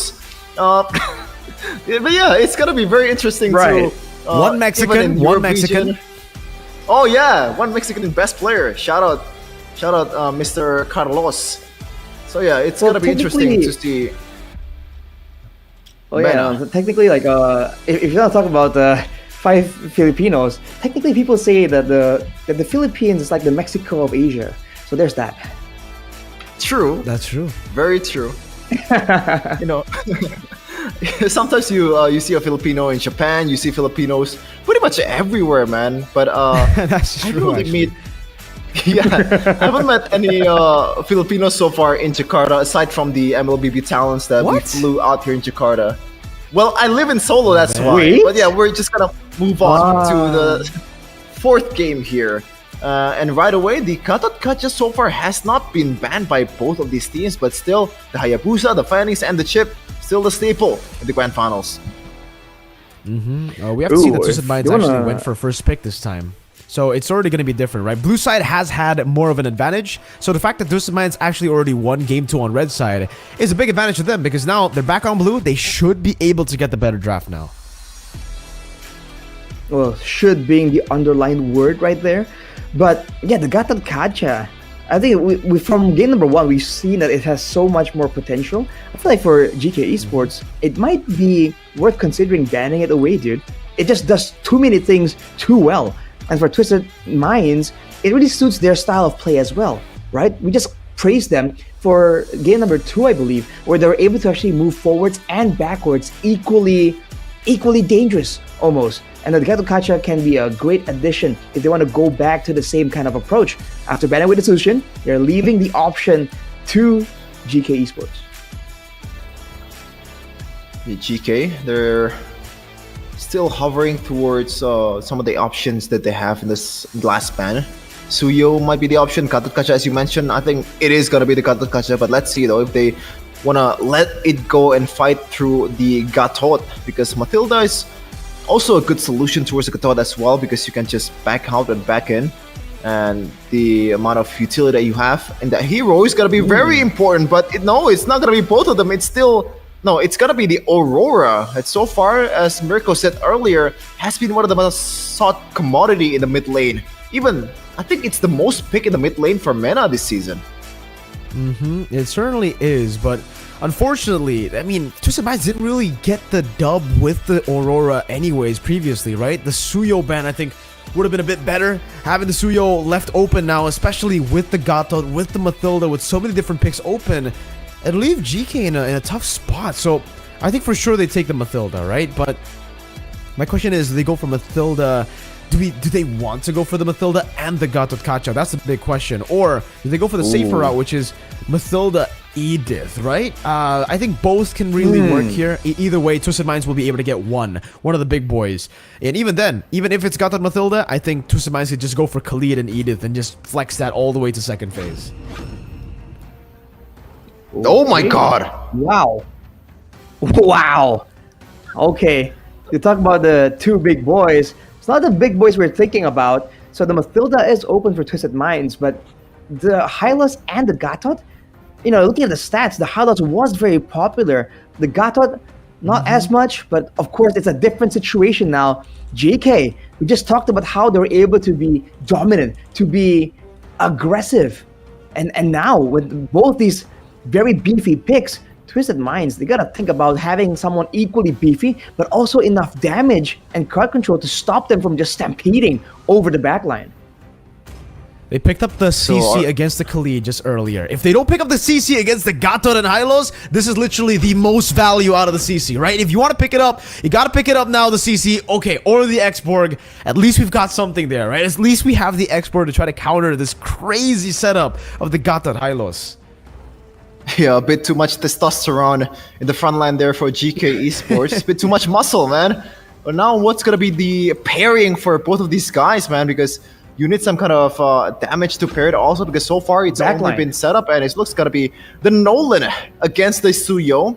Mirko and Wolf seemingly doesn't really like this, but so far in this series, it's not going to be the case. Nolan has been winning out against Suyo in the jungling area, so we can't really rule out the possibility of this Nolan winning this game. Mirko. Yeah, definitely not. You really can't take away the fact that Nolan can, in many ways, outmaneuver the Suyo, right? That's the advantage. It just comes down to the execution. Some teams have been able to make it work really well. Most haven't. But so far in the series, yeah, the Nolan actually does have a win over the Suyo. That was when Hoda was on the Nolan. Now he's on the Suyo, and it seems like, honestly, I personally like Hoda more on the Nolan than I do on the Suyo, based on the playstyle, right? He gets more value out of the maneuverability and the movement of the Nolan compared to the Suyo, which is a bit more all-in. So if Twisted Minds don't get, for a second time, a composition to enable the Suyo, I think Twisted Minds should just stick to what they're comfortable playing, which is just the Assassins for Hoda instead of the Suyo. That is kind of a mix fighter / assassin. Interesting, man. I mean, there's definitely potential. And again, the idea that both these frontliners, the Hylas and the Garatkacha, wants to kind of revitalize bait that can be punished by the Suyo, but you want to set him up, right? Give him ways to actually have more space to try and make this happen. Because we've seen Hoda when he has control, right? When Twisted Minds have control over the bush, over the jungle, and the river, when he was on that Nolan, he was just unseen. He always knows where to position himself. So if they can kind of get better frontliners, the Exburg is already a great addition to their composition, especially with the safety that he brings by being a strong frontliner. So if they can get some more of that, right, to really muscle against the Hylas and Garatkacha, I feel like that can be, there's great potential for Hoda here. Space, I think, is one of the main things that kind of dictates how the fights have gone for all 3 games here between Twisted Minds and GK Esports. I think it's very weird so far that Mathilda has not seen any light of day so far in this draft pick that's been contested in both PH and ID. I don't know if it's still gonna be the option for Twisted Minds right here against this kind of beefy boys in the front line. I guess a counter for testosterone is some estrogen, and Mathilda definitely has some of them. Okay. Could be. Yeah, that's an interesting way to put it. Definitely wasn't expecting wrong? all that. You're not wrong, by all means. But hey, the Vexana as well to counter all the masculinity coming in from the Gatot and the Hylas. So now, the 2 picks for Twisted Minds. I'm thinking that they need ways to shred for sure. The Moscow great start. You can hit whoever's behind the frontliners instead of just the frontliners. But I feel like they need crowd control at this point. Because the expert can do great as a frontline, but they can't just walk past them. Especially if they want to use the Glorious Pathway to try and be aggressors. Oh. But there you go. That's the Mathilda that we've been waiting on. And the Lo Yi. Mirko, you talked about this. It's a front to back. Technically for GK with the 2 frontliners. Now with the Lo Yi, with the rotation, with the dispersion. So many ways to be effective. But that's the 1-1 coming through as well. Hey man, if I'm being honest with you, I know I said the Lo Yi is great, but together with the Mathilda, that's where I have to question it a bit, man. I think they might be a bit too overloaded. They have so much mobility. The Mathilda, the Moskov, the Lo Yi as well, man. I'm not too sure if they had in mind when I was talking about the Lo Yi, right? Because usually, especially with the Lo Yi, you want someone beefy too in the front line that can help you to help peel for the Lo Yi. So honestly, for the second time in a row, I'm gonna have to say GK have the better draft again. That Gatot Hylos, I don't see a way for Twisted Minds to really get over that. The fact that the expert can put some damage, sure, right? But then the Revitalize comes through, and then there's an Avatar. There's not a lot of more damage that can come through to really melt them down. But I guess we'll see. It comes down to the execution. Twisted Minds, they fought even in a losing situation up until 24 minutes in game number 3. I think based on the execution, they should be able to get it done too if they play it perfect. This time they're on the blue side, the side that they are definitely wanting to be on. Let's see though if they can actually utilize it in this one. The series is so far 2-1 to the favor of Twisted Minds. Can they make it a 3-1 and take a step closer to Malaysia in M6? Here we go. Game number 4 of Twisted Minds versus GK Esports. Game number 4, and already you're seeing the 2 revitalizes. So in the early game, I don't think there's any way for Twisted Minds to really win out in a skirmish. I expect a lot of trades to come through from them, and they have a lot of mobility. They have the Spear of Destruction, and they have the Lo Yi, but look at this. Ooh. Aggression coming in from GK in that mid lane as well. But yeah, as you said, Mirko, they have a lot of mobility, but when it comes down to the prowess in the lanes, when it comes down to the wave clear as well, they might be overloaded on mobility, which causes them to kind of lack on the other departments. GK Esports' composition definitely is a bit more balanced, but I guess the hopes and dreams of Twisted Minds lies with Sano on the Moskov, right? If you can kind of outplay the 1-1, kind of bring it to the late game. Ooh. Crazy damage indeed here that they're gonna have to really hold on to. And this is the problem, right, with the Mathilda.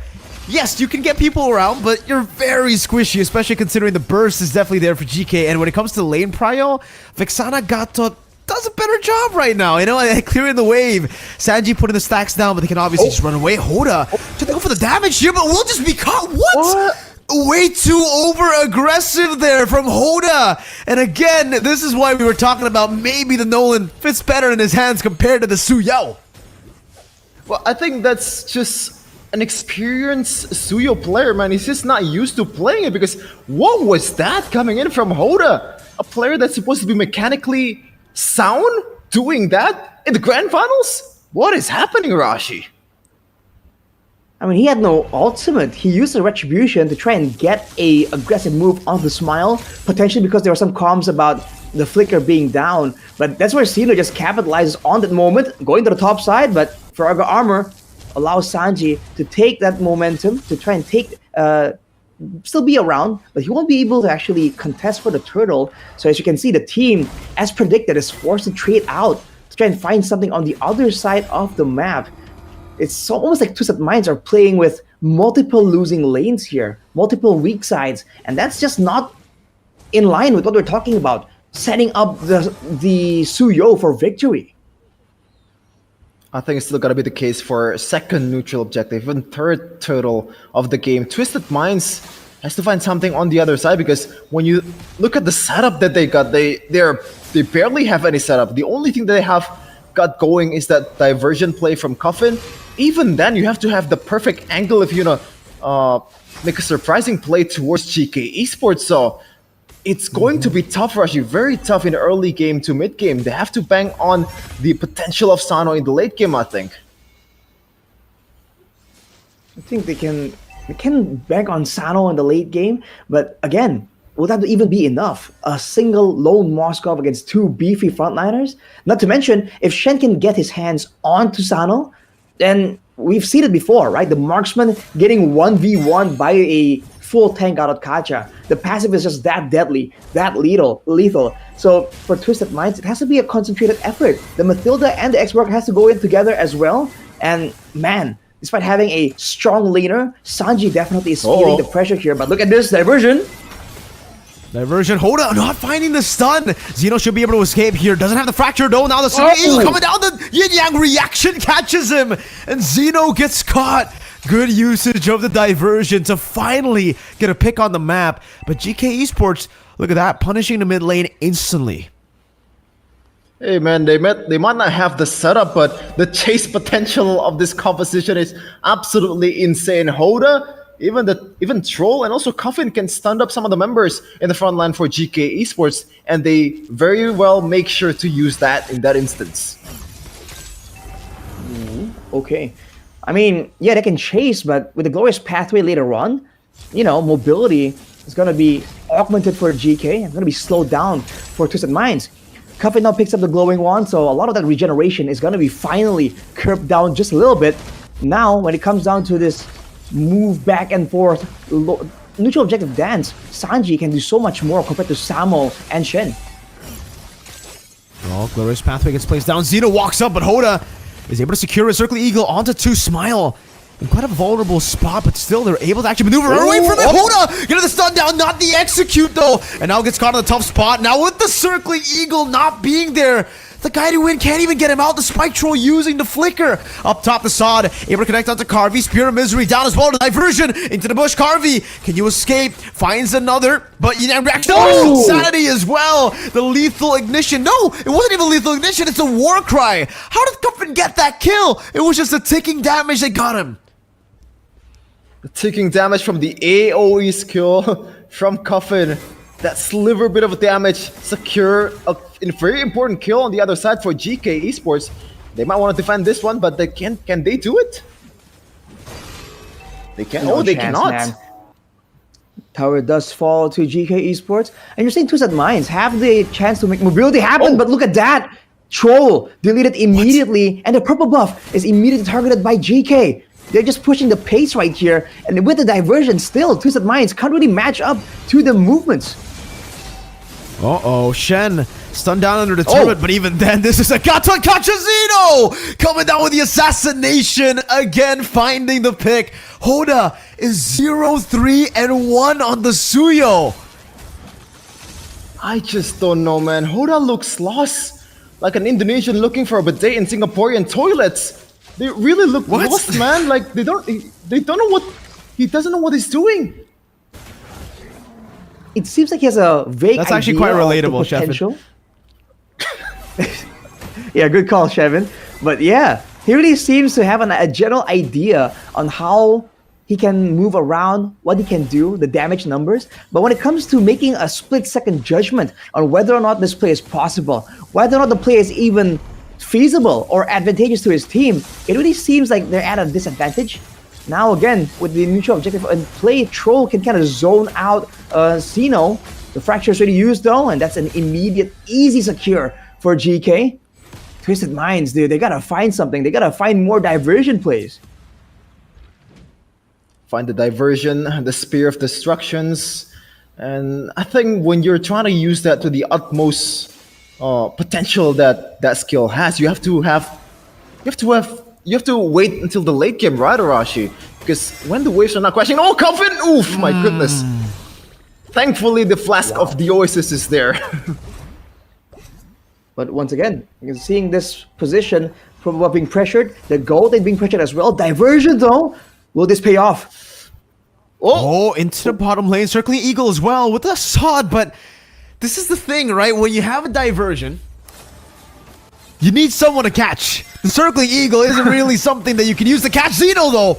Going in, getting rid of the Frigid Glacier, basically Glorious Pathway. No minions, no problem. They get rid of the Glorious Pathway, and no one is able to threaten Samo. Meanwhile, Xeno on the other side just clearing it out, shoving the wave in, and again, it's gonna have to be Troll to soak in the wave. Man, GK are just having fun at this in this game with the draft. So far, the Guiding has been used to be a passive tool, not an aggressive tool at all, because when you try to chase down or maybe get away from the horse, you can't really do it on this kind of bird. It looks like they're just riding on a kiwi instead of a falcon or something. Definitely not enough mobility. And looking at the items, the Thunderbolt completed for Shen. It's only going to get more difficult as time goes on. But you can see that Sano already on the golden staff with more items. He's going to need a lot more though, but look at that. Ooh. Almost taking him down. The Avatar of the Guardian used up already. Smile with the flicker out. Hoda unable to get the assassination down. Troll with the guiding wind, just trying to bring Hoda over to the Lord. But remember, for GK, this is still a 4,000 gold lead. Still very much solidly to build on, especially once the Lord comes up. The first Lord, now there's no setup whatsoever from Twisted Minds. How the hell does Hoda get into the vicinity?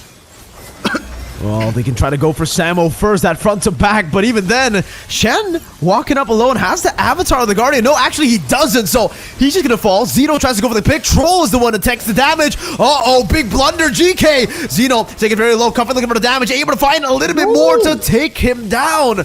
GK, go for the fight. Whoa, Sod into the back. Harvey falling as well. GK just blundered big time, and Sano's here to pick up the scraps. One more dash forward, and the spear down the heart of Smile.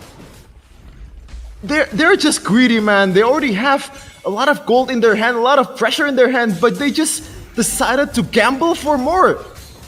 Remember, kids, gambling is bad for you.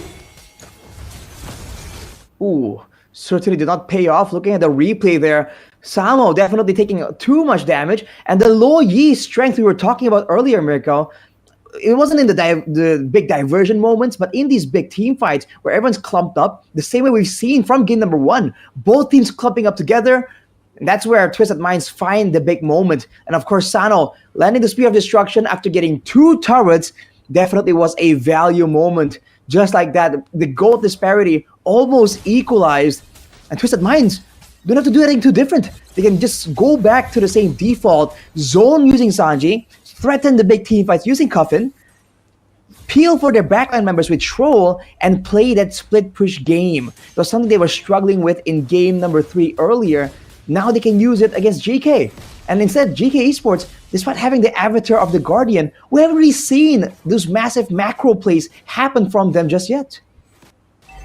Really comes down to the execution of this long lane plays coming in from Twisted Minds, man, because even in the 3rd game, they know like what to do. They know what the winning condition is, but they weren't able to execute it properly. And this time around, the composition is almost exactly the same, with the difference on these diversion plays that they can execute. So now it's a test. Has anything changed for these guys in game number 4? I think you have to wait and see for sure. Look at the real-time victory here. GK definitely having more of a vote. But this is where it gets tricky for GK Esports here. Against a Mathilda and an X-Borg. Oh, hang on a minute. Oh, crossbow tang already used up. Sanji walking up. Good stun over Carvey. Caught in the last insanity. Still a kill over, but that's going to be the Sod into the back. Smile. Compromising the position. Finally, Sado decides to go for it. Piercing damage over. Shen with a taunt as well. Unable to find it. Yin Yang reaction and the damage from Hoda to finally get the execute. And again, man, GK Esports way too overextended and traded off 2 for 1. Ooh, they one more though. Getting the purple buff from themselves. It might be, oh, they're not pushing for the mid turret, but they're just gonna try to zone out all the members of GK Esports from the Lord, from the vicinity. Now, Hoda, this is your time to shine. The red trees is gonna come through. All right, Samo's stunned up already. Hoda needs to go for the red tree. Zeno fracture finding Hoda. That's the best possible target. Sanji unable to get Samo as well. So at the end of the day, it's actually GK who walk away with a man advantage. They didn't do the housekeeping, man. They gotta zone out, get the bushes, but they didn't do anything of that sort. And now GK Esports has all the time in the world, all the pressure in the world towards Twisted Minds on this neutral objective, Rashi. Oh, diversion. That gets caught. It's not in the bush. Oh no, man, that was really bad. A crossbow tag ready, pops it in early. Avatar the Guardian flickered out of from Coffin. Twisted Minds bought some time. Hoda is back up against Sanji. Gonna go try to go for the steal. The retribution is gonna be ready there as well, but Zeno still will be able to pick it up despite the Spear of Misery from Sano. Good Terrify over. Sanji looking for the kill. Oh, the flicker outside of the Eternal Guard. Zeno walks up, tries to go for damage, tries to go for the assassination troll. Just needs a few more hits, walks forward. Guiding Wind, one more hit. No, he doesn't get him. A Coffin finds the last shot to take him down. Another 3 for 1 for the Lord. They lost the battle but won the war. Twisted Minds getting the upper advantage in this team fight. And now they can clear this one very easily because they have Sano. Oh man. Are you seeing a pattern here, guys? The Lord keeps falling into the hands of GK Esports. And yet, every single time Twisted Minds are able to find a punish, they were committing so hard right here, allowing the X-Borg, Sanji, to just do so much damage. And afterwards, we talked about the chase potential, having a diversion available, having the guiding wind available. I mean, to begin with, if only Smile landed that Terrify onto the diversion initially, that could have been a whole different team fight. That's how close the margins are that we're playing with right now. And just like that, despite things looking kind of bleak for Twisted Minds, they have once again recovered. And, you know, we talked about this a lot, Mirko. The 1-1 kind of needs to kind of snowball. And you're seeing Carvey desperately go for some of these solo crossbow of Tang outplays. Now, the longer the game goes, Asano has completed the 3-item power spike with the Demon Hunter Sword, the Golden Staff, and the Corrosion Scythe, as well as the Wind of Nature. Twisted Minds have so many more tools to try and play around with. All this mobility that we said was useless in the early game now becomes a massive source of pressure for Twisted Minds to use against GK Esports. Oh man, I want to ask you a question, Mirko, because you are much more, you know this much more than me. Because 1-1 at this point, 1-3-2 for Carvey, and like what do they have to do to make this guy a bit more of a factor in these team fights? Oh man, it's tough. This is the reason I was talking about it for. I think it was game 3, right? It was game 3 where he picked up the 1-1, and for Twisted Minds, we were talking about the Xborg pick possibly, but they went for the CC. Now you get to see why the Xborg is actually quite a bit of value up against the 1-1. You can take a lot of damage to the Faraga armor. Once the Faraga armor gets popped, the crossbow tank falls over, and even then they have a Mathilda. This is a pretty good composition to actually deny the 1-1. So for the 1-1, it's all about just finding the right time. He needs to be very, very clinical with that ultimate. He needs to be very calculative as well. He needs to come in last second in the team fight to get a crossbow attack, or at least in the team fight, he can't pop it randomly, you know? He needs to use it in a way where it can actually translate to a few other members. So it's just going to be very tough for Carvey. Also, the itemization for him, I'm not a big fan of the Golden Staff, if I'm going to be honest with you. You know, especially now that we've seen a lot of different other players around the world go for other picks over the Golden Staff. I think the Windtalker is a great option. I think the Melphic gun actually. Whoa! I thought that hit. That actually went through Carvey. It seemed from our screen at least. I don't know what happened there, but again, yeah, for Carvey, Golden Staff a bit too greedy in my opinion. If he wanted to go for something else, maybe even. Yeah, again, Melphic Gun or Windtalker could have done him a bit more justice with a bit more mobility over the Golden Staff. But for the Golden Staff, it's more attack speed at least when Twisted Minds are there to take the damage. What? I'm still baffled by that interaction. If I were to be Sano, I would be complaining to Munton. What was that? But now Rashi, it looked like it hit. It really did. Already has the advantage on towards the Lord, and Sano is on the other side. SOD is already up. Oh, Glorious Pathway coming down. Sanji able to escape with the guiding wind. Zeno walks up, forcing the Circling Eagle. Troll with the Circling Eagle forward. That's a good Eternal Guard over. Hoda gonna be stun-locked over there with the crossbow tank ready as well, but Hoda is in the midst of it all. Can he go for the retreat? It's Cuffin who steals it away. Sano so able to cut away. Carvey, no crossbow attack. Twisted Minds desperately running away. Zeno barely getting out with a dash, but Twisted Minds can play with the Lord. Diversion with the flex over Zeno. He did not expect it. Sano gets the pick over. Walks over, Smile now trying on the flicker as well, but gets caught by the Circling Eagle. Twisted Minds, the losing draft doesn't matter. The diversion is a big distraction over to GK. Carvey walking over again. A minute away in the mid lane. Can they go for the clear? Samo, a chunk of HP taken. Sanji putting on a bit of those stacks over. And luckily for GK, they'll be able to defend, but there's another big wave up top. Oh man, they fell asleep at the worst moment, and now they're trying to close out the game. Still one wave though. Can they actually do it? Winner crown of the Avatar of the Guardian connecting onto the back. Smile gonna be not up just yet. That's a Circling Eagle to bring them out again. Another last insanity over the Carvey. Wind of Nature won't save you from that true damage. Twisted Minds against all odds. They pull off a comeback. It's match point for Twisted Minds. Their minds are twisted, and they're twisting everyone's minds with their execution. Oh my goodness, man. Coffin. The 2 kills from the AoE skills. And also, the Stolen Lord. That should not have happened. Hoda was not in the vicinity. They have the retreat. They have all the tools. They have all the CCs. They have all the control. And somehow Coffin got it in the end, Rashi. Man. Wow. I mean, that was a close fight, dude. If you look at it, right, the setup in the first place was already so razor thin margin-wise, because you can see that if you look at the highlights here, again and again, that burst damage is available for the side of GK Esports, but afterwards, right, especially the longer the game goes, Sanji is able to catch up, get a few more kills. They're able to get more pressure using Sano here with their split push play. It's just so good. They're just kiting backwards again and again, and the combination of the Moskov and the Lo Yi both independently having ways to kind of stop a diver, to try and land some crowd control and maintain distance. They just work so well together, either individually and even together. And because of that, that chase and mobility we talked about, the fact that the glorious pathway is so one-dimensional and the guiding wind can be used in a variety of different ways, it just allows Twisted Minds to kind of play the back and forth game on so many more levels there. The guiding wind and even the diversion there to really seal the deal after that fight at the Lord Pit, dude. That was a great usage of the composition that we were doubting, right? Everything we questioned initially, all the way till the mid-game, happened in that final engagement, in that final sequence. What the heck is going on, dude?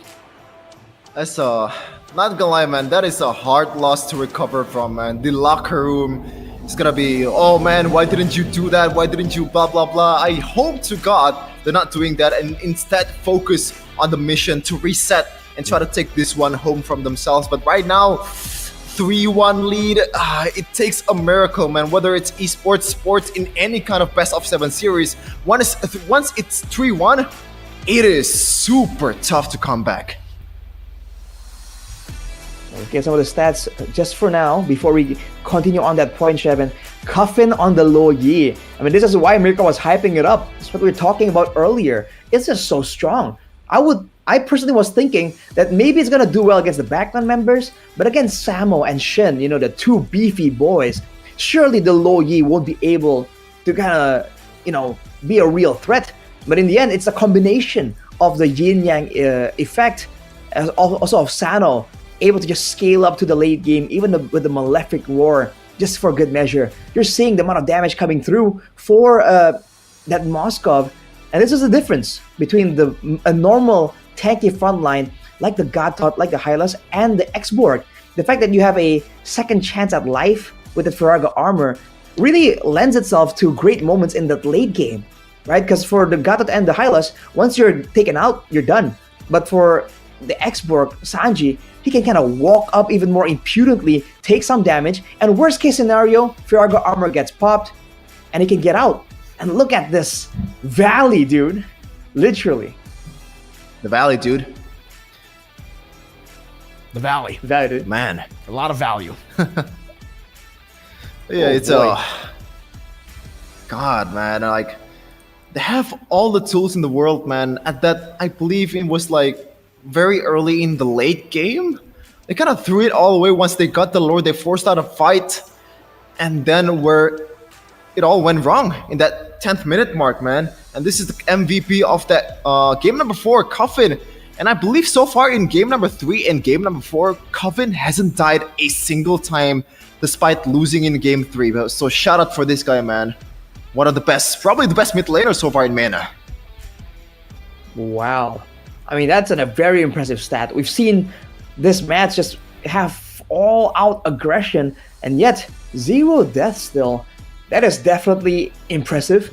But again, it's also a whole team effort. The fact that Coffin was able to kind of position well, stay safe, it also kind of is due to the fact that GK, they're really forced to kind of use all of their efforts and early game aggression, the duo Hylas and Gatot, to shut down the X-Borg, you know, to shut down the Moskov, because they were concerned about that mid game, right? The playmaking, the frontline advantage, the split push advantage. But in the end, they forgot about the Lo Yi as well. If you're gonna shut down Twisted Minds, you gotta do it all the way, dude. You leave one running around, you know, sometimes they can come to bite you in the back, and that's exactly what happened there. That Lo Yi, out of nowhere, was so quiet, so, you know, passive until it's time to go hard, and he absolutely did. Okay, Mirko. So we've talked about the bad, Mirko. Now, we talk about the good from Twisted Minds earlier, which is Coffin. Now, let's address the bad, because you've been the one who's pointing this out the most. The Suyo on Hoda. Should it not go away in game number 5, or do they still want to actually use it to gain W's? I would personally say, right, despite the fact that he has been underperforming on the Suyo, he hasn't really been living to the expectations that we set for the Suyo. I think because of that, he needs to change, right? I mean, despite getting the win, I think it's about time to change it up. Maybe ban the Suyo, no problem. Get it away from the opponents, no problem. But it's very clear to see, at least for Hoda, he's a very assassin-centric player. He does well on the Fanny, amazing on the Nolan, amazing on assassins. But when you force him to play a fighter in the jungle, it's kind of like last season, Arashi, if you remember, right? In the Grand Finals against Falcons, where he was forced to play utility because it was the utility meta back in the day. It doesn't feel like it's the right Hoda. It doesn't feel like it's him, you know? It feels like it's a completely different player, and we saw that from Hoda here with the Suyo. So my answer, get off the Suyo. Try to go for something else. That's the answer from Mirko. But yeah, we're gonna take a break first to charge us up for game number 5, which is potentially... Wait, is it game number... Yes, game number 5, which is potentially the last game of the series that decides who's gonna go to Malaysia. So stay tuned, do not go anywhere for the next game.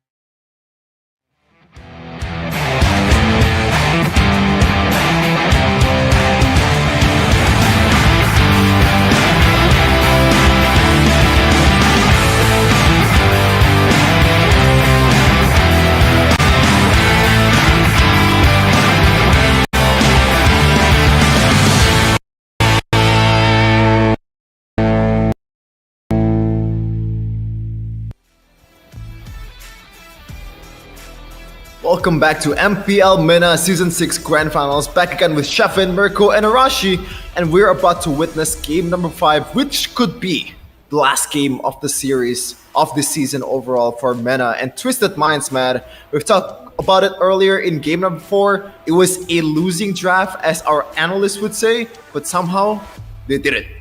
Now, what makes it possible for them, Arashi? Oh man, where do you even begin? I feel like really, right? If you want to really look at it, I think it's not an overstatement to say that there were mistakes on both sides. But I think that in a game with mistakes on both sides, then the late game composition just gets so much more value, right? That's how it goes. There's a bounty system for a reason. And in that game, the fact that in the late game, you got the diversion, you got the Spear of Destruction, you have all these tools that we said, like I said, right at the end of the game as well, all these tools that weren't really useful in the early to mid game, they were unable to use. Everything just came together in that late game because Geekay just weren't able to actually end out the game earlier. And then it allowed all these quote-unquote scaling heroes from the side of Twisted Minds to just rise to power and, you know, shine in that late game that we're talking about. So is that the solution here? Is that the idea? Go for that late game pick and then get immediate value? That because like that's how it's looking, at least so far.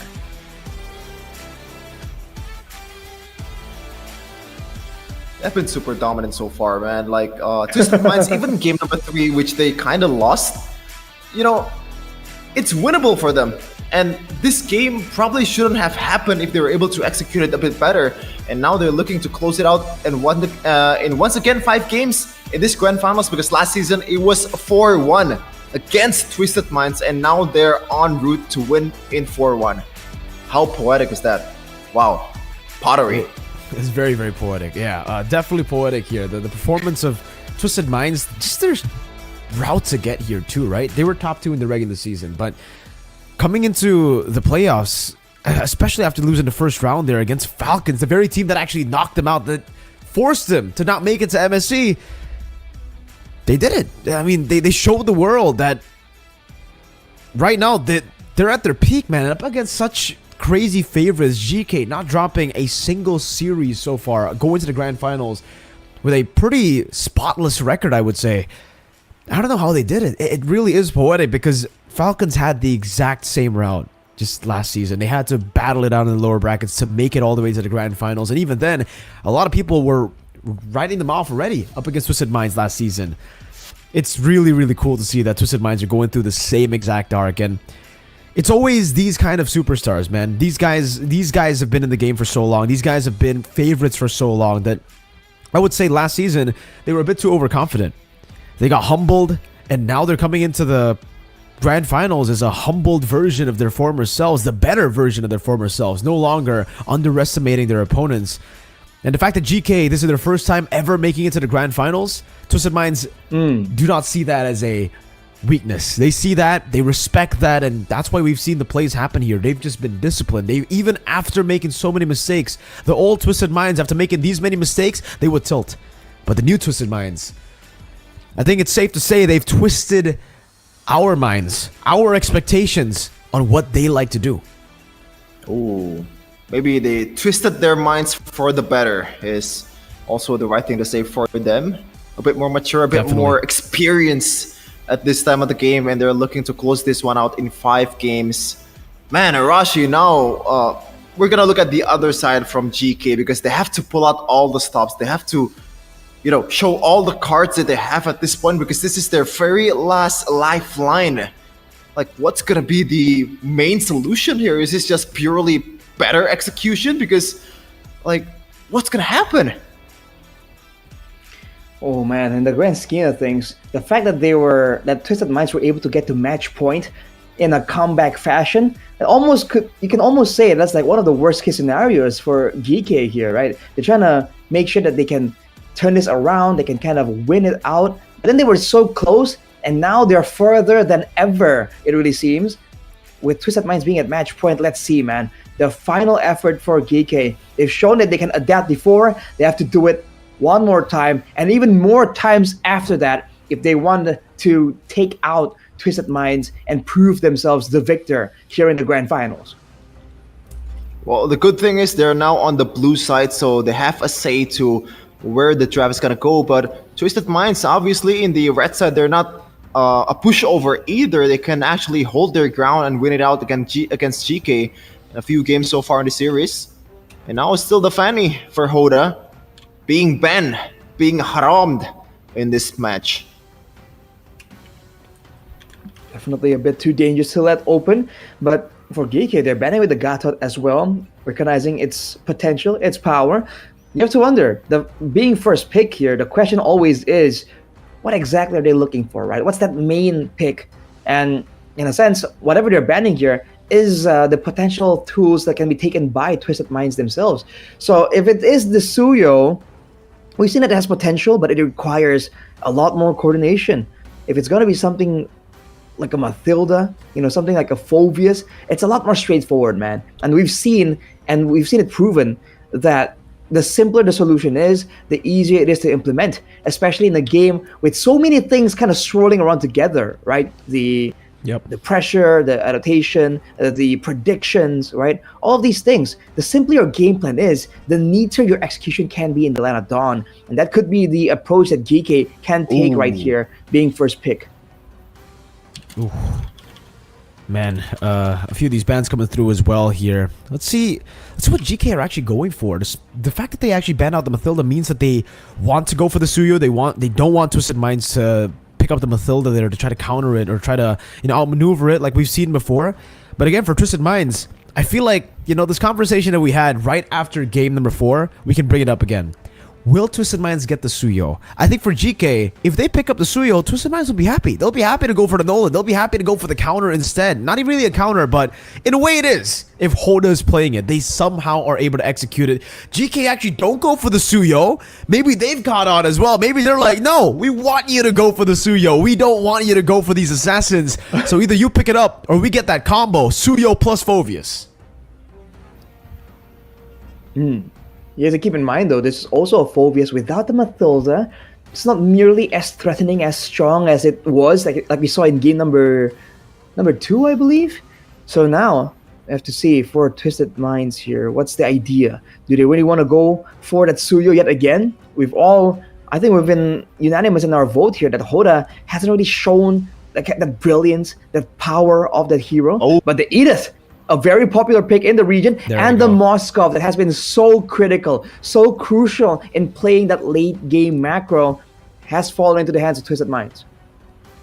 I love this, man. A late game insurance and also a very versatile pick here in the first pick for both Sanji and also Troll potentially. And right away, GK, in the previous game, they actually banned the Aurora, but instead goes for Aurora and also CC. Now, is this a CC gold lane? Is this a Phoveus? Yes. I don't know, bro. Maybe it's a CC jungle or something. It's a CC gold. Well, actually, you're right. That's a good question because at first thought, it's definitely going to be a CC gold, right? But last time I saw this was SRG, Cram, and Innocent. It was Cram on the CC, Innocent on the Phoveus gold lane. So there's a possibility for that to happen. They're still going to go for the Suyo pick here, Twisted Minds, despite the fact that they've actually thrown the Suyo as last pick in the first phase. Aurora, though. Despite the fact that, we've been talking about how Aurora has been winning games, here it actually hasn't. The 2 times it's been picked up, it's lost. Oof. Kind of poetic how that's playing out, honestly. For GK, though, 2 fighters, so they still have the same kind of aggression they want. And it's going to be a tough order for Hoda once more to be an assassin against 2 very mobile, very chase-heavy fighters here that can punish his aggression and his flanks to the backline. But with the Aurora available earlier, we saw that the Valentina becomes a great option if you can get the Frigid Glacier as well. Will they be banned away, though? Or will there be other picks that can be prioritized over that Valentina? Because we've seen that the Valentina's win rate in the region is actually not so impressive. Also, the bans coming through to the mid lane from GK Esports. They saw the Luoyi, they saw the diversion coming in from Coffin, and they don't want to get cuffed by this guy. And now is it gonna be the same bans here from Twisted Minds? They've already banned the Ling. Might be going for a second jungler ban. What other assassins are still available? The Julian's still there, the Nolan is still there, but are they gonna actually put some emphasis towards those junglers again, or is it just Ling is that OP? Let me get this off the board, kind of thing. So it's gotta be the Nolan. Oh, The trend still continues. I think it's the idea is to just ban away all these mobility tools, right? Because we talked about how the Moskov was just so important, and now even if he's up against a fighter gold laner, potentially here from GK, I think he can still have a lot of impact. But with a Ling or a Nolan in the picture, it's a bit more difficult, right? So with the Yve ban from the side of GK, though, Twisted Minds, they go for a Minotaur. Oof! Wow. wow. Man, Interesting. It makes sense up against the Jawhead. It makes sense against this dive, especially up against these melee heroes. And they go for the Faramis. Oh man, they're really playing for sustain and a long team fight here, which makes sense up against GK Esports. But remember, it's all about setup for the Suyo in the early game. If we're talking about late game here, I have no doubts that Sano will do well. But in this game, I believe this is going to be two Vengeances. Samo and Carvey will be going Vengeance. So even then, he's going to have to be very selective. Super selective and a bit more safe on his approach in the early to mid game. Because the setup is really just, I don't know, man. I feel like at this point, at this patch, a Tigreal is just a better pick, a better setter than a Minotaur, because Minotaur is just way too telegraphed. But the good thing is the fighters that they're gonna face off against, they don't have any kind of flickers, they don't have any kind of purifies. They have to go for these vengeances. Can they actually use that to punish? Is the question in this game. Well, the Mina also brings a lot of survivability to the backline, technically. So that's the additional benefit, right? The reduction and the healing, especially if you add the Flask of the Oasis on top of that. And you have to remember, now the Moskov has a partner in crime. In the late game, if you forget about that Edith, she's gonna zap you down. Let's see though, is it gonna be the last game of this season, number 6 for MENA region? Or GK, will they prolong their fight in this Grand Final series? Let's see what's gonna happen in the Land of Dawn. I guess we'll just have to see for ourselves, ladies and gentlemen. Let's see, potentially the final game right here. And off the bat, you can see the Purifies and the Vengeances, right? Two very opposite mindsets coming through for both these teams. This is game number 5. Game that is the most important for both of these teams. Can they actually make it to M6 and also GK, their last lifeline? But so far, Zeno has been jungling quite well with the pathing as well. Didn't actually take the... Oh, he actually takes it. Now, in the first neutral objective game, I don't know what's going to happen, Arashi, because they have the Phoveus, they have all these fighters that can actually, you know, help them get the neutral objectives. But on the other side, they have a Minotaur, they have a Netherrealm, so I think it's a bit equal, if I think about it. I feel like what to look at is the Edith against the Phoveus and potentially the CC as well. We saw earlier that the Phoveus just has so much more prio, especially level 4. Once he just reaches it, he's just one of the strongest heroes at a level 4, I would say. And even with a Faramis, he can kind of survive longer, but at the end of the day, can you out damage the Phoveus or out sustain him afterwards? And usually the answer is no. So I really feel like Twisted Minds might kind of step back here, unless they're the ones who can find a big moment here, like a big chunk of damage onto one of the members to try and use that as leverage. Almost picked off Coffin, walking up a bit too aggressive, but that's the kill pressure that you have when you have the Phoveus plus the Julian. Early game control for GK. Here is Hoda. This goes on to the purple buff. Does seem like GK will be able to just burst down this turtle. Should be, and Twisted Minds, they don't care. They're actually just going to go back to the normal path here. Won't even try to open up the map for the turtle. The little things, man. You know the rules. When the first objective comes up on the map, you have to be as safe as possible. Either you clear the lane right away to get the XP, or just wait at the bushes because you don't know where your opponent is. But unfortunately, Coffin didn't do just that. Yeah, he's a bit too aggressive. knowing that the Faramis is always has a target painted on his back, I think he's got to be a bit more aware of that. But looking at the EXP difference, even though Cena was able to get the neutral objective, Hoda is still keeping up in farm, using the time efficiently. I think there's something you can praise from both teams. It's the decisiveness. All this time, we haven't seen them have a moment of hesitation that kind of lasts for a bit too long. Even when the calls maybe doesn't go as ideally as they would think of, it's still good. But oh, look at this. Unstoppable force. Good Minus Fury able to knock him down right here. Go for the knockup as well. SOD into the back. Smile trying to go for the damage. Purify out as well. Good Netherrealm away. Freeze with the Frigid Glacier. Stops Twisted Minds in their tracks of that chase. So both teams disengage, but Carvey definitely will get the advantage off of that gank. Yeah, no blood has been drawn so far in the first 4 minutes of the game. Once again, this Filipino-style gameplay, even though there were some attempts earlier, but both teams disengage quite well, especially at Frigid Glacier, man, coming in clutch for GK Esports. Well, both of them technically have great disengage tools, the Minion Fury and the Frigid Glacier. But I think GK definitely have a bit more dynamic options in their side. Later on, though, again, we're waiting for that mid-game moment where Sano can once again be an absolute nuisance later on. So GK are trying to force the issue and find ways. And one of the best ways of doing so is going into the jungle, and you're seeing them do so right here. And Shoal, being the Minotaur, can't really do much to try and stop that. Okay, so it seems like Xeno was actually a level down, despite the fact that he got the turtle. Not too sure about this engage, man. Oh, good damage over to Shen. Again, for both teams, no engage. Minus Fury coming down as well. Troll able to knock them up. Hoda coming down. Sanji with the flicker. Earth Shatter. Cuffin rotating. Netherrealm coming down as well. Hoda will try to go for the execute. We'll be able to fight him. But gets caught by the Frigid Glacier. And will be taken down as well. Now, Infernal Pursuit to the back. It's a win for GK Esports. Oh man, as you said, Arashi, Phobia's early game, he's just doing jumping jacks in the 5th minute. And now another kill secured by Xeno in the mid lane, plus the turret, killing 2 birds with 1 stone.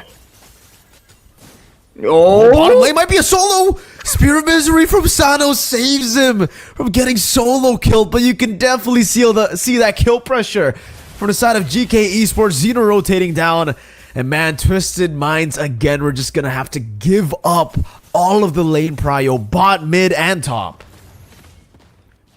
That's what we're expecting, man. 3 fighters, so much prio here. All the pressure coming in from the jungle and the 2 side lanes, and technically even the mid lane as well. How are you supposed to actually out-clear a Jawhead Aurora, especially if you're on a Faramis, right? So Twisted Minds are definitely on the back foot, but we've seen them play this style before. Wait for that late game where they can actually take advantage of this macro emphasis. But looking at GK, they are a lot less willing to let that happen. Already making invades, setting up traps in the brushes as well. This is what they need to do if they have the early game advantage. And ideally, they want to end this before it gets to that 13, 14 minute mark, man. Hoda is still keeping up when it comes to the EXP, but slowly but surely, with the map opening up for GK Esports, Twisted Minds, they're going to be starting to fall behind here in the resources. A gank down below. Carvey does have the Vengeance here, so he'll still be able to buy a little bit more time, but when it comes to escaping, not too sure about that. Carvey should be taken down. That's a kill over to Sanji. Re-engage? There's actually no trades happening. GK are actually rotating down below, so a wasted move here by GK Esports. I think they were trying to really just play around it, but now they're going to be late to take the turtle even.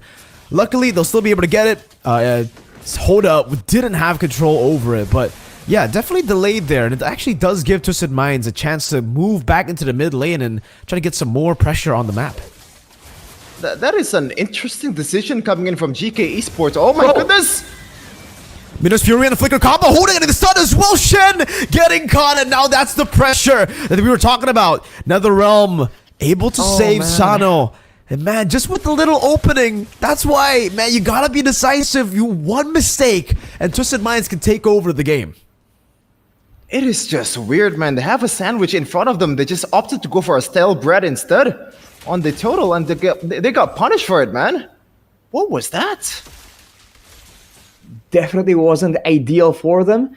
Twisted Minds with a small victory, but still definitely on the back foot. The fact that they were able to get that moment there, that pickoff, kind of allows them to kind of explore the map a bit more, get out of the base, get some resources. Again, there's still no answer for the double vengeance combo. So much tankiness in the front line. Now for Twisted Minds, they're just trying to avoid all the big plays. And Sano moving kind of aggressive here without escort. Alright, a siege attempt up top here. Sano should still be... Oh, enhanced sight! Sano's just sitting on it too! Oh man! The damage ridiculous. Hoda getting the stun down on the Shen. Gee, that was just one enhanced sight. You sit on it for long enough, you're dead, Sano. He's got to be careful about that. Well, at least Zeno is already earning Sano's respect by now. Sano will not be able to do that again, knowing that a single sight. Sanji. Oh my goodness! Oh. Tries to open up the map, gets obliterated. Doesn't even pop into Primal Wrath there. And yeah, we'll just be picked off. Not a chance. GK, they know that the Lord is coming up. Twisted Minds are trying to set up for something. But man, Sanji, definitely a bit too far from safety. Twisted Minds are setting up for that split push again, but GK now have a lot more prio, a lot more ways to kind of nuke down this Lord, with Sino being so ahead in the jungle. That is the first Lord of the game secured by GK Esports. Oh, so far, 4.5k gold lead. That is a lot in the 9th minute of the game. And they're just running down to the second tier turrets of Twisted Minds. It's looking pretty bad for them, but once again, it's just that Arashi, that late game potential, that wave clear of Sano is going to come in handy when the time needs it to be. Actually, on the top side, I thought Sano was going to get a turret at least in exchange for their troubles, but it wasn't even taken. He was kind of so respectful of the potential solo play, the potential gank coming in from the EXP, from the gold laner, from the jungle as well. Just backed out of there, wanting to play it safe. Looking at his items, one item away from the quote-unquote trinity of the marksman, but everyone else, they're just way too squishy at this point. Even their main frontline Sanji, you can see earlier, got obliterated. Yeah, it's going to be a very late 3-item power spike, man. Usually we see 10, 11 minutes. I think he might get it at the 12th minute, looking at the way or the pace of his farming right now. But it should still be defendable here. Kuffin actually taking a whole lot of damage. Gotta be careful again. Holy Defense is still here to save them. So Twisted Minds will be able to clear out this Lord, but they're going to lose all their tier 2s, that's for sure. GK making quick work out of these waves, out of these turrets. And the Holy Defense in the mid lane has been popped as well. Hoda getting the stun down, forcing a flicker from Smile actually. A bit too overextended there. So Smile still has to be very careful, still has to be very wary of a possible kill threat from Twisted Minds. Man, it's not just happening on Twisted Minds' side. Even GK Esports, these little things, man, the spell burns, this, overextending by an inch. It's gonna get punished real hard in the international stage if they keep doing this over and over again, man. This is the improvement that they need to use, or they need to actually address in the training. Right now with a 6k gold lead, GK actually backing away for quite a bit, but Shen eyes an opportunity. Opportunity to take the orange buff for free, takes it away, and man, Twisted Minds are just getting choked down in their own base, man. Just gonna have to use the minions to their favor, and GK Esports is not just gonna let that one go towards Twisted Minds, actually freezing the lanes and all that stuff, getting them as little money as possible, knowing that Sano is gonna pop off if he's given the time. Now, for Twisted Minds, what is the solution to this neutral objective battle? Do you just want to concede and wait for Sano? Do you want to go for the Hail Mary at this point? Because I just don't see that happening for Twisted Minds. I don't think they have an avenue to go in. We'll see, but look at this. It's already zoning them away, man. Infernal Pursuit, Shen! Full flicker forward, ejector over to Troll! Flicker back as well now by Troll. So flicker for flicker. Meanwhile, Sano actually still on the wave up top. This is a split push potential of the Moskov, and so far, it's a Twisted Minds win. It's a Twisted Minds favorable trade. That's another turret that's gone down, and I need to make a move fast. Oh! That's gonna be the ejector over to the Earth Shatter. Hoda dealing damage over to Zeno, taken down by the Minus Fury. Hoda caught again in front of pursuit, taking him down. SOD over from Sano to go for some damage. Carvey walking up, cancelled out. Sano going for more, poked down by Smile. 2 for 1, but that's ultimately worth it. They got 2 turrets off of that. Yeah, that's W's in everyone's book, man. 2 turrets and all that's left. Even the Holy Shield is already triggered by Twisted Minds. And now, at this point of the game, even though the jungler is gone, they might have a chance to actually go for the steal the way GK Esports executed the fight just now at the next neutral objective battle, Arashi. It was really, really good, man. The fact that the Minion Fury lands on everyone, the fact that Sano got the 3-item power spike right before the fight even begins, it was just so good. But Sano opted to stay there. Now Twisted Minds, rinse and repeat, same play. Well played. Mind games. He's playing Really chess well played. in Dawn of Dawn. No, checkers even. Oh man, this is incredibly well played here. Twisted Minds holding on to the Lord, and Sano's just gonna stay there. He doesn't need to oh no, he does! Twisted Minds have to hold on this. He has SOD anyways.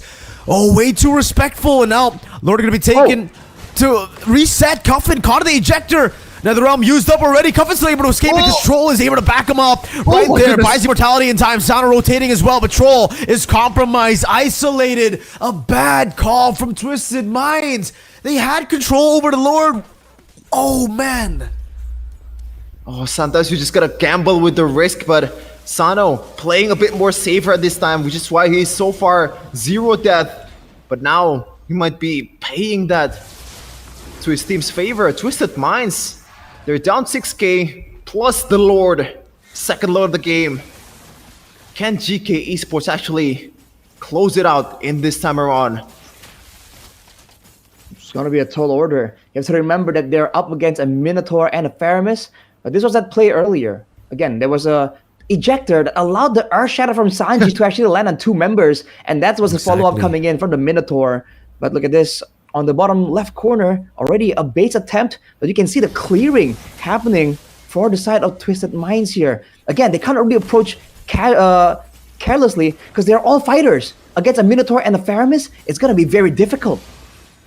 No sieging potential, man. Absolutely none. Oh, the 3-man stun over. Shen with the ejector and the flicker combo, but it's over on to Sanji, who's still able to use that primal rat, dealing damage. NetherRealm a bit too late, but Samuel's going to be taken very low, taking down Sano in the midst of it all. Now with the help of the NetherRealm, still able to escape. Zeno walks up, gets the enhanced chain. GK looking for Hoda, getting a 2-man stun. That's an all-in. Sano's just free hitting. GK, they might have bit too much, and they could chew. Twisted Minds on the chase. The curtain call coming down. 2 base turrets for GK. But look at the kills. It's 4 for 2. Twisted Minds might be able to go for the push in the mid lane. Oh, they might go for the push, but I don't think they're just... they're gonna be able to end just now. There's still 1 member there, and the respawn time for Samo is gonna be on time when they're about to take the mid turret. And they actually take it. A lot of value here. Just A stun over to Carvey, gets executed before he can do anything. The base wide open, the minions cleared out by Samo. That will deny the end, but man, they've staggered Carvey enough to get more pressure on the map. Oh boy. No base turrets available, and yet still the aggressors. They're trying to find something instant, something quick right here, but the mid base turret is the only thing they can get. Now it's back to the waiting game, and technically they can still play that macro style. But man, GK Esports, that was a very expensive blunder. Twisted Minds have caught up in gold. And this is a late game with good scaling. Oh no! He got displaced out of the SOD. Won't be able to connect. Hoda in the back alone up against Smile. Dashing forward, finding the execute. This time the assassination. Shen down. Smile down. Hoda jumping forward over to Samo. Hoda a bit too aggressive, but still, that's the backup. Now with Minus Fury getting him some airtime. SOD not ready just yet as that's going to be the winner crown used up. Sanji going for the Earth Shatter. Cuffin executing him. 10 seconds for the Lord. GK, they might have made a mistake that could have costed them the game. Twisted Minds on match point 3-1. It's Zeno and Carvey, the two members, the true imports that they brought here to try to win it all. But it's gonna be Twisted Minds still doing enough damage. Down to the mini waves. Carvey buys immortality. Carvey still able to survive. Zeno gets the immortality as well. Smile spawns in back in the game, and that will not be an end angle for Twisted Minds. Hoda will clear up the wave. Samo, 10 seconds necessary for him to respawn. Twisted Minds will go onto the Lord, and they surely will be able to take it with Samo still down. It's free for Twisted Minds. They pulled off the comeback. Now, 18 minutes in, this is an evolved Lord. How do they handle this? Oh my goodness, the Mission Impossible was executed perfectly by the imports. It was as clutch as it gets, but the job is not done just yet. There is still a tall order for defending this Lord, defending these waves coming in from Twisted Minds. A chance for glory, a chance to get to Malaysia, a chance to represent the MENA region. It's now or never for these guys. Evolve Lord in the mid lane. Hoda getting the sun down onto Samo. The Frigid Glacier is massive! Finds 4 members. Sano's still free, hitting the back. Minions Fury from Troll! Despite the fact that they got imports, the full MENA lineup and Twisted Minds will go through the lower brackets, will twist the odds, and will take the victory 4-1. What a way to close out the season! Twisted Minds! The comeback, the turnaround, the 180 that they pulled in this game is absolutely massive. And this 5 made it all happen in the stage. And we are all witnesses to their greatness in their regions. Congratulations to Twisted Minds, the victor, the champion of Season 6 Mobile Legends Professional League, Middle East and North Africa region. Wow, man. You give them an inch and they take a mile. You just cannot leave any windows open because Twisted Minds, they'll come at you straight up. Phenomenal performance. Ladies and gentlemen, give it up for Twisted Minds. They're Season 6 champions. A full MENA lineup that was doubted.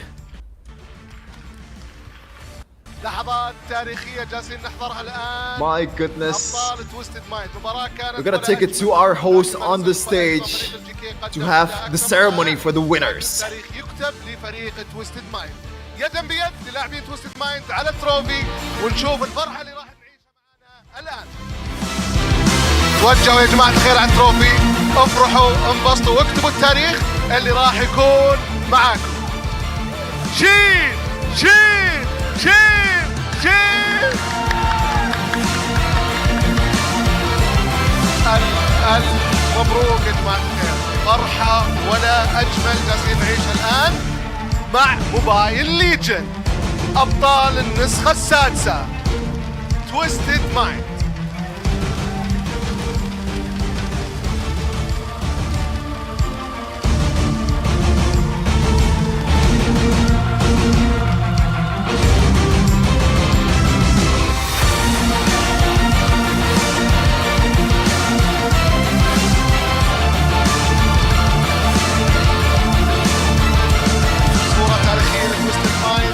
التروفي حاليا جميع الفريق كامل حاضر ومتواجد، البهجة زي ما انتم شايفين، وحابين اكيد ناخذ مقابلة مع احد لاعبين تويستد مايند، واكيد راح توجه الحوده. تعال تفضل معنا.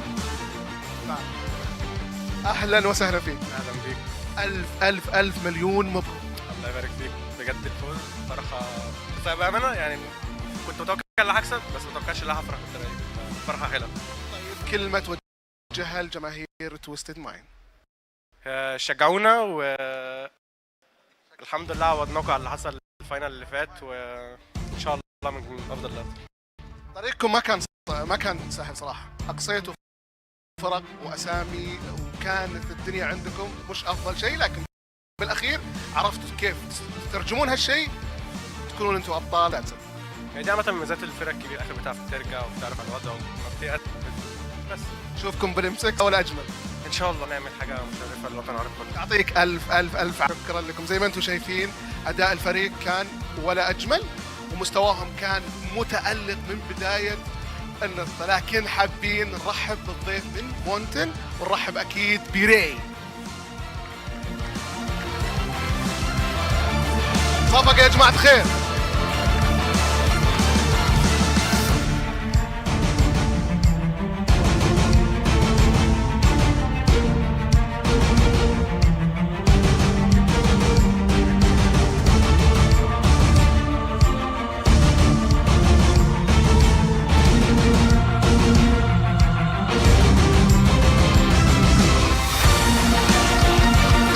صفقة يا جماعة، نبغى نسمع صوت كثير. Twisted Minds.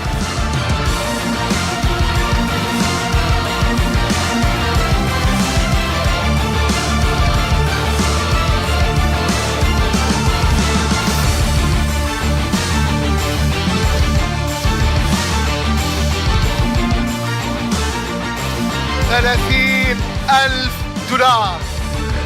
اوه يا تويستد مايند، انبسط يا تويستد مايند، عيش اللحظة يا هينك اليوم.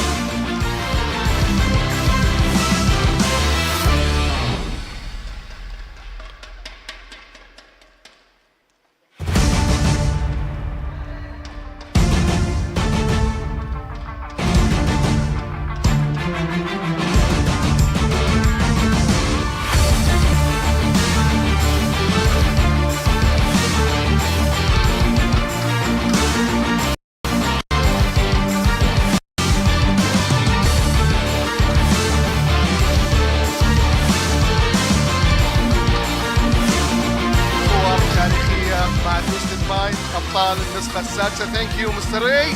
زي ما انتم شايفين الاوضاع اللي جالسين نعيشها الان بالستيج، فكانت الامور ولا اجمل، والتحديات الاكبر والاوضح معنا في موبايل ليجن.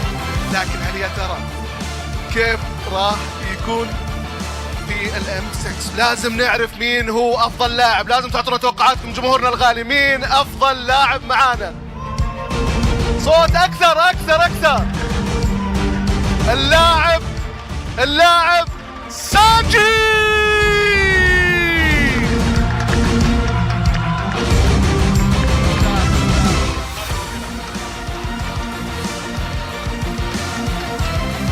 صفقة سانجي، ما اسمع يا جماعة الخير. افضل لاعب MVP MPL مينا السيزون السادس، $2000.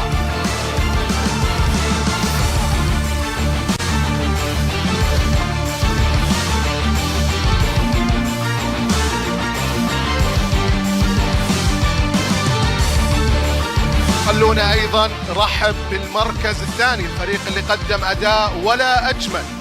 صفقة الفريق Geekay Esports.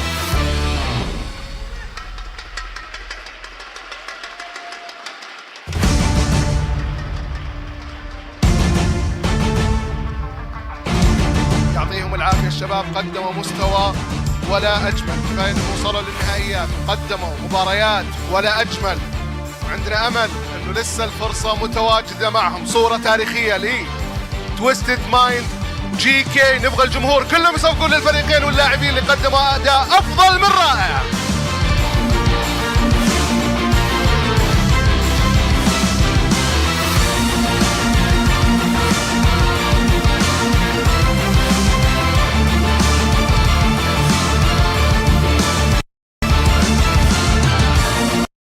مشاهدينا الاعزاء، حضورنا الكرام، اتمنى انكم استمتعنا في المينا السيزون السادس. مباريات كانت ولا اجمل، كان عنوانها تويستد مايند ووصيفه ايضا جي كي اي سبورت. لكن راح ننتقل الاستديو نشوف ايش المعلومات اللي كانت معنا في البيست اوف 7.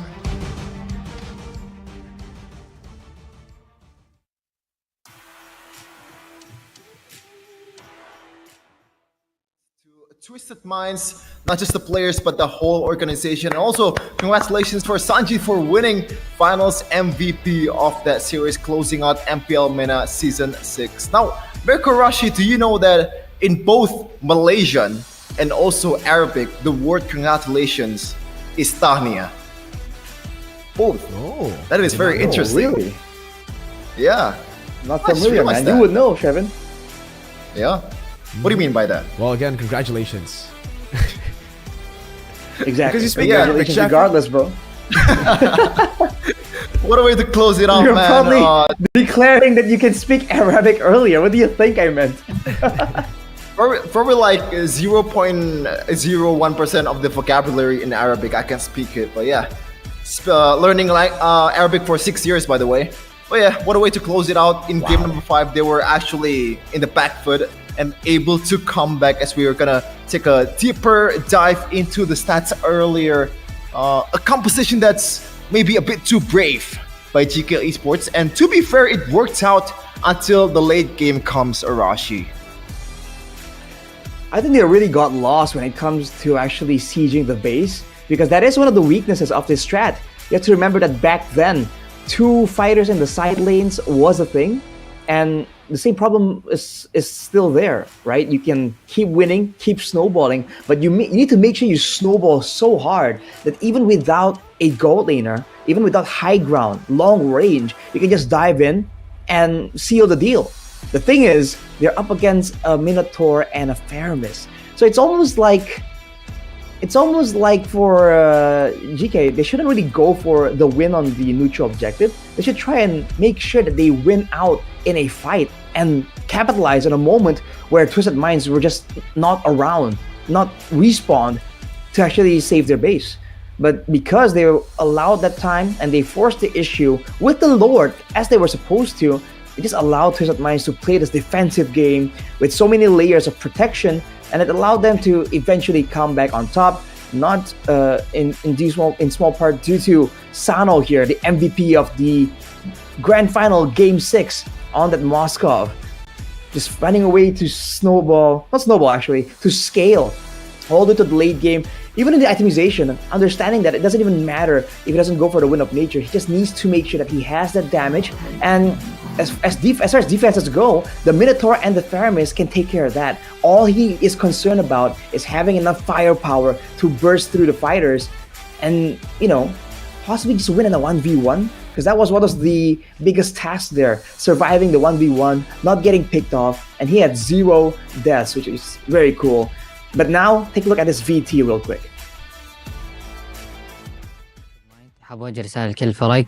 ممكن تكون محظوظ إنك توصل الفاينل، لكن صعب تكون البطل. وإن شاء الله أداءنا بيكون بعد الام6 أداء يعني مختلف عن كل المشاركات السابقة.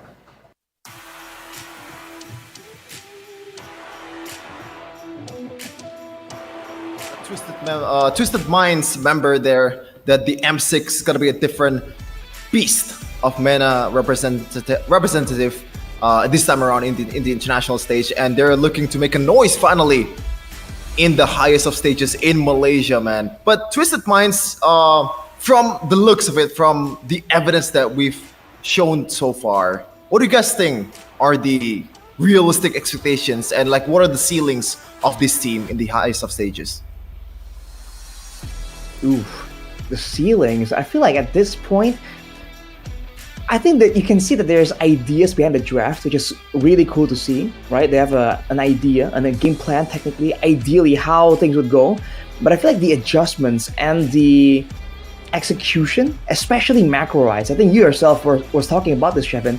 Sometimes there's some windows of macro blunders that allows their opponents to really find a glimmer of hope there. And I feel like in the international level, that is definitely going to be something that a lot of teams are going to be looking for, right? When they're trying to go up against the MENA region, especially against so much pressure in that early game. So I think that could be one of the main things they can try to fix, kind of. And if they're able to do so, I think they have interesting potential. What do you think, Mirko?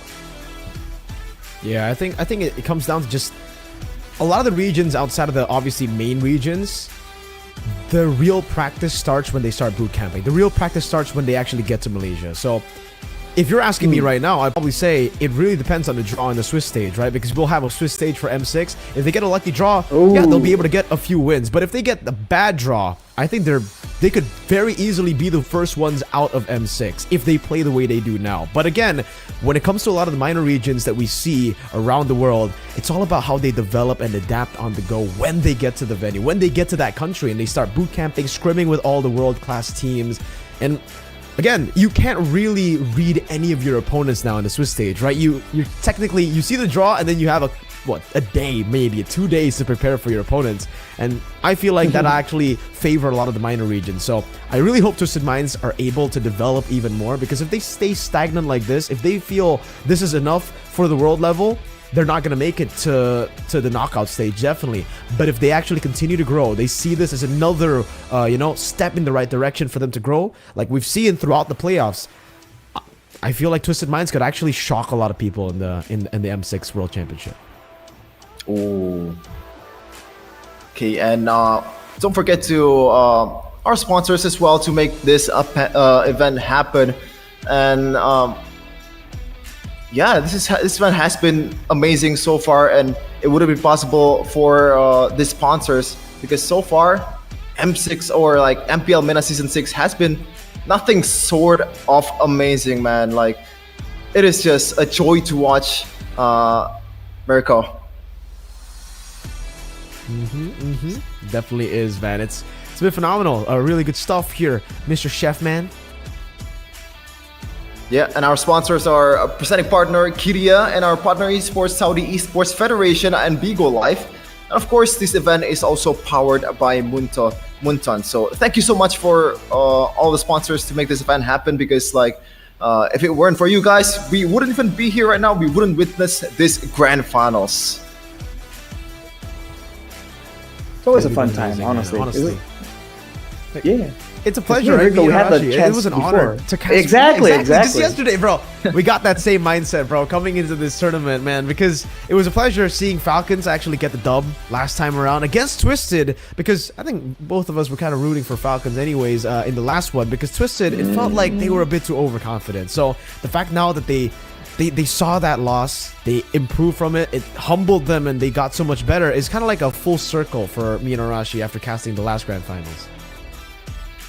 You can get to see like a whole story arc for Twisted Minds, at least. Exactly. And seeing their growth, I guess, their improvements, I think it's definitely a treat to see. And as always, getting to actually cast for a different region, it's a whole different experience, man. Different picks, different styles. I think it's a great, opportunity, and we're very happy to be here.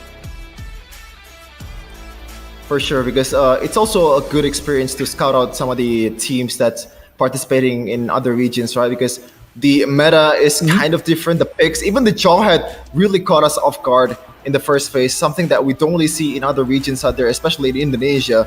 And in MENA, it's just a whole different game here, a whole different flavor, a whole different things that we can enjoy here. A lot of brawls, a lot of good, mechanical plays too. And yeah, and that is it, man, for MPL MENA Season 6 with us, Shefin, Mirko, and Arashi. It's been a joy to cast this. It's been a joy to witness this Grand Final series. So keep supporting Mobile Legends esports wherever it is, other MPL regions, in the international stage, especially in M6. So see you in Malaysia, Twisted Minds.